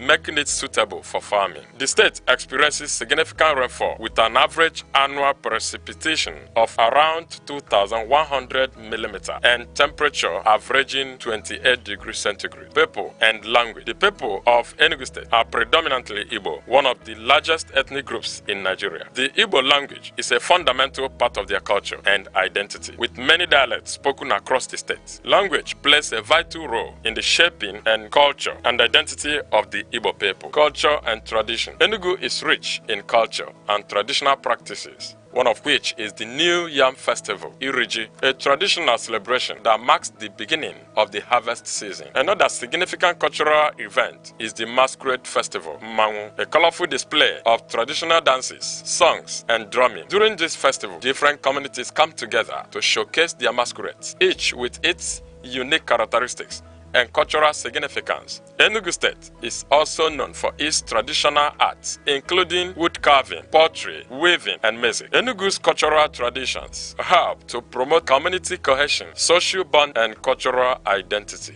Efforts are being made to document and promote this tradition, ensuring their continuation for future generations. Economy. In the past, Enugu's economy was largely driven by coal mining. During the colonial era, Enugu was one of the Nigeria's major industrial and economic centers. Today, Enugu's economy has become more diversified with some key sectors which includes agriculture, trades and markets, education and government, tourist centers.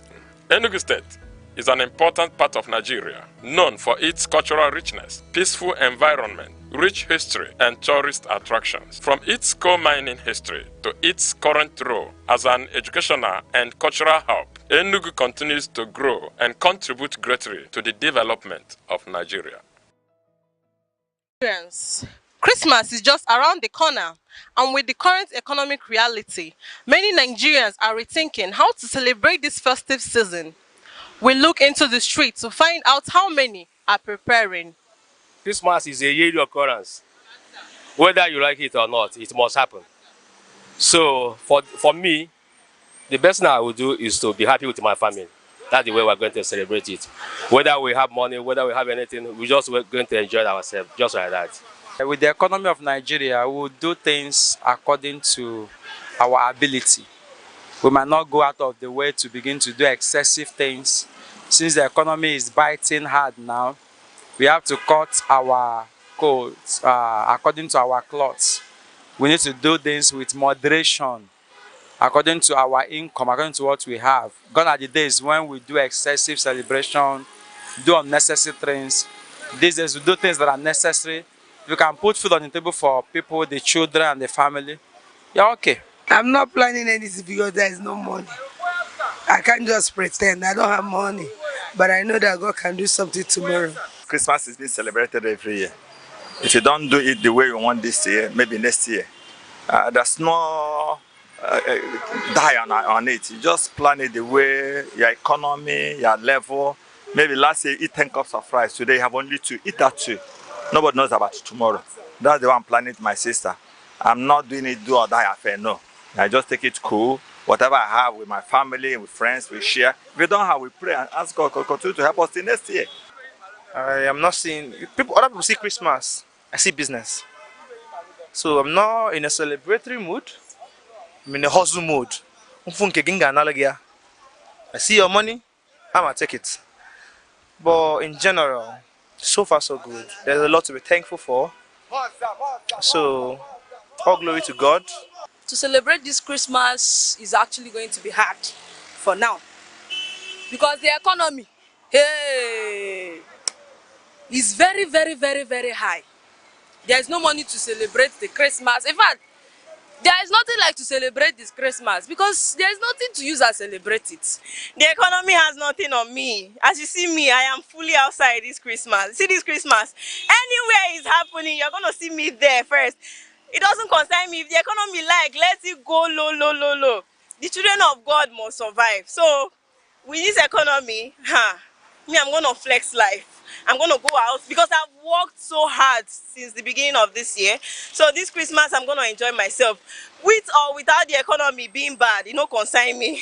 From budgeting carefully to focusing on family over spending, Nigerians are finding creative ways to keep the festive spirit alive despite the tough economic times. I am Chinaza Ifeanyi, reporting for Aneke TV. Ebonyi State, the salt of the nation. Located in the heart of southeastern Nigeria, is a story of transformation, resilience, and pride. Created on October 1, 1996, by the administration of General Sani Abacha, the state was carved out from parts of Enugu and Abia states. Its capital, Abakaliki, has grown from a quiet provincial settlement into one of the most rapidly developing urban centers in the region. The name Ebonyi is derived from the Ebonyi River, while its slogan, the salt of the nation, reflects the state's historic salt deposits in Amachara and Uburu, which were once central to trade and local industry. These salt lakes stand as living symbols of self-reliance and the resourcefulness of the Ebonyi people. Culturally, Ebonyi is a proud custodian of Igbo heritage. The people are known for their strong communal spirit, creativity, and deep connection to their traditions. The New Yam Festival, Ogene music, Nkwa Umuaboho dance, and the colorful displays of masquerades all reflect the beauty and vibrancy of the state's cultural life. In villages across the land, poetry, weaving, and blacksmithing are still practiced, reminding visitors that in Ebonyi, the past lives side by side with modern aspirations. Blessed with rich soil and abundant natural resources, Ebonyi is a major producer of rice, yam, cassava, maize, and palm produce. The Abakaliki rice mill, one of the oldest in Nigeria, remains a symbol of the state's agricultural heritage and its determination to feed the nation. Beneath its soil lie deposits of limestone, lead, zinc, marble, and of course, salt, all pointing to vast opportunities for industrial growth and investment. Over the years, Ebonyi has produced remarkable men and women who have made their mark on the national stage. Dr. Sam Igu, the state's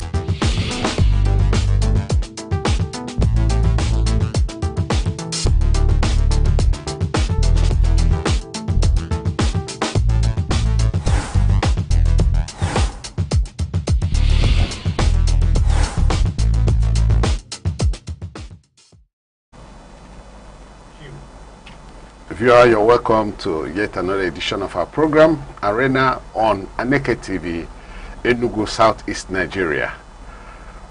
Today, we are going to discuss on an issue that has been in the front burner, that has been in the national discourse for quite a while. And that topic says, winner takes all syndrome in Nigeria.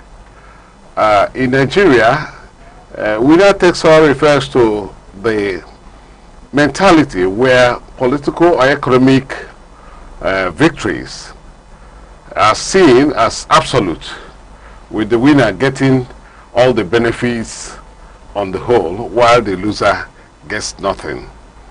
And I have a guest in the studio who is going to lend voice to this particular topic. It's no other person than a legal luminary, a law teacher, and of course the president of I Love Nigeria.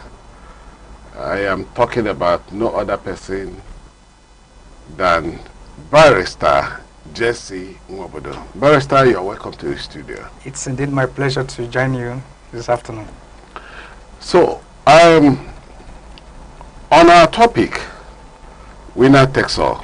In Nigeria, there is syndrome. This syndrome manifests in various ways.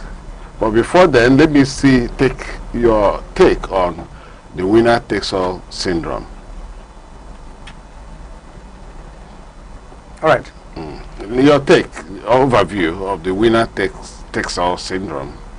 All right. I think the way to unpack this phenomenon is to first interrogate even the propriety in the first place to assume that political offices should be shared after every election. I might take a different view. You see, politics is not a business. It's not a business enterprise where investors, or in the case of company, where the shareholders expect to reap dividend at the end of a financial year.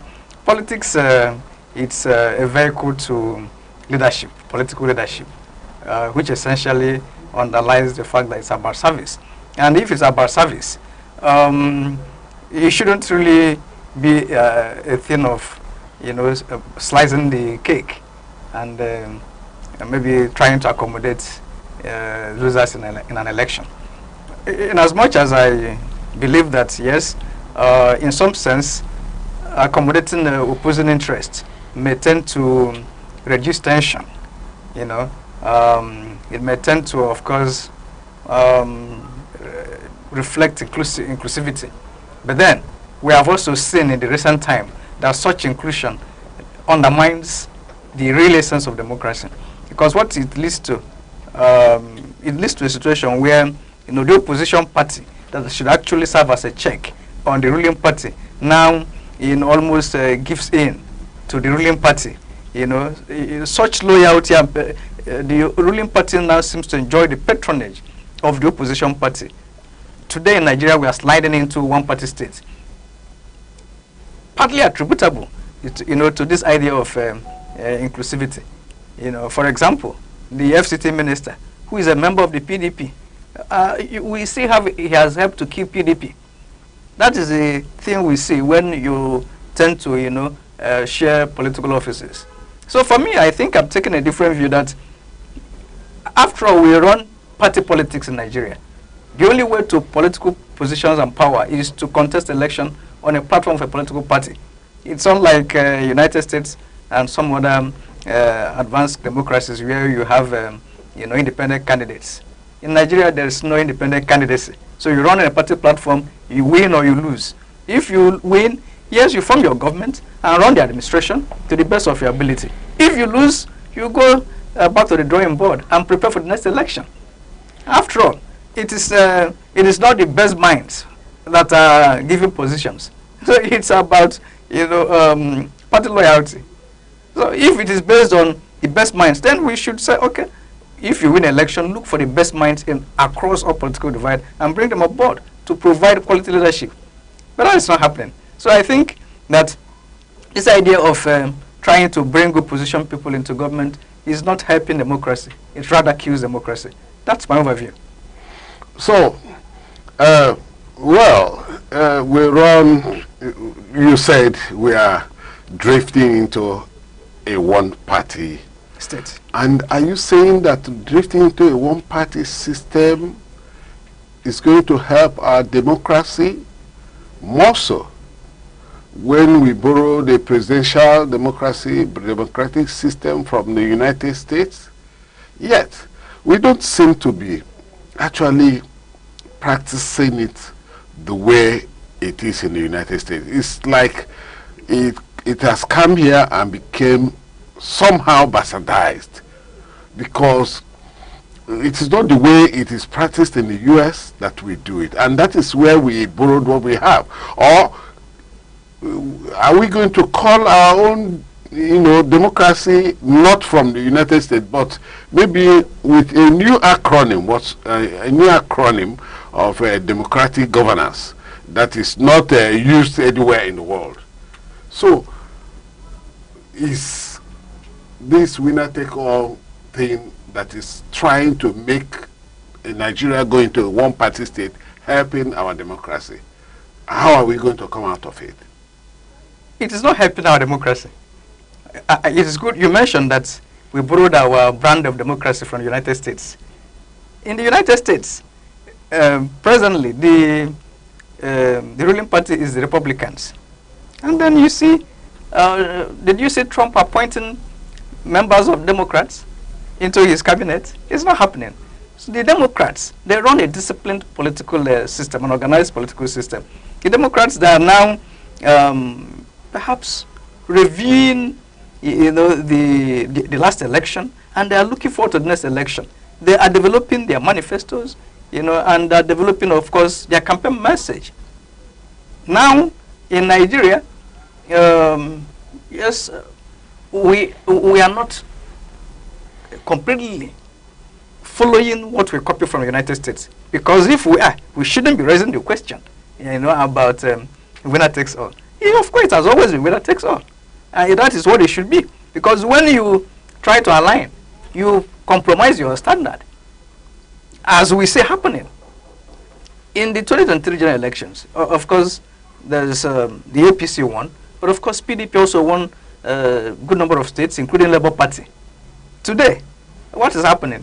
In the guise of defections, and of course trying to align to the center and all of that, we have seen many state governors defect to the APC. And today, you see that it appears the ruling party, they are doing the way they like. And nobody is holding them to account. Just a few voices. And these few voices are not enough. There is no longer balance. There's the political equilibrium is, of course, is no longer there. And so, we are actually bastardizing our democracy, unfortunately. So, and are you not thinking that it is our plan by the ruling party to ensure that they destroy the opposition completely and woo most of them to themselves, resulting in this mass exodus of persons elected during the last election through different political parties now moving over to the central APC ruling party in Nigeria? The governors of the PDP, almost all of them, of course, even yesterday, Abu Kefas? Yes, Taraba. Just moved into APC. Exactly. And of course, many others. It's only the governor of Osun State that decided to go into Accord Party. Yes. So, is it not just a plan? And you mentioned about the FCT minister. Of course, it is said he is in PDP. But from the problems in PDP, most of the problems in PDP since after that election has revolved around him. most of the problems PDP had up to this point have been revolving around him. So is it not a plan to use him to ensure that the main opposition party, which is the PDP at that time, will be buried so as to have the winner take all thing? Because the winner wants to take everything. And that is exactly what I think is happening. Don't you think so? Well, we have to properly contextualize the discussion. You know, the winner takes it all from in context has to do with a particular political party trying to take everything absolutely. You know, but in the case of Nigeria presently, it is not that the government is taking the ruling party, the APC. They are not taking all. They are wooing other opposition leaders with positions, offices. And as a result, they are crippling the opposition. And that is the premise of my argument, opposition, is that allowing opposition parties even share in positions with ruling parties cripple opposition, and it affects our democracy. So the best approach would be, you win, you run your government, and then the opposition goes to the drawing table and hold government to account. It brings some level of sanity in the system, and even it stabilizes the system. Now, what is happening in the country is that because the members of or the leaders of the opposition, they have been wooed by the APC, nobody is talking. And you know, human beings are inherently selfish. So it's once your interest is factored, that's the end.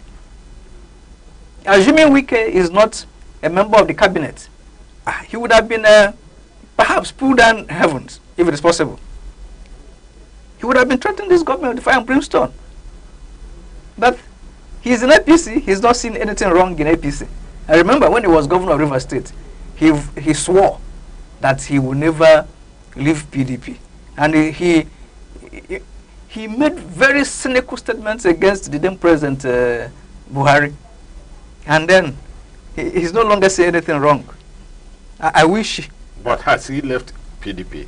Is he in PDP? He claims he's still in PDP. He claims, but you and I know that he has destroyed the party. You cannot be in a party. You cannot claim to own a house that you've destroyed the building, the foundation. It will collapse on the person, and nobody would like to take the risk of being under a leaking roof or under a building with a faulty foundation. So, if he's in PDP, I doubt if he's if he's still there. The other day, was it not yesterday also, that the former national chairman of APC, Ganduje, and so one other person also, you know, they went to meet with him. And there's speculations that perhaps he's preparing his way to the APC because his political son in Rivers, the governor, Fubara, played the first one on him and joined the APC. And so he thinks that the only way now to get stabilized is also to join him in APC. Otherwise, he is an opposition person in Rivers State. And then he cannot claim to be more of a Tinubu boy than the governor. So you see. Politics actually is a game. It is. And I wonder, sometimes some people have their fun playing politics. And some others have bitter pie, taste the bitter pie while in politics. So, today, we don't seem to have any strong, credible opposition against the ruling party as such, based on the situations on ground. How do you think, or do you think that PDP will ever come back to what it were before the 2023 elections? As it stands, PDP, they are not finding their feet at all. There are controversies here and there. the last convention is trade by controversies and litigation, and it will continue even till the election. I don't see the problem being resolved speedily. But that is not to say that there's no opposition. There's opposition.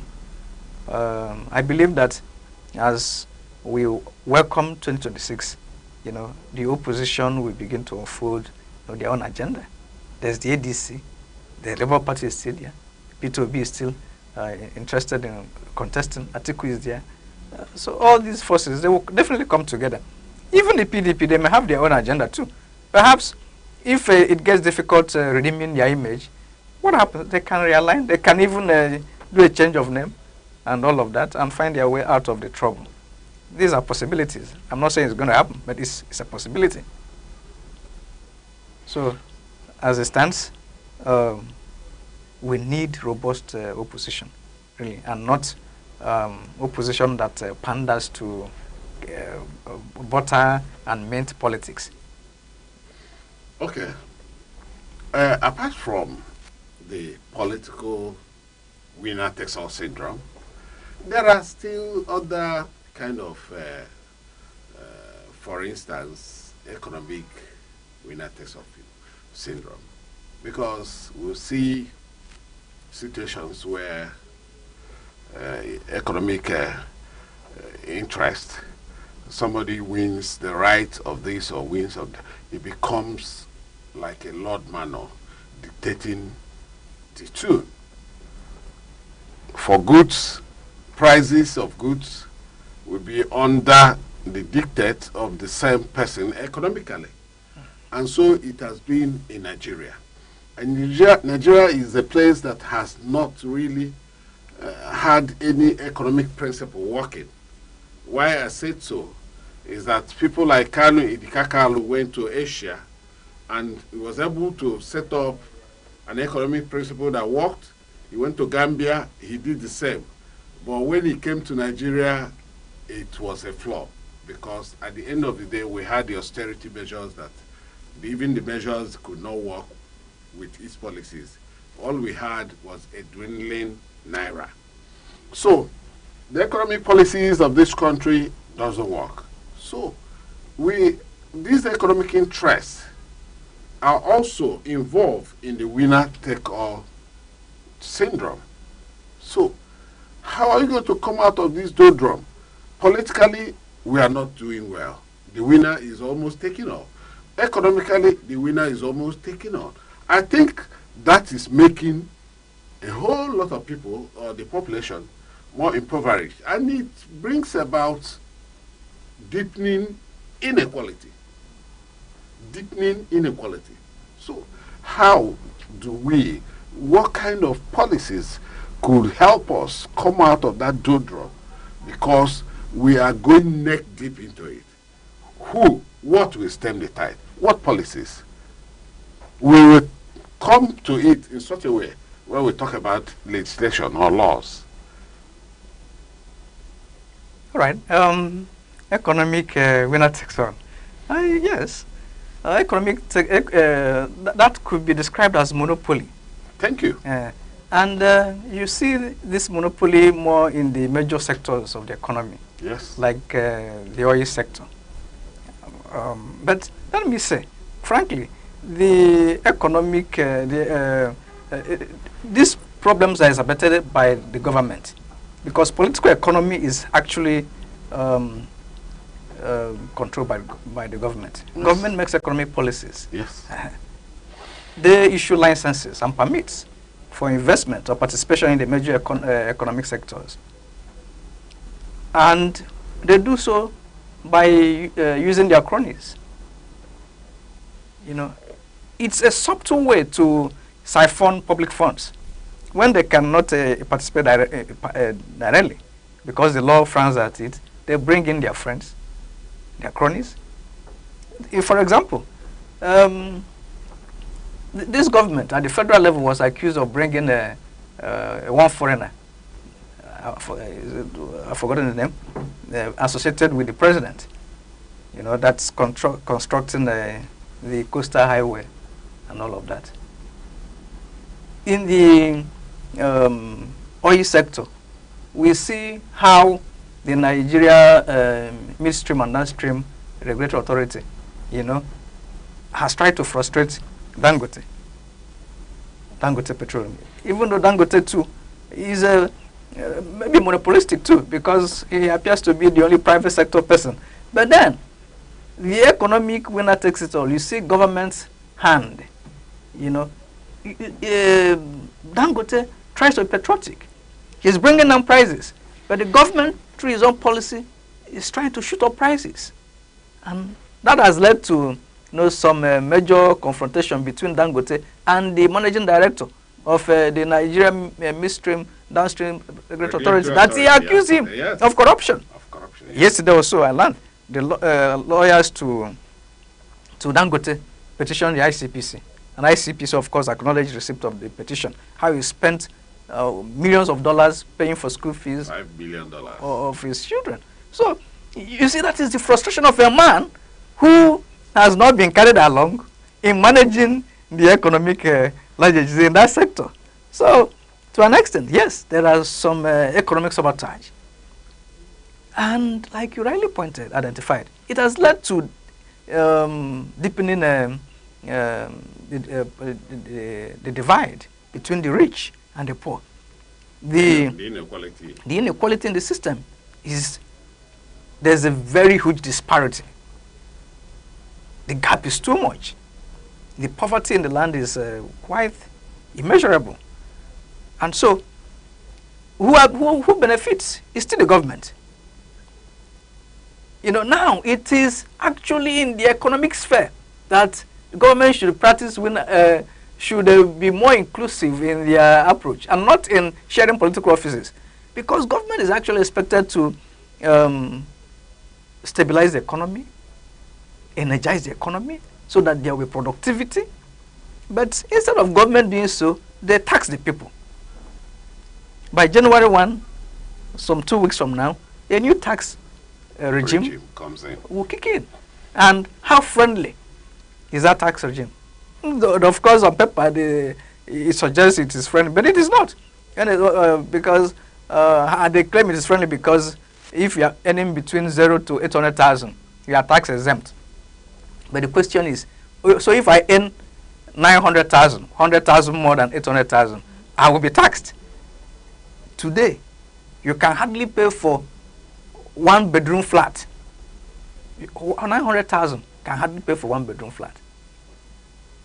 So you see that the individuals that should, be exempted from tax are still being subjected to tax.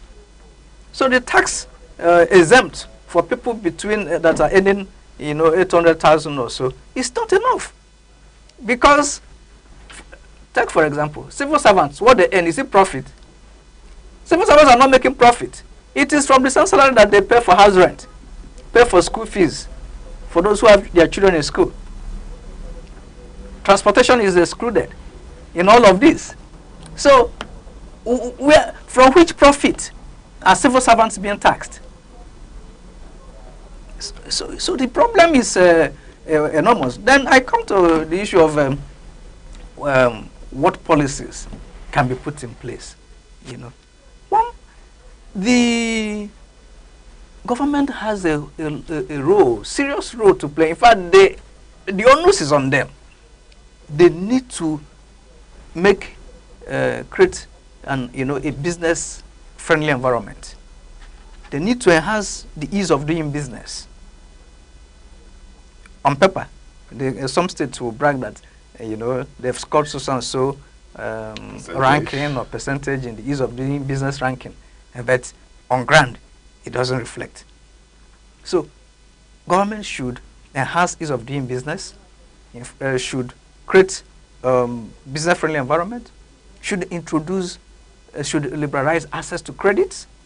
At national level, the president, yes, they established the credit corporation, with the idea, conceived to help businesses have access to startup funds. The same thing should be replicated at sub-national level, states and local government areas. Lack of access to credit is a major problem. Because, you see, there's a large number of unemployed young people out there, young graduates that are not employed. Why? Because they don't have seed capital to start up businesses. I know recently or so, not too long ago, a couple of years back, they enacted is a startup. There was a law on startup, actually, but how I cannot vouch for the implementation. And enacted, signed into law. Yes, and signed into law. Okay, but it's not been implemented. Yes, that takes us, of course, to the fact that Nigeria as a country do not lack laws.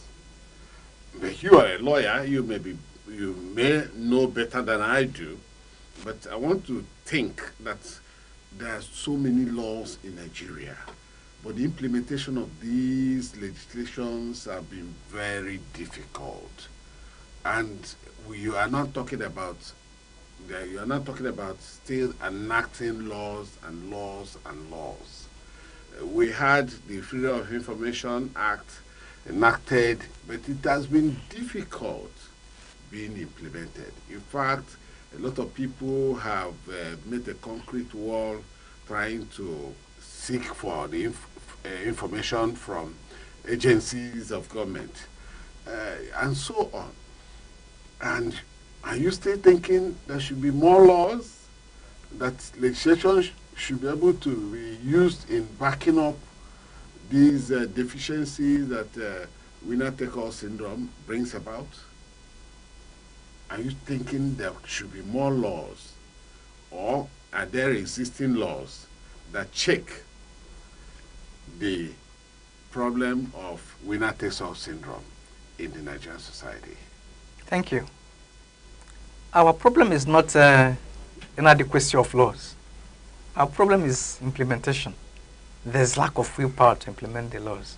In fact, even those charged with the duty of executing the laws, I perhaps unaware of the many laws in existence. Because many of them, maybe not lawyers, even the lawyers, some may not even know all the laws out there. So, it's not about law, it's about implementation. If the government will devote just a quarter of their time to implementing the laws of the Federation, it can, put a lot of things under check. It can go a long way in addressing our human capital development challenges, even the poverty issues, and the economic problems, and even our political problems. However, there can never be an end to enacting laws, because when you look at the laws, you find one fault or the other, one lacuna that needs to be filled. So our society evolves, and then due to the dynamic nature of human interactions and human beings themselves, there will always be need, to update the laws. So, for example, what stops us from enacting laws to prohibit cross-carpeting? This cross-carpeting only operates against lawmakers, but does not operate against members of the executive. And that's why the governors are defecting. And nothing happens. And nothing happens. Not because there's no penalty. But for the lawmakers, if you defect, you lose your seat, unless yes, the exceptions apply. For example, where there's a division in the political party on which platform the member was elected, as we see happening. The members of Rivers State House of Assembly see how they defected. Yes, because now they can claim that there's a division in the party. Okay, we'll just hold it there. We'll come back. Viewer, we're still on our program Arena on Aneke TV. We are going to pause for a commercial, after which, or for a break rather, after which we'll come back and start our program. Don't touch the dial. I am still your anchor, Rex Arum, and of course, my guest, Barrister Jesse Mobodo, is still here. I think he'll unleash what he has as it affects the topic we are discussing. Thank you.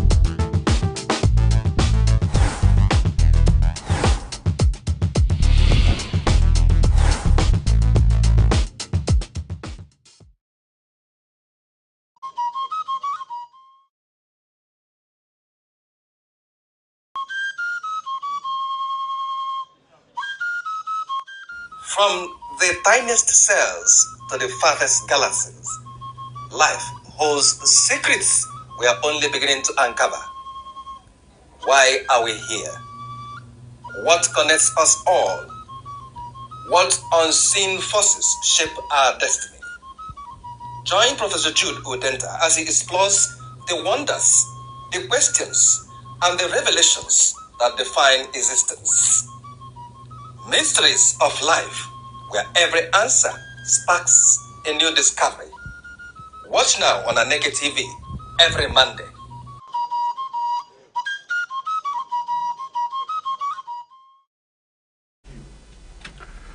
Well, welcome back to our program Arena on Aneke TV, Enugu, Southeast Nigeria.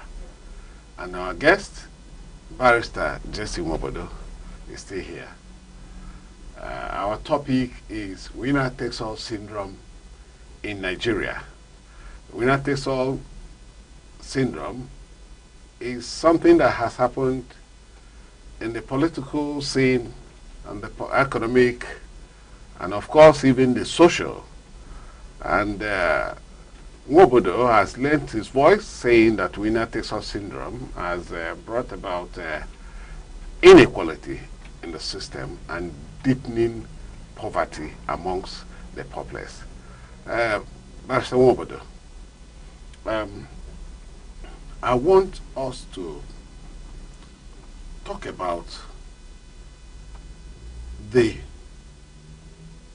political will you talked about, will, and how the politicians on their own are only interested in themselves in such a way that somehow party manifestos do not come to play a significant role when they get into power.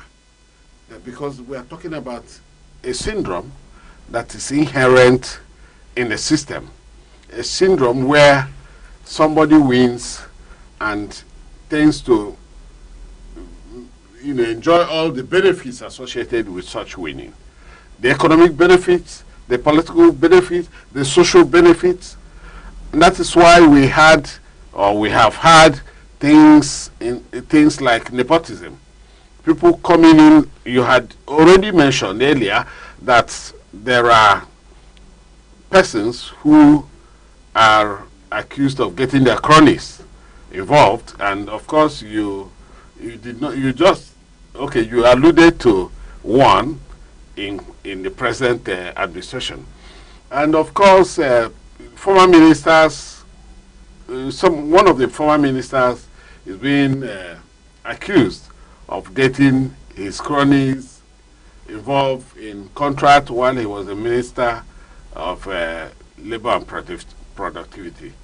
And all that, this is nepotism. This is nepotism, favoritism, and all that.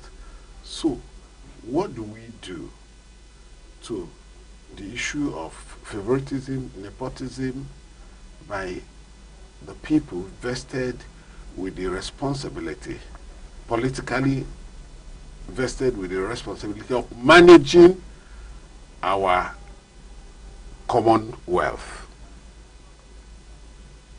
All right, thank you. My response is simple. Our leaders have a penchant for bypassing the laws. In this country, we have the Procurement Act, Public Procurement Act, and at the state levels, we have the Public Procurement Law. The laws specify how contracts should be awarded, processes, procedures. But every day we wake up to the news of so and so contract awarded without, bidding for such contracts. There used to be tenders board. These days we no longer hear about tenders board.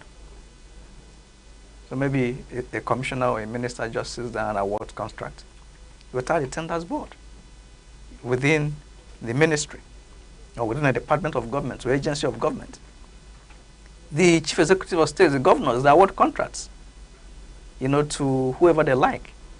And you alluded to the unworkability of the Freedom of Information Act, or Freedom of Information Law. Sorry, there's no, it is just the act, because there's no state that has enacted the Freedom of Information Law. Yes, but the laws are meant to work. Initially, the states were resistant to the Freedom of Information Act. They say it does not apply. Thankfully, recently, I think the Supreme Court also had ruled that the Freedom of Information Act applies to the states too. So people can leverage on that position of the Supreme Court now to seek for any information they want from any government agency, whether local government or state government or federal government. Even there's also, reluctance, by state agencies to release information. It's a problem.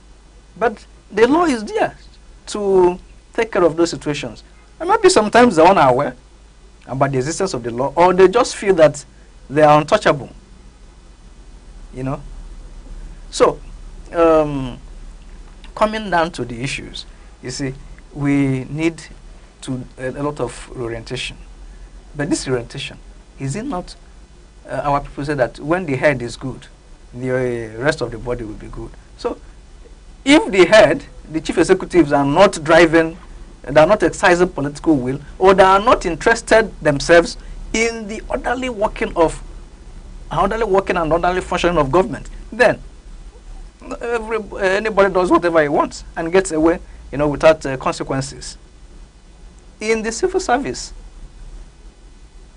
things are happening, but nobody is asking, nobody asks questions. So you see, there's systemic failure in our system, and this systemic failure we need to, do I say, and maybe again, try to fashion a law that will address these obvious inefficiencies in the system. You see, there's a systemic failure in the system. Sure. And of course, some schools of thought says corruption has become endemic in Nigeria. Some other schools of thought says corruption has gone beyond being endemic, it has become systemic. And you are now saying that these things are there, the laws are there, but some people do not conform to the provisions of the law in the course of their activities in governance, in the course of their involvement, in the course of the discharge of their responsibilities, which means that they are doing so because nobody will query them. But we have the anti-graft agencies.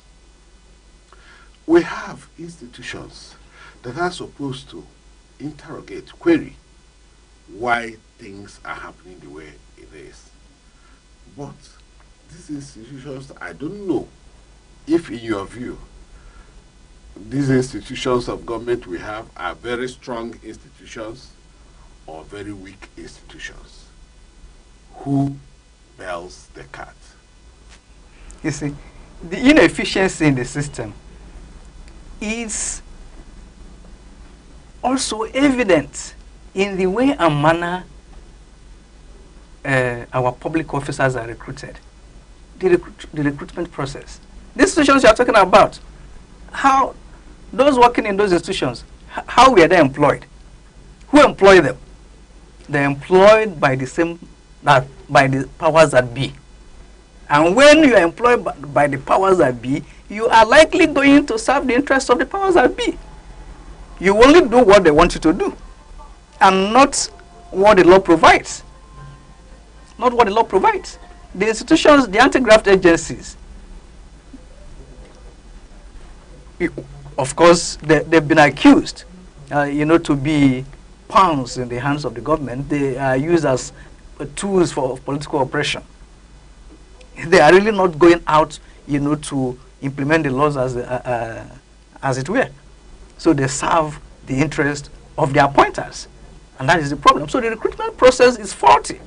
And until we get the right people working, people employed on the merit, not by benefactors, people bringing in their cronies and family people, you know. So that is the challenge. Yesterday also, the ICPC, for example, posted on their Facebook page, you know, the major corruption in the country. People talked about police bail is free syndrome, which we know is not free, police bribes, you know, extortion on the highway and all of that. So my thinking was that you're asking people what are the major corruption in the country. Are they not aware? But maybe they're not aware, because if you go there, you may be surprised that people who are employing there are the children of the rich that have no direct experience of what is going on the street. They may have never been to the police station for any reason. So how would they know? So these compound, you know, the problem of the country. So, Barrister Nwobodo, in a nutshell, what do we do to ensure that we stem in the bud a situation where we have winner-take-all syndrome in Nigeria? My conclusion, let me just make a recap of what I said in the beginning. Politicians, if you win, run the government. If you lose, go back to the drawing board. Don't begin to eye positions, because in eyeing positions, you compromise your integrity, and then the society suffers for it. We know that is what we are going to take from Barrister Nwobodo. If you win, run your administration. If you lose, go back to the drawing board. And that is the take of my guest, Barrister Jesse Nwobodo, on our program Arena here on ETV, on Aneke TV, Enugu State, southeast of Nigeria. This is where we're going to draw the curtain on today's edition of the program. We're thanking you for being with us. Thank you and God bless you. I'm from Jesse Nwobodo. It's my pleasure. Thank you so much for having me. Thank you.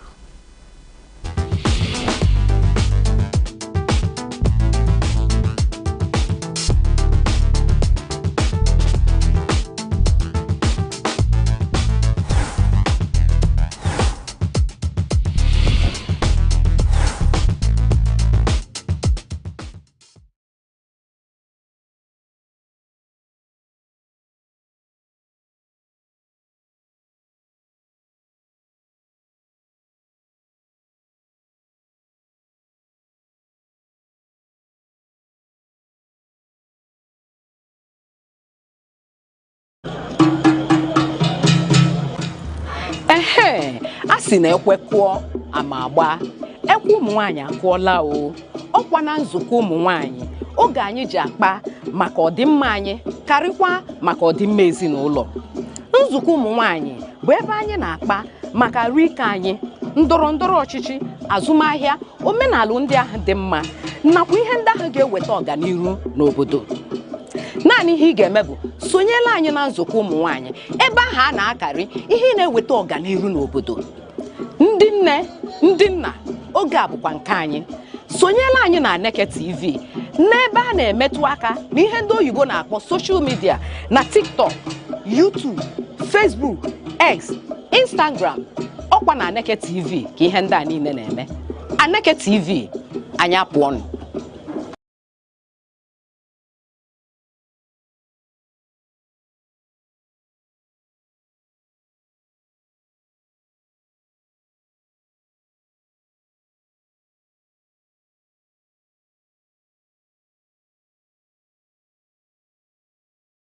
Enugu is one of the 36 states of the Nigerian Federation.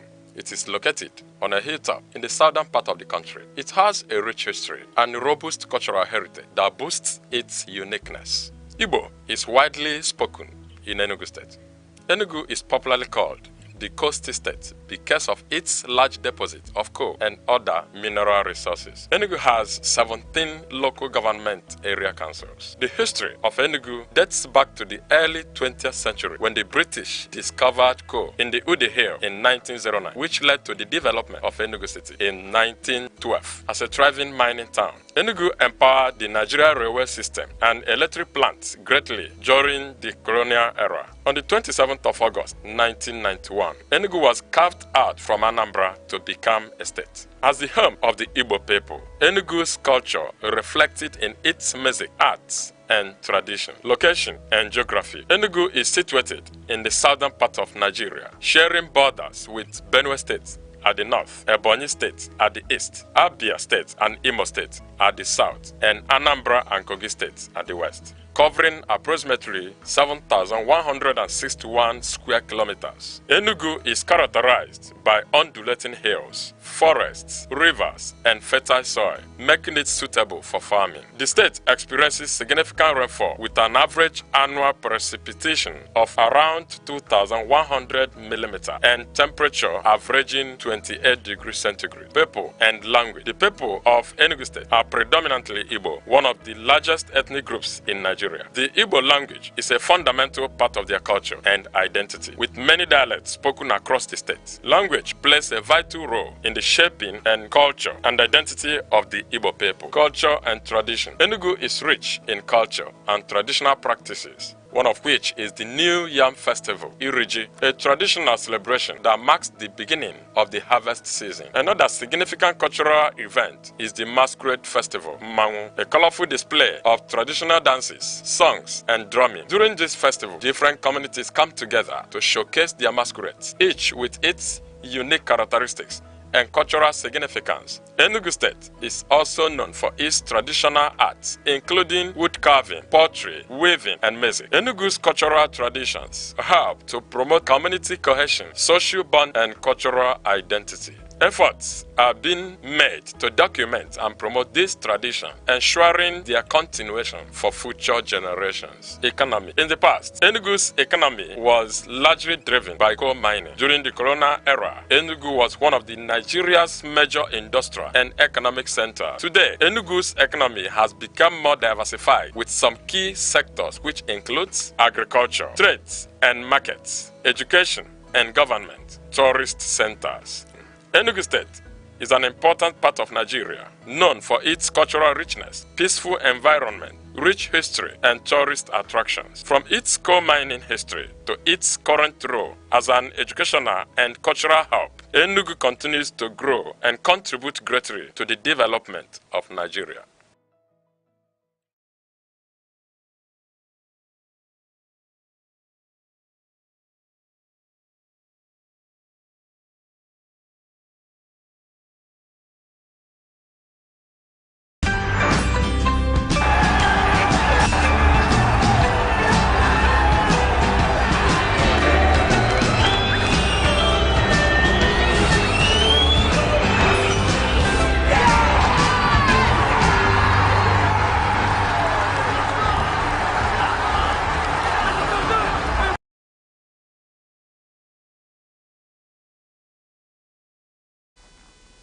Hello, good afternoon. Welcome to Sports Wrap this afternoon. It's your one and only Sports Oracle bringing you the best of sports at Aneke TV. I'm sure you are having a good day already, but if you're not having a good day, hang on. I'm not sure this news will make you have a good day, but you know, it's sports, so it comes with a lot of emotions, and you have to put yourself where you can, anything you can see around you, just grab and be drinking, except you know what I'm talking about. All right, moving on from the world of sports and everything that's happened in the world of sports so far. News just reaching me live and direct now is that Ahmed Musa is retiring from football. And he made it clear on his X handle that he has wore the badge with pride for 15 years. From a 17-year-old boy answering every call to Nigeria to becoming the most capped Super Eagles with 101 appearances, AFCON champion, Nigeria's highest World Cup scorer, captain, servant, believer. He said he gave everything And thank you, Nigeria. My heart will always beat green. My heart will always beat green. He said he's stepping away from international football.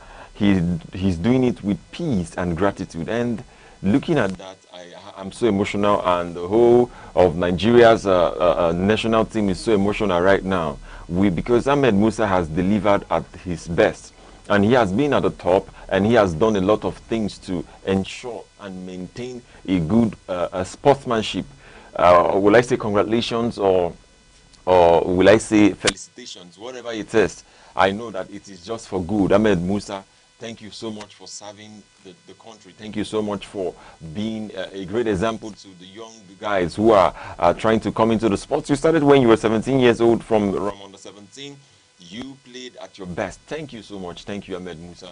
All of us at Sports Rap here in Aneke TV are saying thank you. Thank you for serving. We love you. We love you. And more of what comes with retirement would come to you, peace and other things that comes with green, refreshing, and also being needful in other phases. I'm sure that as you have retired, as you have hang the boot for international football, that you are going into international coaching, because you really need to show the young guys how this is done. Thank you very much, Ahmed Musa.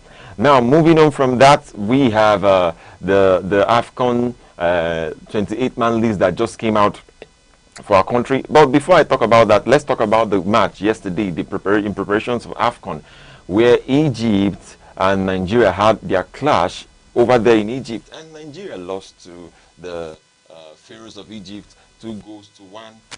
This match was a roller coaster of emotions, but not as it has always been in other matches, because looking at what happened in the match, Egypt had to score first before Nigeria had to equalize in the late minutes of the first half.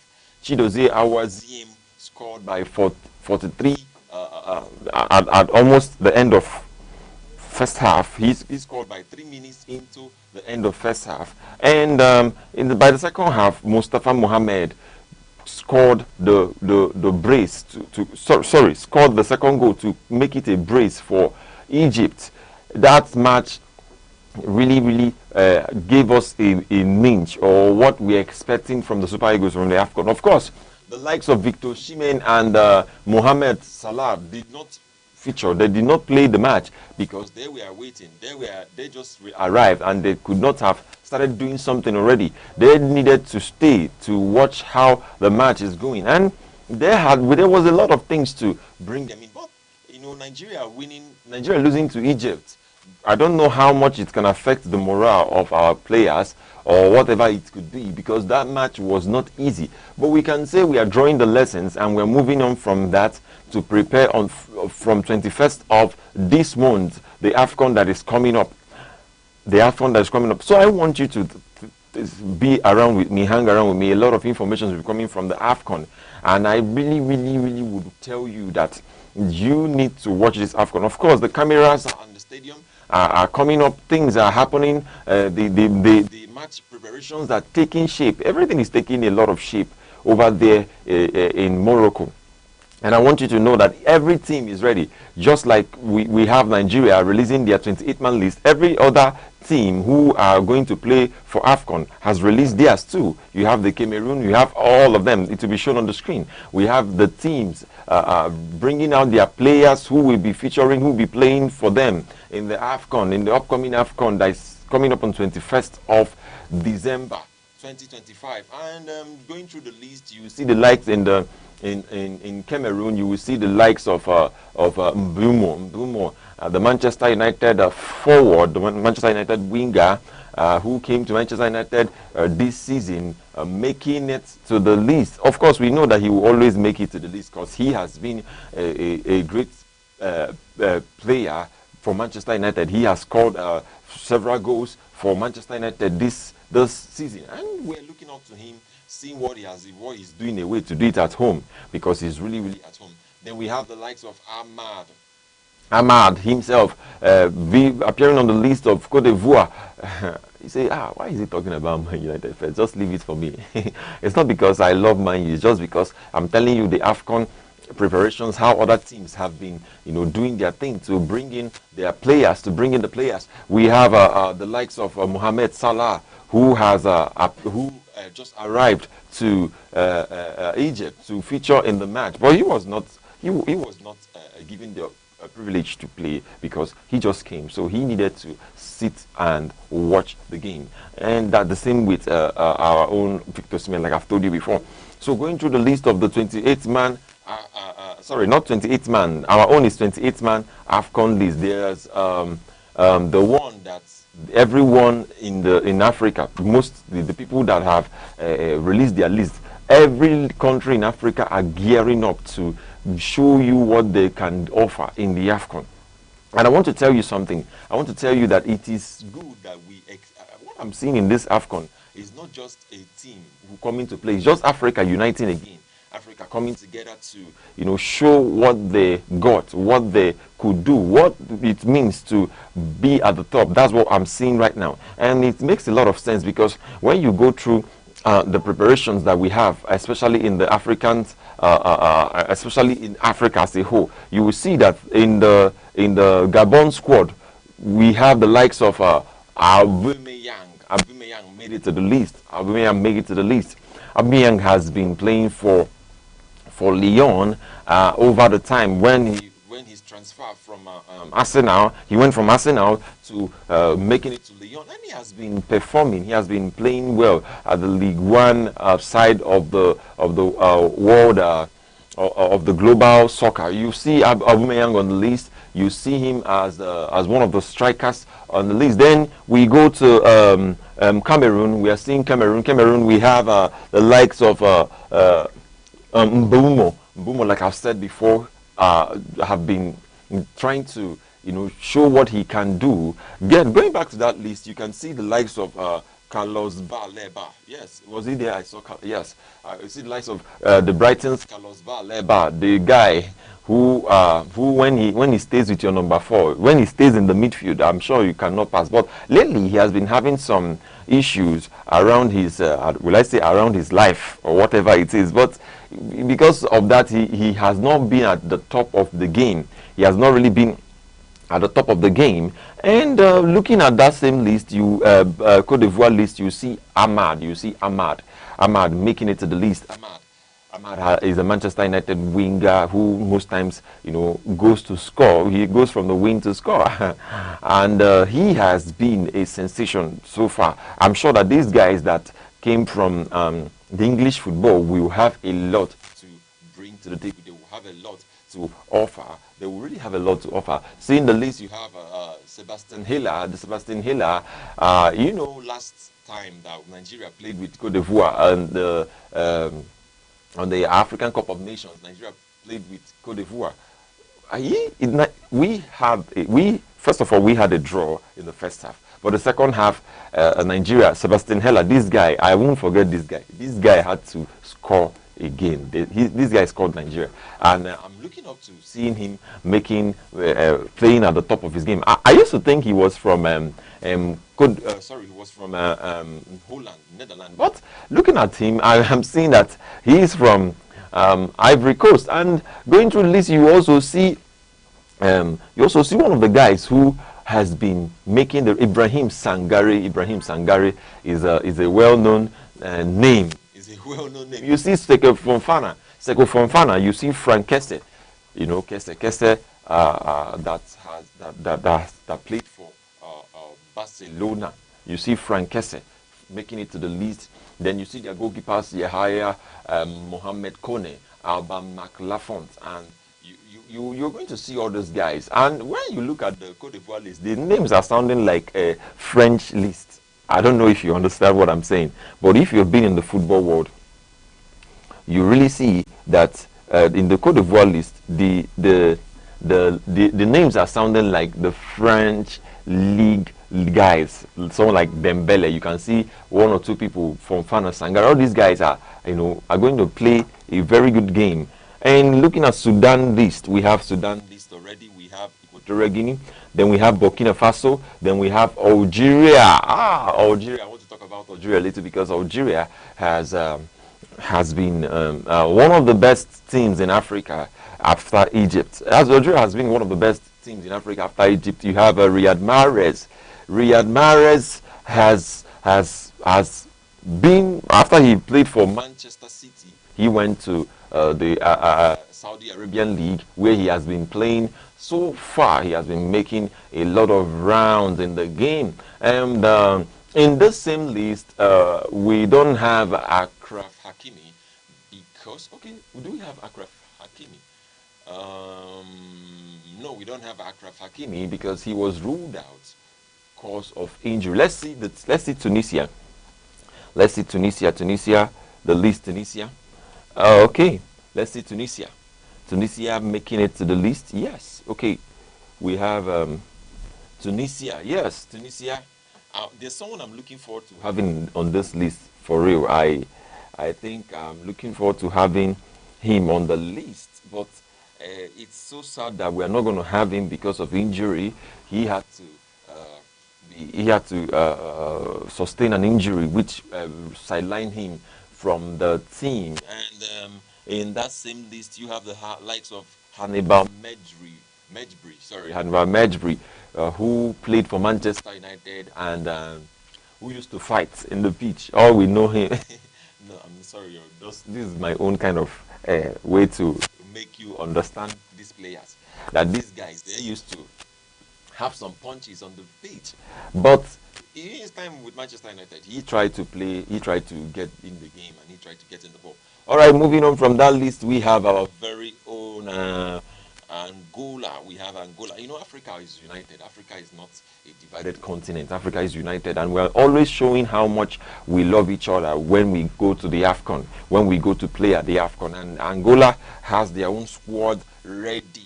Say Angola, make it. Well, anything you feel like. So Angola, they have their list ready. And Angola has featured a lot of defenders and forwards. I'm sure these guys really want to score this time. Angola, these guys want to score. And looking at that list, you will see some names, some household names who have been making it in the English Premier League, in the English football too. You have Benson Emmanuel, you have Pedro Bondo, you have in the defense, you have Hugo Marquez, and then you have a lot of these guys who have been pulling it off in their own league.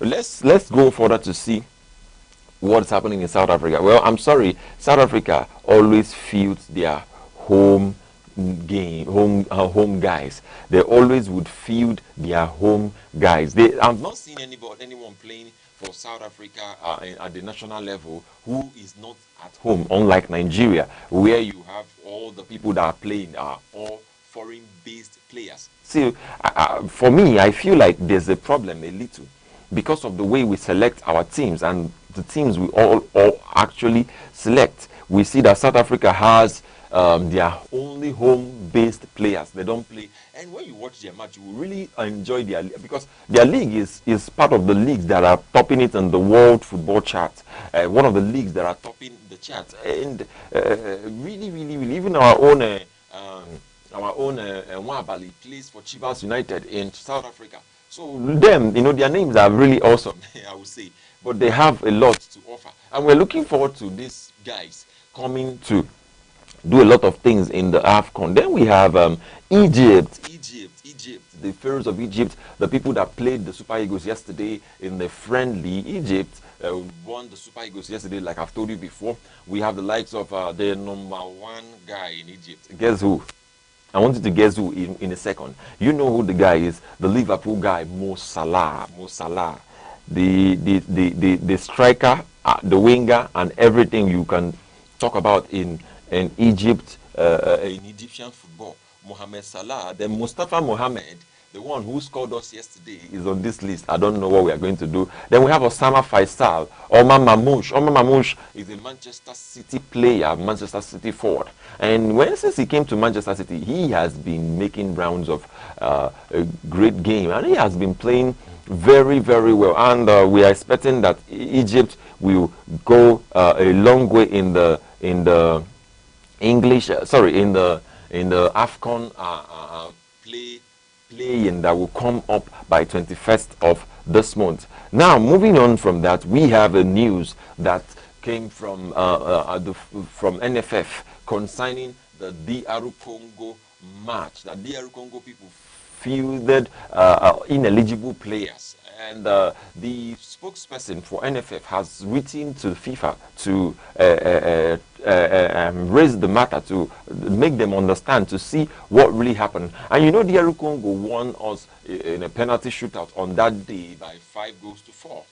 That really was painful, because we have all been expecting that Nigeria would, one way or two, find their way to the World Cup, but it was not successful due to the match. And we are having in the news that Nigeria's World Cup dreams are rekindled. I don't know what that is, but we're going to see at the end of the day what FIFA would reply, because FIFA has been so on the neck of people who have not really played the game. Now, let me go back a little to something I missed, and I want to talk about it. In that AFCON qualification, AFCON match that is coming up. You know, when you are talking sports, a lot of things are coming to your mind at the same time. So when you talk about qualification, because Nigeria played qualification, you're talking about this one. Okay, so looking at the team, Morocco, that's where we have that guy I've been looking for. I'm sorry, I've been looking for him, and I just want to talk about him. We have Achraf Hakimi. You know who Achraf Hakimi is? Achraf Hakimi has been playing for PSG. Is one of the top defenders, top number 2 right back you have in the world. And lately, he sustained an injury, like I've told you before, and I was feeling he will not make it to the World Cup. But seeing him on the list gives me that wonderful feeling that he is going to make it to the list. Then we have someone else from Manchester United, Nozam Mazrui, and we have Sofian Amrabat, the former Manchester United midfielder. We have these guys getting ready, gearing up for AFCON, and we have their forward Ibrahim Diaz. This guy is very good, very good, and I really love what I'm seeing and the preparations we have for the AFCON. Now, moving on a little from AFCON, we have a report that Kylian Mbappe has won the lawsuit against PSG. Kylian Mbappe has won the lawsuit against PSG, with judge ruling in the player's favor. As a result, the Court of Paris have sided with the footballer and other PSG to pay around 61 million euros. Oh my days! 61 million euros. Oh, well, this was the drama that came before Mbappe left PSG. He was promised heaven and earth from the reports. He was promised everything, that if he could play one more season, if he could continue to play. And going from Monaco to PSG really was a lot, for real, was a lot. And as he came to PSG, I'm sure that PSG, he has not played more than 3 clubs all his life. He just went from Monaco to PSG, and delivering at the best. He delivered PSG. I'm sure that he was then, when he was playing PSG, he was actually the PSG young god. You know how people say, this is a young guy, this is a young god. But yet the report says that he has won his lawsuit against PSG. Why do you think he sued PSG? Why do you think he had to send the PSG to the court, or he had to drag them to the court?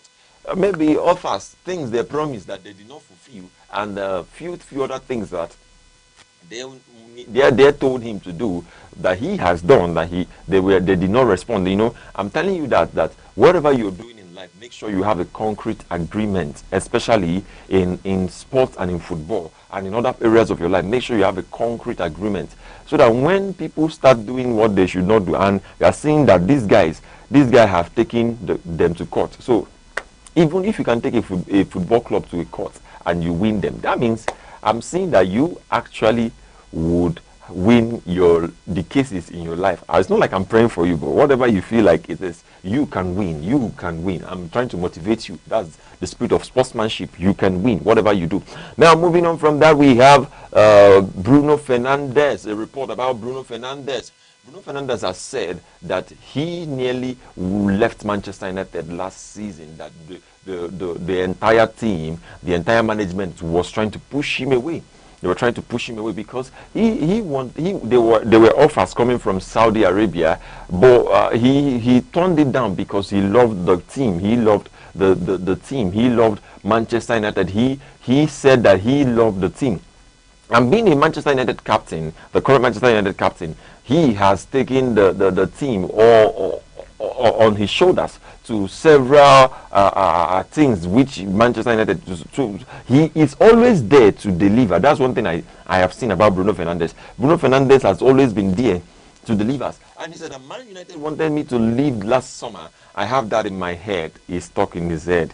He said, I told the director this, but I think they did not have the courage to make that decision because he decided to stay, and because of family reasons, and he genuinely liked the club. And the conversations with the manager also made him to stay. That's Ruben Amorim. But from the club side, he felt a bit like, we're going to go, we can replace you. I'm sure by now Manchester United would have not found a better replacement, who I'm sure you know that I know that we will not have found a better replacement who would replace Bruno Fernandes. Well, looking at that, we will see. It's really touching, and I feel for him. But at the end of the day, it is going to be what he believes in, what he wants to do, and how he really wants to do it. And that is what we are going to be seeing, that in the coming days, he would really do something wonderful to bring the team to an enviable height, to lead them to having more trophies and other things. You know, we are talking about sports, and this is the sports wrap for the day. And I want you to know that wherever you are, like a sportsman you are, you can win. You can win. You can run that race and win. You can do every other thing and win. Join us again tomorrow as we dissect and dive into the world of sports, into the world of global sports. I am your one and only host of Sports Oracle, bringing you the best of sports updates. And now it's the time to sign up. See you a little while I come back to do entertainment.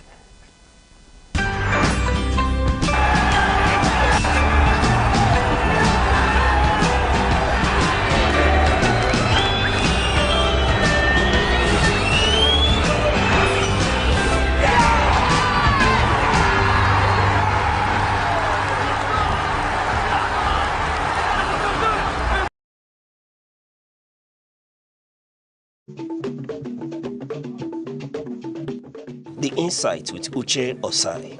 Having the political will to confront whatever is the challenges. Igbo man wrestles with the tortoise that had a lot of ingenuity, a lot of ideas, and the tireless. It will take the bold mind of government in power to say, let there be electoral reform, no matter whose ox is God. I was there. We did everything. All of us came and supported him with our last blood. In-depth analysis, expert views, real voices.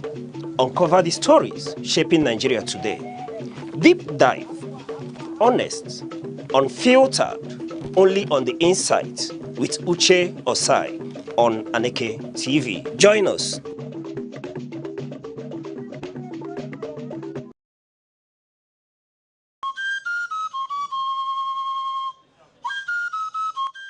From the tiniest cells to the farthest galaxies, life holds secrets we are only beginning to uncover. Why are we here? What connects us all? What unseen forces shape our destiny? Join Professor Jude Udenta as he explores the wonders, the questions, and the revelations that define existence. Mysteries of life, where every answer sparks a new discovery. Watch now on Aneke TV every Monday.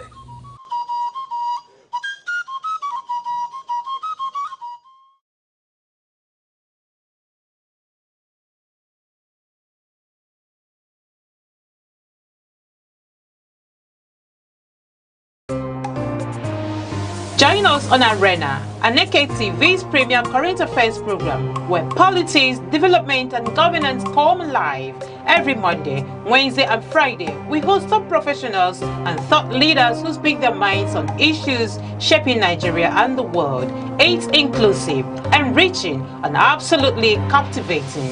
The roadmap is let's have our environment secured so that investors can come. If you don't know what economic security is, kidnapping will tell you what it is. You kidnapping, ransom. Customers are going to get these meters, and like we said, it's at no cost. There are things that the LO can handle. But when you leave it, you want to use the kinetic approach alone. You cannot. For discussions that promise insight and deliver truth, stay tuned, stay informed, and keep watching Arena, only on Aneke TV.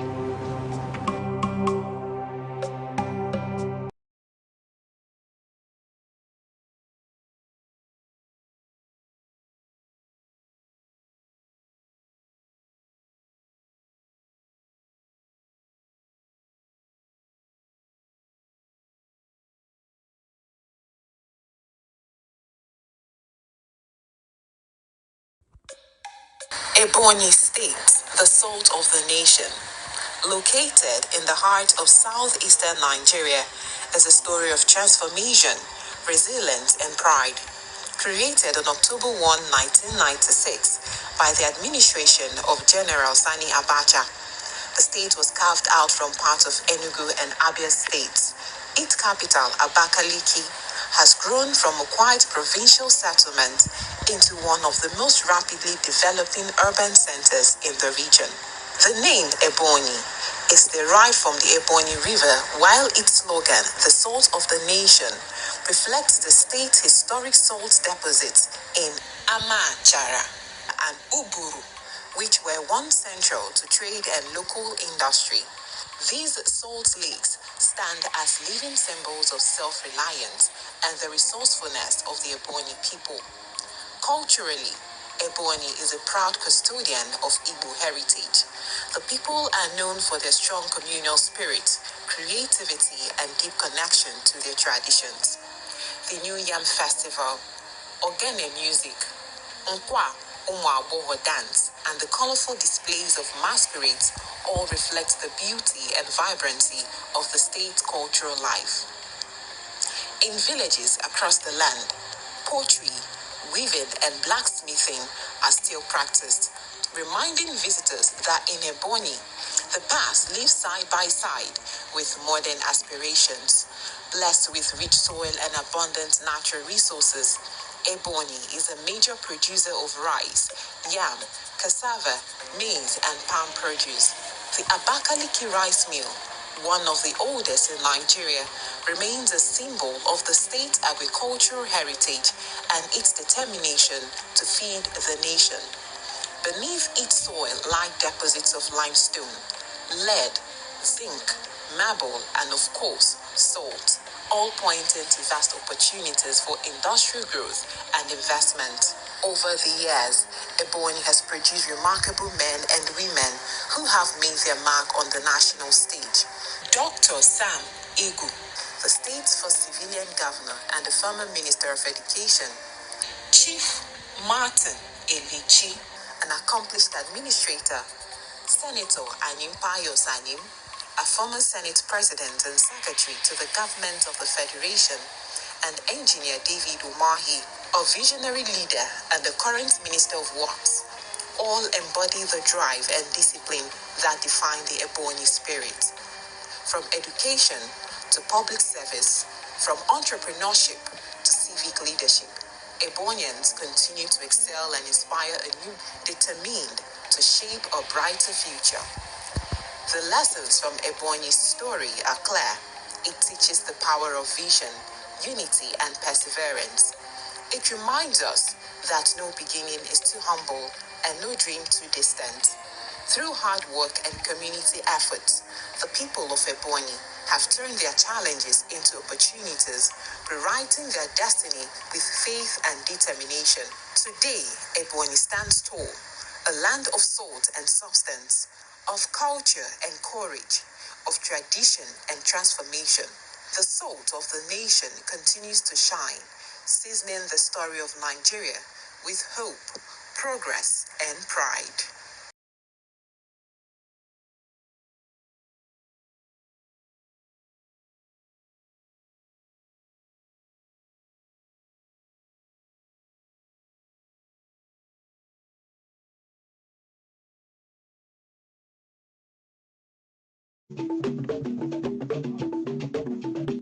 The Insight with Uche Osai.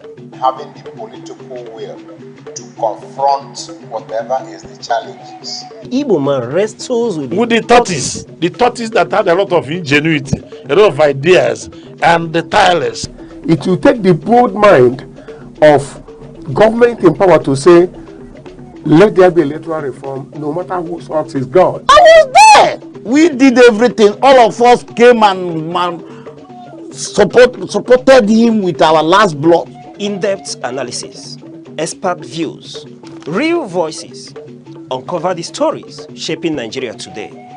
Deep dive, honest, unfiltered, only on The Insight with Uche Osai on Aneke TV. Join us.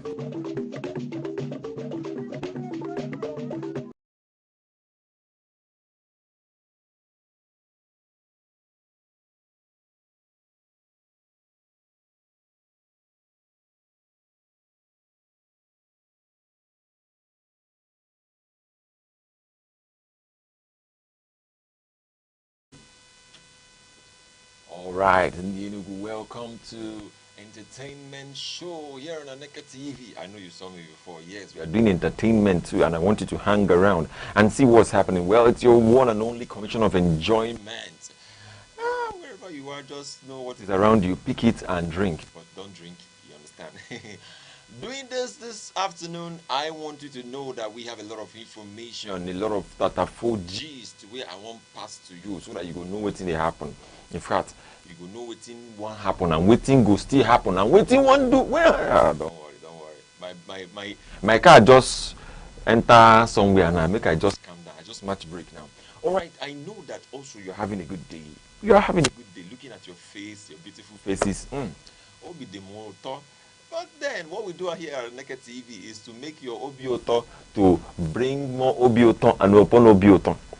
You understand? Emakwa, join us because we are live at Aneke TV. From this number one gist that I have to bring to you, we have the man Rema. Rema is going to Morocco to do what? Guess what Rema is doing? Do you think he's going to play football? No.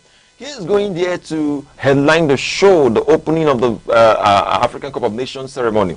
I don't know how much Rema was paid, but somehow people want to become Rema, but Rema fits that Rema. He fits, his name is Rema, and then he fits the agenda, because I want to handle it together. Oh my God, under this weather. If you know the movie, you know where I'm coming from. Moving on, you see that Rema is going to AFCON, and he's not going there as a footballer, Onaga as another baller, because he is a baller. You know what I'm saying? Rema is going to be on that show, on that opening event on 21st. I can't wait to watch that opening event because I really love how these guys are moving this December. And talking about Rema, Rema went from Marvin's to Universal Studios, just a few months ago, where he became a part of that group of music merchants, and he's been doing very well. His latest Who's That Girl with Ira Star has been making it rounds and rounds. He released Fun, then he released Who's That Girl, K-Bono. I don't know what they sang there, but it was what do you think about the song? It was a cool song, and just few hours ago I saw Ira Star performing the song at Grammy Studio. Not that she won a Grammy, but she was performing the song with the backups, and the song was kind of, where's the gear, bring the gear, whatever they want to do with the gear.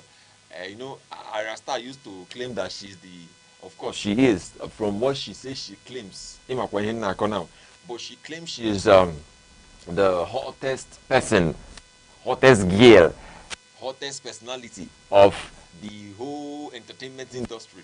It's up to her. You're going to compare her with Tyler. What is Ira Star where Tyler is? What is Tyler where Ira Star is? Ira Star is styling. Then tiling is but let's move on. Moving on, in that news, we have a Young Tog, a news coming from Young Tog. Young Tog proposed to his girlfriend, the one, Young Tog just came out from prison.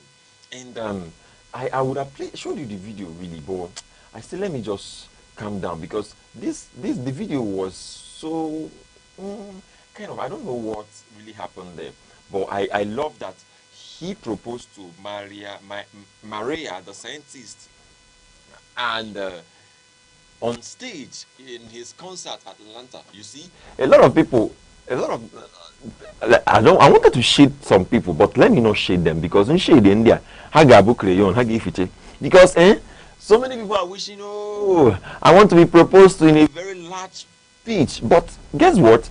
This Young Talk said something that the girl did, that the girl has been consistent. Maria the scientist has been consistent with her, both of them have been consistent in their communication. And when he was in the prison, what happened? She was there to hear him, follow him up, and really care for him. And that was why when he came out, he had to say, yes, that's the person. He went to prison on account of some issues that surround his music and life. But he came out to have a concert where you have the likes of Meek Mill, Future, and the rest of the America's top rappers, where they came to perform that same night. In that big stadium, that big event, he proposed to Maria the scientist. I'm sure you are looking, if you are a girl out there, you're looking for who will propose to you in the front of the whole world. Come to Aneke TV, we will propose to you.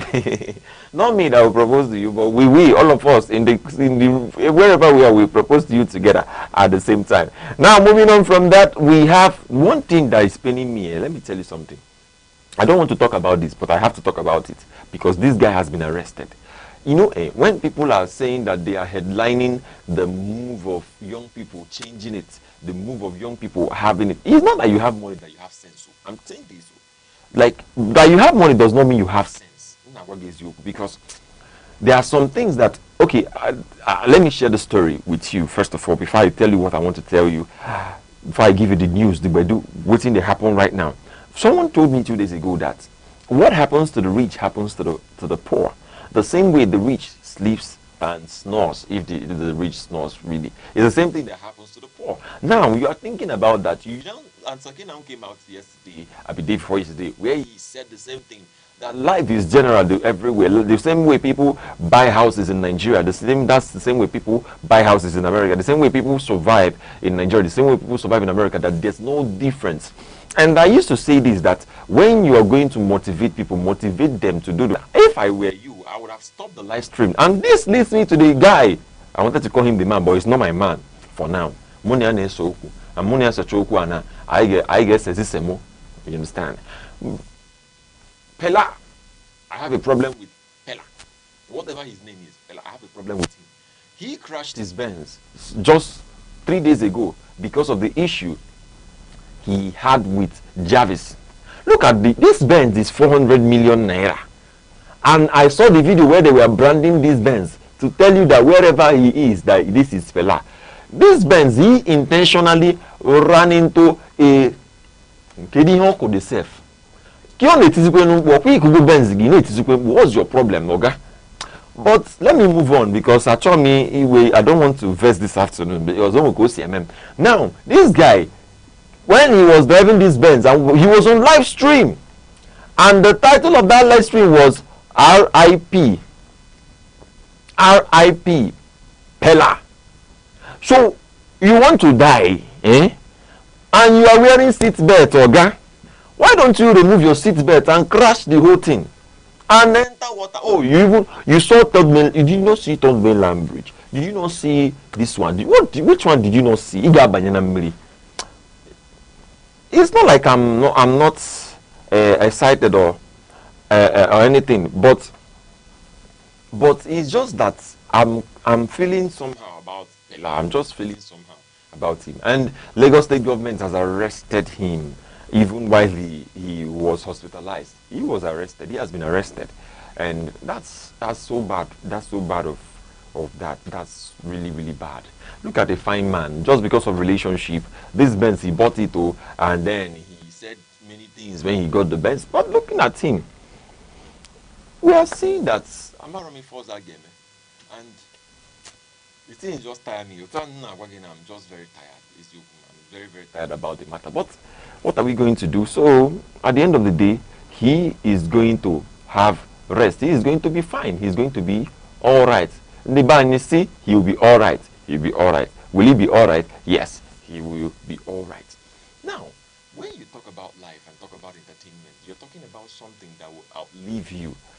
Looking around the festive season that has come, a lot of people are doing shows. Burna Boy, let me tell you something about Burna Boy that many people doesn't know.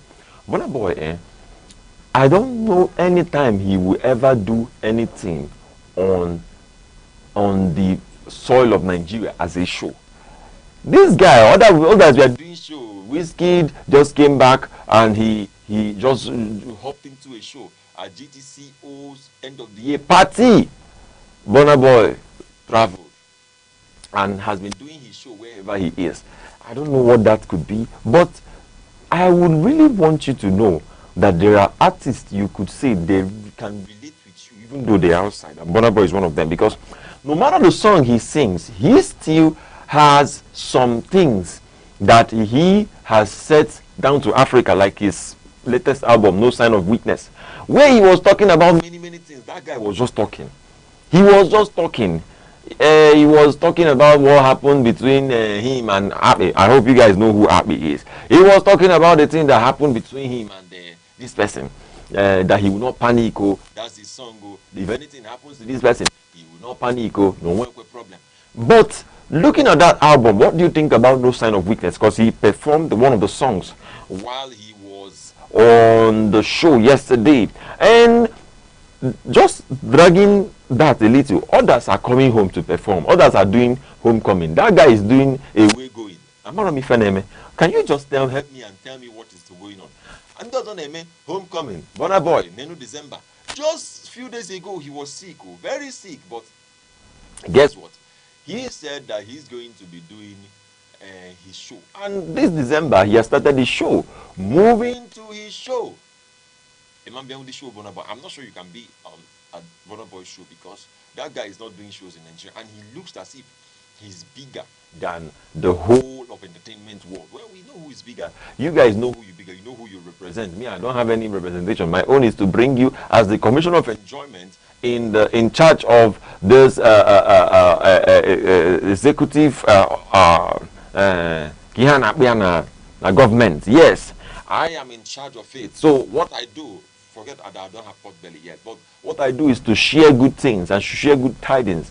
And one of the good tidings I'm bringing your way now is that drum rolls, Fino Fest is back. Fino Fest is back. Fino Fest is back. Ezege 1. Whew. What an Ezege roadblock music concert is coming back, and it's one of the ways Enugu will have a good December. I'm going to tell you, it's one of the ways Enugu is going to have. If you see the flyer, this guy designing flyer, the guy just carry goat, carry sheep, carry everything, put for Ezege, carry light. He won't burn the Ezege before the Ezege burn. Leave this guy to come back first. Let's see what's happening. So he is having a show on the 20th of 20th is even on Saturday. Like, it's not even far. It's this Saturday he's having the show, and I want you to think, what do you think about Roadblock? What do you think about Roadblock? Roadblock started many years ago, and headlining the sponsorship is the Ministry of Culture and Tourism in Enugu State are the people that are bringing this Bedu back, and it's live at Michael Okpara Square, Enugu. I don't know what you think about that day, but you know where you will be. And it's not me telling you to be there. You know where you'll be. So be careful, because this show is going to, like every other show, Jerick and Odumodu Black had a show the other day, and other things that happened. I don't want to talk about what happened because we are here at Aneke TV. We are positive people. I am the positive. I am the optimistic for the best of things. But that show was awesome. Just that there were little issues here. One thing from that Jerick and Odumodu Black show that I recognized that made so much sense was that there was no tearing of any gear apart. There was no misbehavior or abuse from guys to girls. So I felt that the show would have been a mixture of crowd. But from the news, from what came to me, Odumodu Black and Jerick had to put bouncers where the girls are.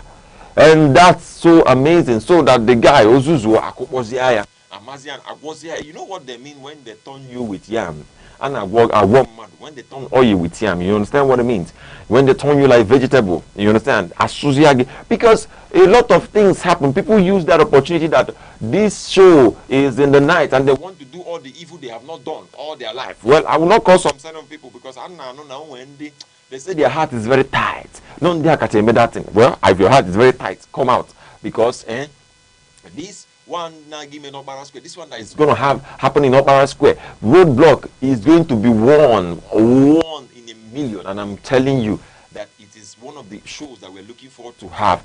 By Monday, I'm going to bring you the review and show you some of the pictures, some of the clips of what happened over the weekend, and I'm going to tell you for a fact that there's a lot of entertainment coming across to you live on Aneke TV, and this is the home of entertainment. This is where everything is happening once and together. There's no other thing I want to tell you than to hang on and stay safe, but stay jiggy because in here Christmas period and now that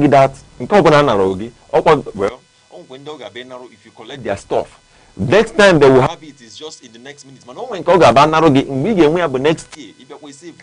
So be careful, make sure you walk safely, make sure you stay safe, make sure that you don't drink and drive, because then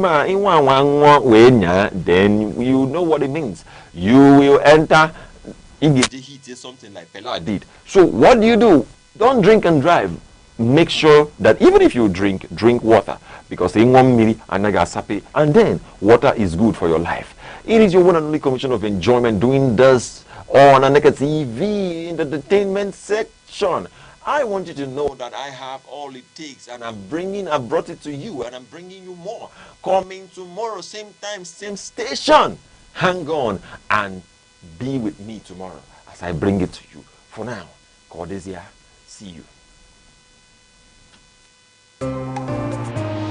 Join us on Arena, Aneke TV's premier current affairs program, where politics, development, and governance come live. Every Monday, Wednesday, and Friday, we host top professionals and thought leaders who speak their minds on issues shaping Nigeria and the world. It's inclusive, enriching, and absolutely captivating. The roadmap is, let's have our environment secured so that investors can come. If you don't know what economic security is, kidnapping will tell you what it is. You kidnapping, ransom. Customers are going to get these meters, and like we said, it's at no cost. There are things that the law can handle. But when you leave it, you want to use a kinetic approach alone. You cannot. For discussions that promise insight and deliver truth, stay tuned, stay informed, and keep watching Arena, only on Aneke TV.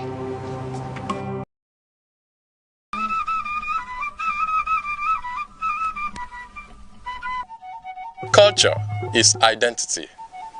Tradition is continuity. And heritage is memory. Together, they tell the story of a people. When we lose our culture, we lose ourselves. Celebrate your roots. Language, attire, food, and festivals, they are treasures worth preserving.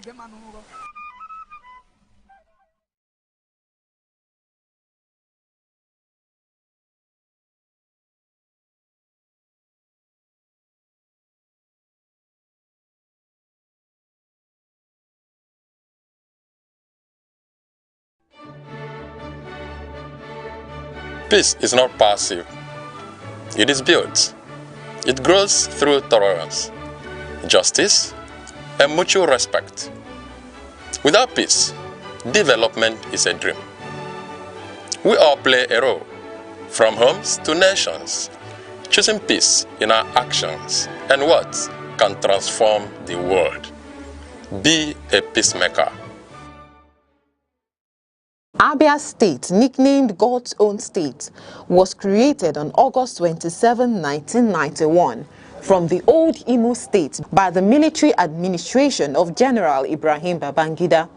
Its name, Abia, is an acronym for Aba, Bende, Isikwato, and Afiuku Umahia, the four major areas that initially comprised the state. The state lies in Nigeria's southeast and is inhabited predominantly by the Igbo ethnic group, who are known for their enterprise, hospitality, and vibrant cultural practices.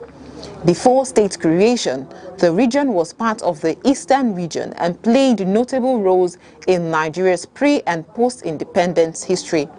One landmark event was Aba Women's Riot of 1929, a mass protest by women against colonial taxation, which began in the Aba area and influenced policy changes across Nigeria. Abia State is naturally endowed with fertile soil for agriculture and solid mineral resources such as limestone, kaolin, and laterite. Oil and gas are also found in some parts of the state, making it one of Nigeria's oil-producing areas. Economically, Aba is a powerhouse of trade and manufacturing, especially in textiles, leather works, and metal fabrication, earning it the nickname Japan of Africa. Abia State's cuisine reflects Igbo culinary traditions with popular dishes including achi and oha soup. It is a thickened soup made from oha leaves and achi seeds. Okazi soup. It is rich with okazi leaves and cocoyam paste. Abacha, African salad, made from cassava flakes, palm oil, and local spices.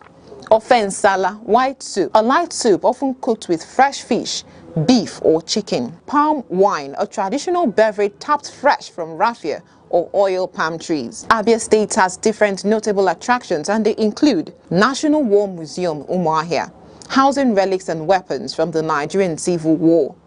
Akwete Weaving Village, famous for its centuries-old traditional cloth weaving. Azumiri Blue River.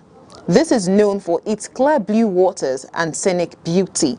Amakama Wooden Cave, a natural hollow in a giant tree with cultural significance. Long Juju of Arochukwu, an ancient shrine and historic slave trade route site. Abia State celebrates various cultural festivals such as New Yam Festival, Iriji, marking the start of the harvest season. Ekpe Festival, a masquerade and dance tradition in Arochukwu and other areas. Akwete Festival, celebrating the art and heritage of Akwete weaving. Aba Carnival. This carnival showcases dance, music, and colorful parades. Abia State is known for its entrepreneurship and Aba-made goods like shoes, bags, clothes, and mechanical fabrications. It is also known for agriculture.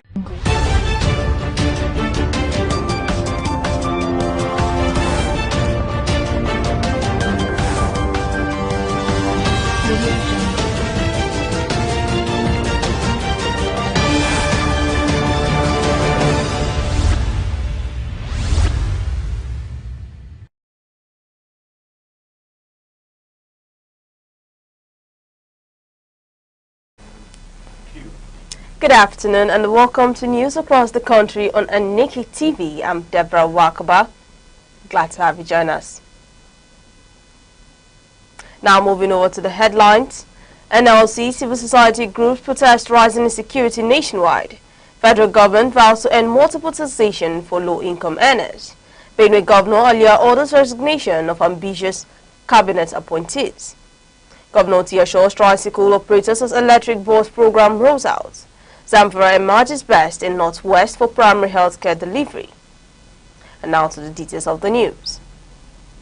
Members of the Nigerian Labour Congress NLC today assembled at the Labour House in Abuja to commence a nationwide protest over rising insecurity and worsening economic conditions in the country. The protest also held in Lagos, where demonstrators gathered in Ikeja, carrying placards and chanting slogans demanding urgent government action. The NLC president, Joe R.J. told journalists that a late-night meeting with President Bola Ahmed Tinubu failed to produce any agreement that could halt the protest. Civil society allies, including Omoyele Sowore and members of the Revolution Now movement, were also present at the Abuja rally. Labour leaders said the protest addresses persistent insecurity, unresolved agreements with the federal government and the rising cost of living. The Congress noted that insecurity has continued to claim the lives of workers, teachers, farmers and artisans while negatively affecting productivity, safety and livelihoods. President Bola Tinubu has assured Nigerians that the 2026 tax reforms are meant to provide relief rather than additional burdens. Speaking through FIRS Chairman Zaccheaus Adedeji at the 8th Annual Senator Abiola Ajimobi Roundtable in Ibadan, he confirmed that essential sectors including food, medicine, education, agriculture and shared transportation will be exempt from taxes. The reforms aimed to protect low-income earners while simplifying the business environment by eliminating multiple taxation. The president highlighted improvement in macroeconomic indicators, including GDP growth and stabilizing inflation, noting that many companies have returned to profitability. Tinubu urged unity among all progressive Congress members, describing successful economic reforms as a fitting tribute to the late Governor Ajimobi. The presidency says the changes will transform the tax system into a tool for social equity and economic growth. The chairman of the Independent National Electoral Commission, Aneke, Professor Joshua Mupitan, has outlined key priorities aimed at strengthening Nigeria's electoral system, including electoral reform, infrastructure development and voter education. Professor Mupitan stated this during his maiden interactive meeting with the Senate Committee on Electoral Matters in Abuja, marking his first formal engagement with the committee since assuming office. He described the Senate Committee as a vital pillar of Nigeria's democratic framework and expressed appreciation for the National Assembly's oversight role, noting that sustained institutional collaboration is essential to improving the credibility and stability of the electoral process. The Benue State government has ordered political appointees with 2027 election ambitions to resign immediately. The directive, issued by Deputy Governor Sam Mode, gives effective officials until Thursday, December 18, to submit resignation letters and declarations of intent.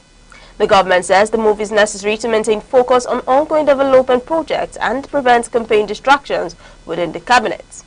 All documents must pass through the office of the Deputy Governor before final review by Governor Hyacinth earlier. Officials who fail to comply risk disciplinary action, signaling the administration's commitment to governance and institutional discipline as the state reaches the midpoint of its tenure. Former Minister of Transportation Rotimi Amechi has denied reports linking him to a vice presidential bid with Atiku Abubakar in 2027. Speaking in Abuja, Amechi described the office of vice president as structurally flawed and dependent on the president's discretion. He emphasized that his political ambition is focused solely on the presidency under the African Democratic Congress, rejecting any subordinate role. Mr. Amechi said the vice presidency lacks authority to drive significant change and he would rather return to a ministerial position than accept it. The former River State governor maintained a defiant stance, stating he is too presidential to serve as second in command, reinforcing his pursuit of Nigeria's top political office.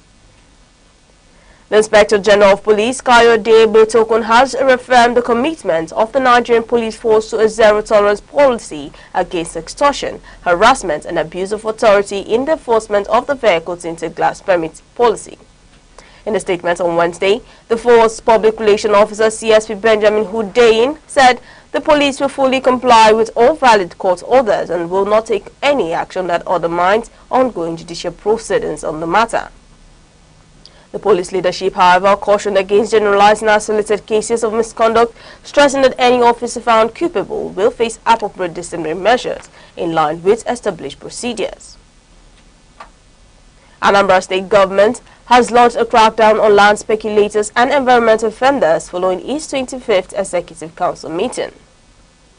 A high-powered committee will reclaim government lands illegally acquired by private developers in urban areas including Oka, Onitsha and Newi. The government has also approved 530.3 million naira for critical infrastructure projects, including hospital landscaping, ornamental garden water supply, a three-way traffic light system, and high-capacity solar inverters for interrupted administrative services. Efforts to combat gully erosion will require residents to manage some water within their properties. Governor Chukwuma Soludo says these measures will modernize urban centers while protecting public assets and curbing environmental degradation. Governor Peter Mbah of Enugu State has approved the appointment of 2 new commissioners and several board chairmen, executive secretaries, and senior officials across key government agencies. The approval was announced in a statement by the Secretary to the State Government, Professor Chidiebere Onya.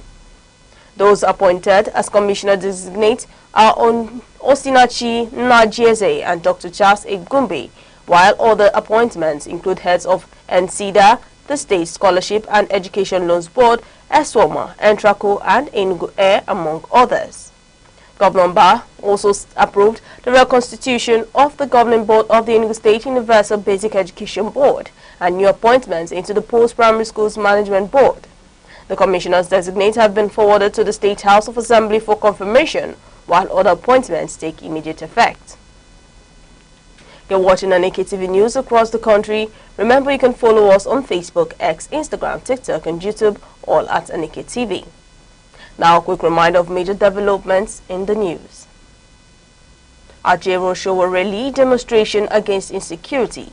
Federal government reminds multiple taxation for low-income earners to end. Benue Governor earlier ordered certain cabinet appointees to resign.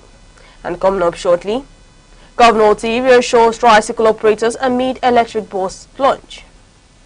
Zamfara recognized as Northwest leader in primary health care. We'll be right back.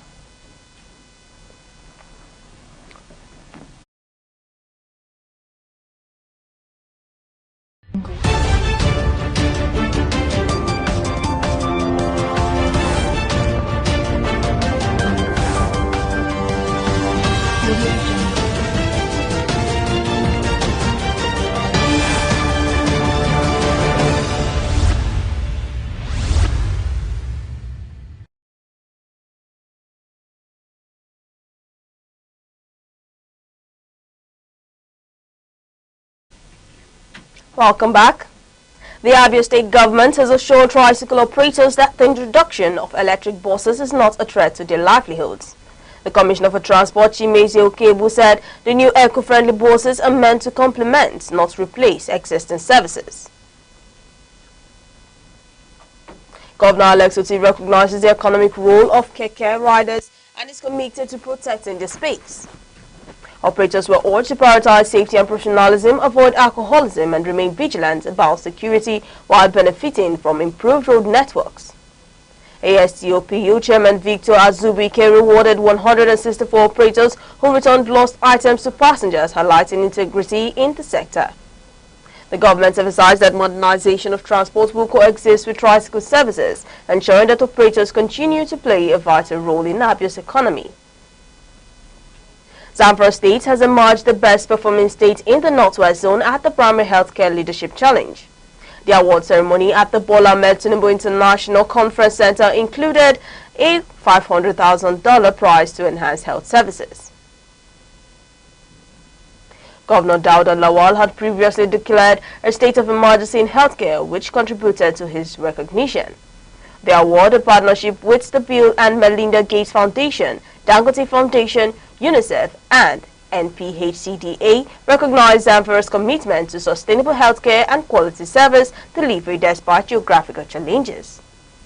Zamfara now joins other states sharing a $6.1 million fund aimed at strengthening grassroots medical infrastructure nationwide. MSI Nigerian Productive Choices is expanding access to family planning in Ebonyi State, improving services in over 288 public health facilities. Long-acting contraceptives are now available to women who previously lacked access due to economic or social barriers. Health facilities report up to 50 women monthly seeking services, reflecting increased community acceptance of maternal health care. Officials note a drop in teenage pregnancy and early marriage from 75% to 25%. The program, supported by Ebonyi State Ministry of Health and Development Partners, educates young girls and mothers on reproductive rights, reducing unplanned pregnancies and empowering women economically and physically. The Ebonyi State government has brokered peace between the Indikbarata, Ndubia and Unduzioke Ndiechi communities over a long-standing land dispute. Commissioner Professor Paul Awo Nwabasi presented formal resolution papers at the old government house in Abakaliki. Both communities agreed to cease hostilities and welcome the state's plan for legal boundary demarcation. Governor Francis Nwifuru's intervention follows escalating tensions and reports of conflicts. Leaders from both sides, including Eze John Weyi and Eze Jonas Nwoba, praised the timely action. The Surveyor General will announce a date for official boundary marking to prevent future clashes. Governor Dauda Lawal of Zamfara has presided over 58 State Executive Council meetings since 2023, the highest in the state's history. In the 2025 alone, 23 sessions were held to drive the 10-year development plan and approve multi-sectoral projects. Key achievements include near completion of Cargo International Airport, renovation of hospitals, over 500 schools upgraded, and expansion of township roads. The administration emphasizes disciplined governance and project execution as central to transforming Zamfara's infrastructure and economy. The Central Bank of Nigeria has revoked the license of ASU Savings and Loans PLC and Union Home Savings and Loans PLC for failing to meet capital requirements and violating financial regulations. The Nigerian Deposit Insurance Corporation has begun liquidation, which ensure depositors eligible for up to 2 million naira initially. Higher balances will depend on asset sales. Depositors are urged to submit claims online or at bank branches with valid ID, proof of account ownership and PVN before December 30, 2025. The federal government plans a 1.23 million naira power sector bond to address liquidity challenges in Nigeria's electricity markets. Finance Minister Wale Edun said it is part of a 4 trillion naira debt reduction program targeting Genco debts totaling 6 trillion naira. The bond carries a sovereign guarantee and has central bank liquidity status, allowing pension funds and asset managers to invest. Officials are negotiating with power companies to waive nearly half of existing debts. The initiative aims to stabilize the national grid, restore investor confidence, and support a sustainable, competitive power sector. Engineer Farouk Ahmed, CEO of NMDPRA, addressed allegations from Aliko Dangote claiming misuse of $5 million for his children's tuition in Switzerland. Ahmed dismissed the claims as wild and spurious. He denied several viral social media posts attributed to him, insisting they were fake. Ahmed emphasized avoiding public disputes while allowing formal investigations to proceed. The regulator expressed confidence that due process by the ICPC will clarify facts and maintain the integrity of his office. The Eyimba 2025 Abia State Boxing Championship ended at Aba Sports Club with Zoe Chibike Okoronkwo defending his featherweight title by technical knockout. Chinaza Ikechukwu Okoronkwo retained his lightweight belt and Israel Obino Modo won his match. Sports Commissioner Wobilo and Nanaba said the tournament is key to discovering and nurturing athletic talent. The event included the donation of a professional boxing ring by Ikechi Okoronkwo, supported by the Nigerian Boxing Board of Control to develop future boxing talents. Nigeria's cricket team, the Yellow Greens, defeated Rwanda by 40 runs to retain the West African Trophy at the NCF Oval in Abuja. The team remains unbeaten in the tournament's history. The 2025 edition saw Zambia return to international competition after an 8-year absence. NCF President Uyi Akpata announced plans to expand the tournament from 4 to 8 teams within 3 years, using Nigeria's Moshood Abiola National Stadium to boost regional cricket development. FIFA has introduced a $60 supporter entry tier for the 2026 World Cup in the US, Canada, and Mexico following fan backlash over ticket prices. The tickets will cover all 104 matches and are reserved for fans of qualified teams, making up 10% of each national federation's allocation. The initiative aims to support traveling fans and improve accessibility for international spectators. Ekiti State Governor Biodun Oyebanji praised Nollywood stars Lateef Adedimeji and Adembibe Oyebade for producing a film on the historic Ekiti Parap War. The governor highlighted the importance of documenting history for cultural preservation and public education. Although privately funded, the state supports the project through goodwill and partnerships, emphasizing tourism and heritage promotion. Nollywood actress Aduni Ade reacted after a cinematographer mistakenly offered to film her 50th birthday for free, claiming she's older than she is. She clarified she is not yet 48 and encouraged Nigerians to stop exaggerating her age. The incident reignited discussions on age scrutiny in Nollywood, with many actors defending their actual birth years online. And now to end news across the country, here are the main points again. Leaders of the Nigerian Labour Congress with civil society groups, including activist Omoyele Sowore, have staged a protest against the rising insecurity across the country. The federal government has pledged to put an end to multiple taxation, particularly to ease the burden on low-income earners and small business nationwide. Benue State Governor Reverend Father Hyacinth Alia has directed cabinet appointees not in political ambitions to resign from their position in line with the law. Abia State Governor Dr. Alex Oti has assured tricycle operators that the introduction of electric buses will complement, not displace, existing transport services in the state. Zamfara State has been adjudged the best performing state in the Northwest Zone in primary healthcare delivery. Increased public enlightenment on the Ebonyi State Healthcare Initiative has led to a rise in the uptake of family planning services. And that ends the news. Across noon, for breaking news and eyewitness reports, call 070-3043-7110 or follow us on Facebook, X, Instagram, TikTok and YouTube, all at Aneke TV. On behalf of the producer Chidima Sogwa and the entire news team, I'm Deborah Wakuba. Thank you for watching. Enjoy the rest of your day.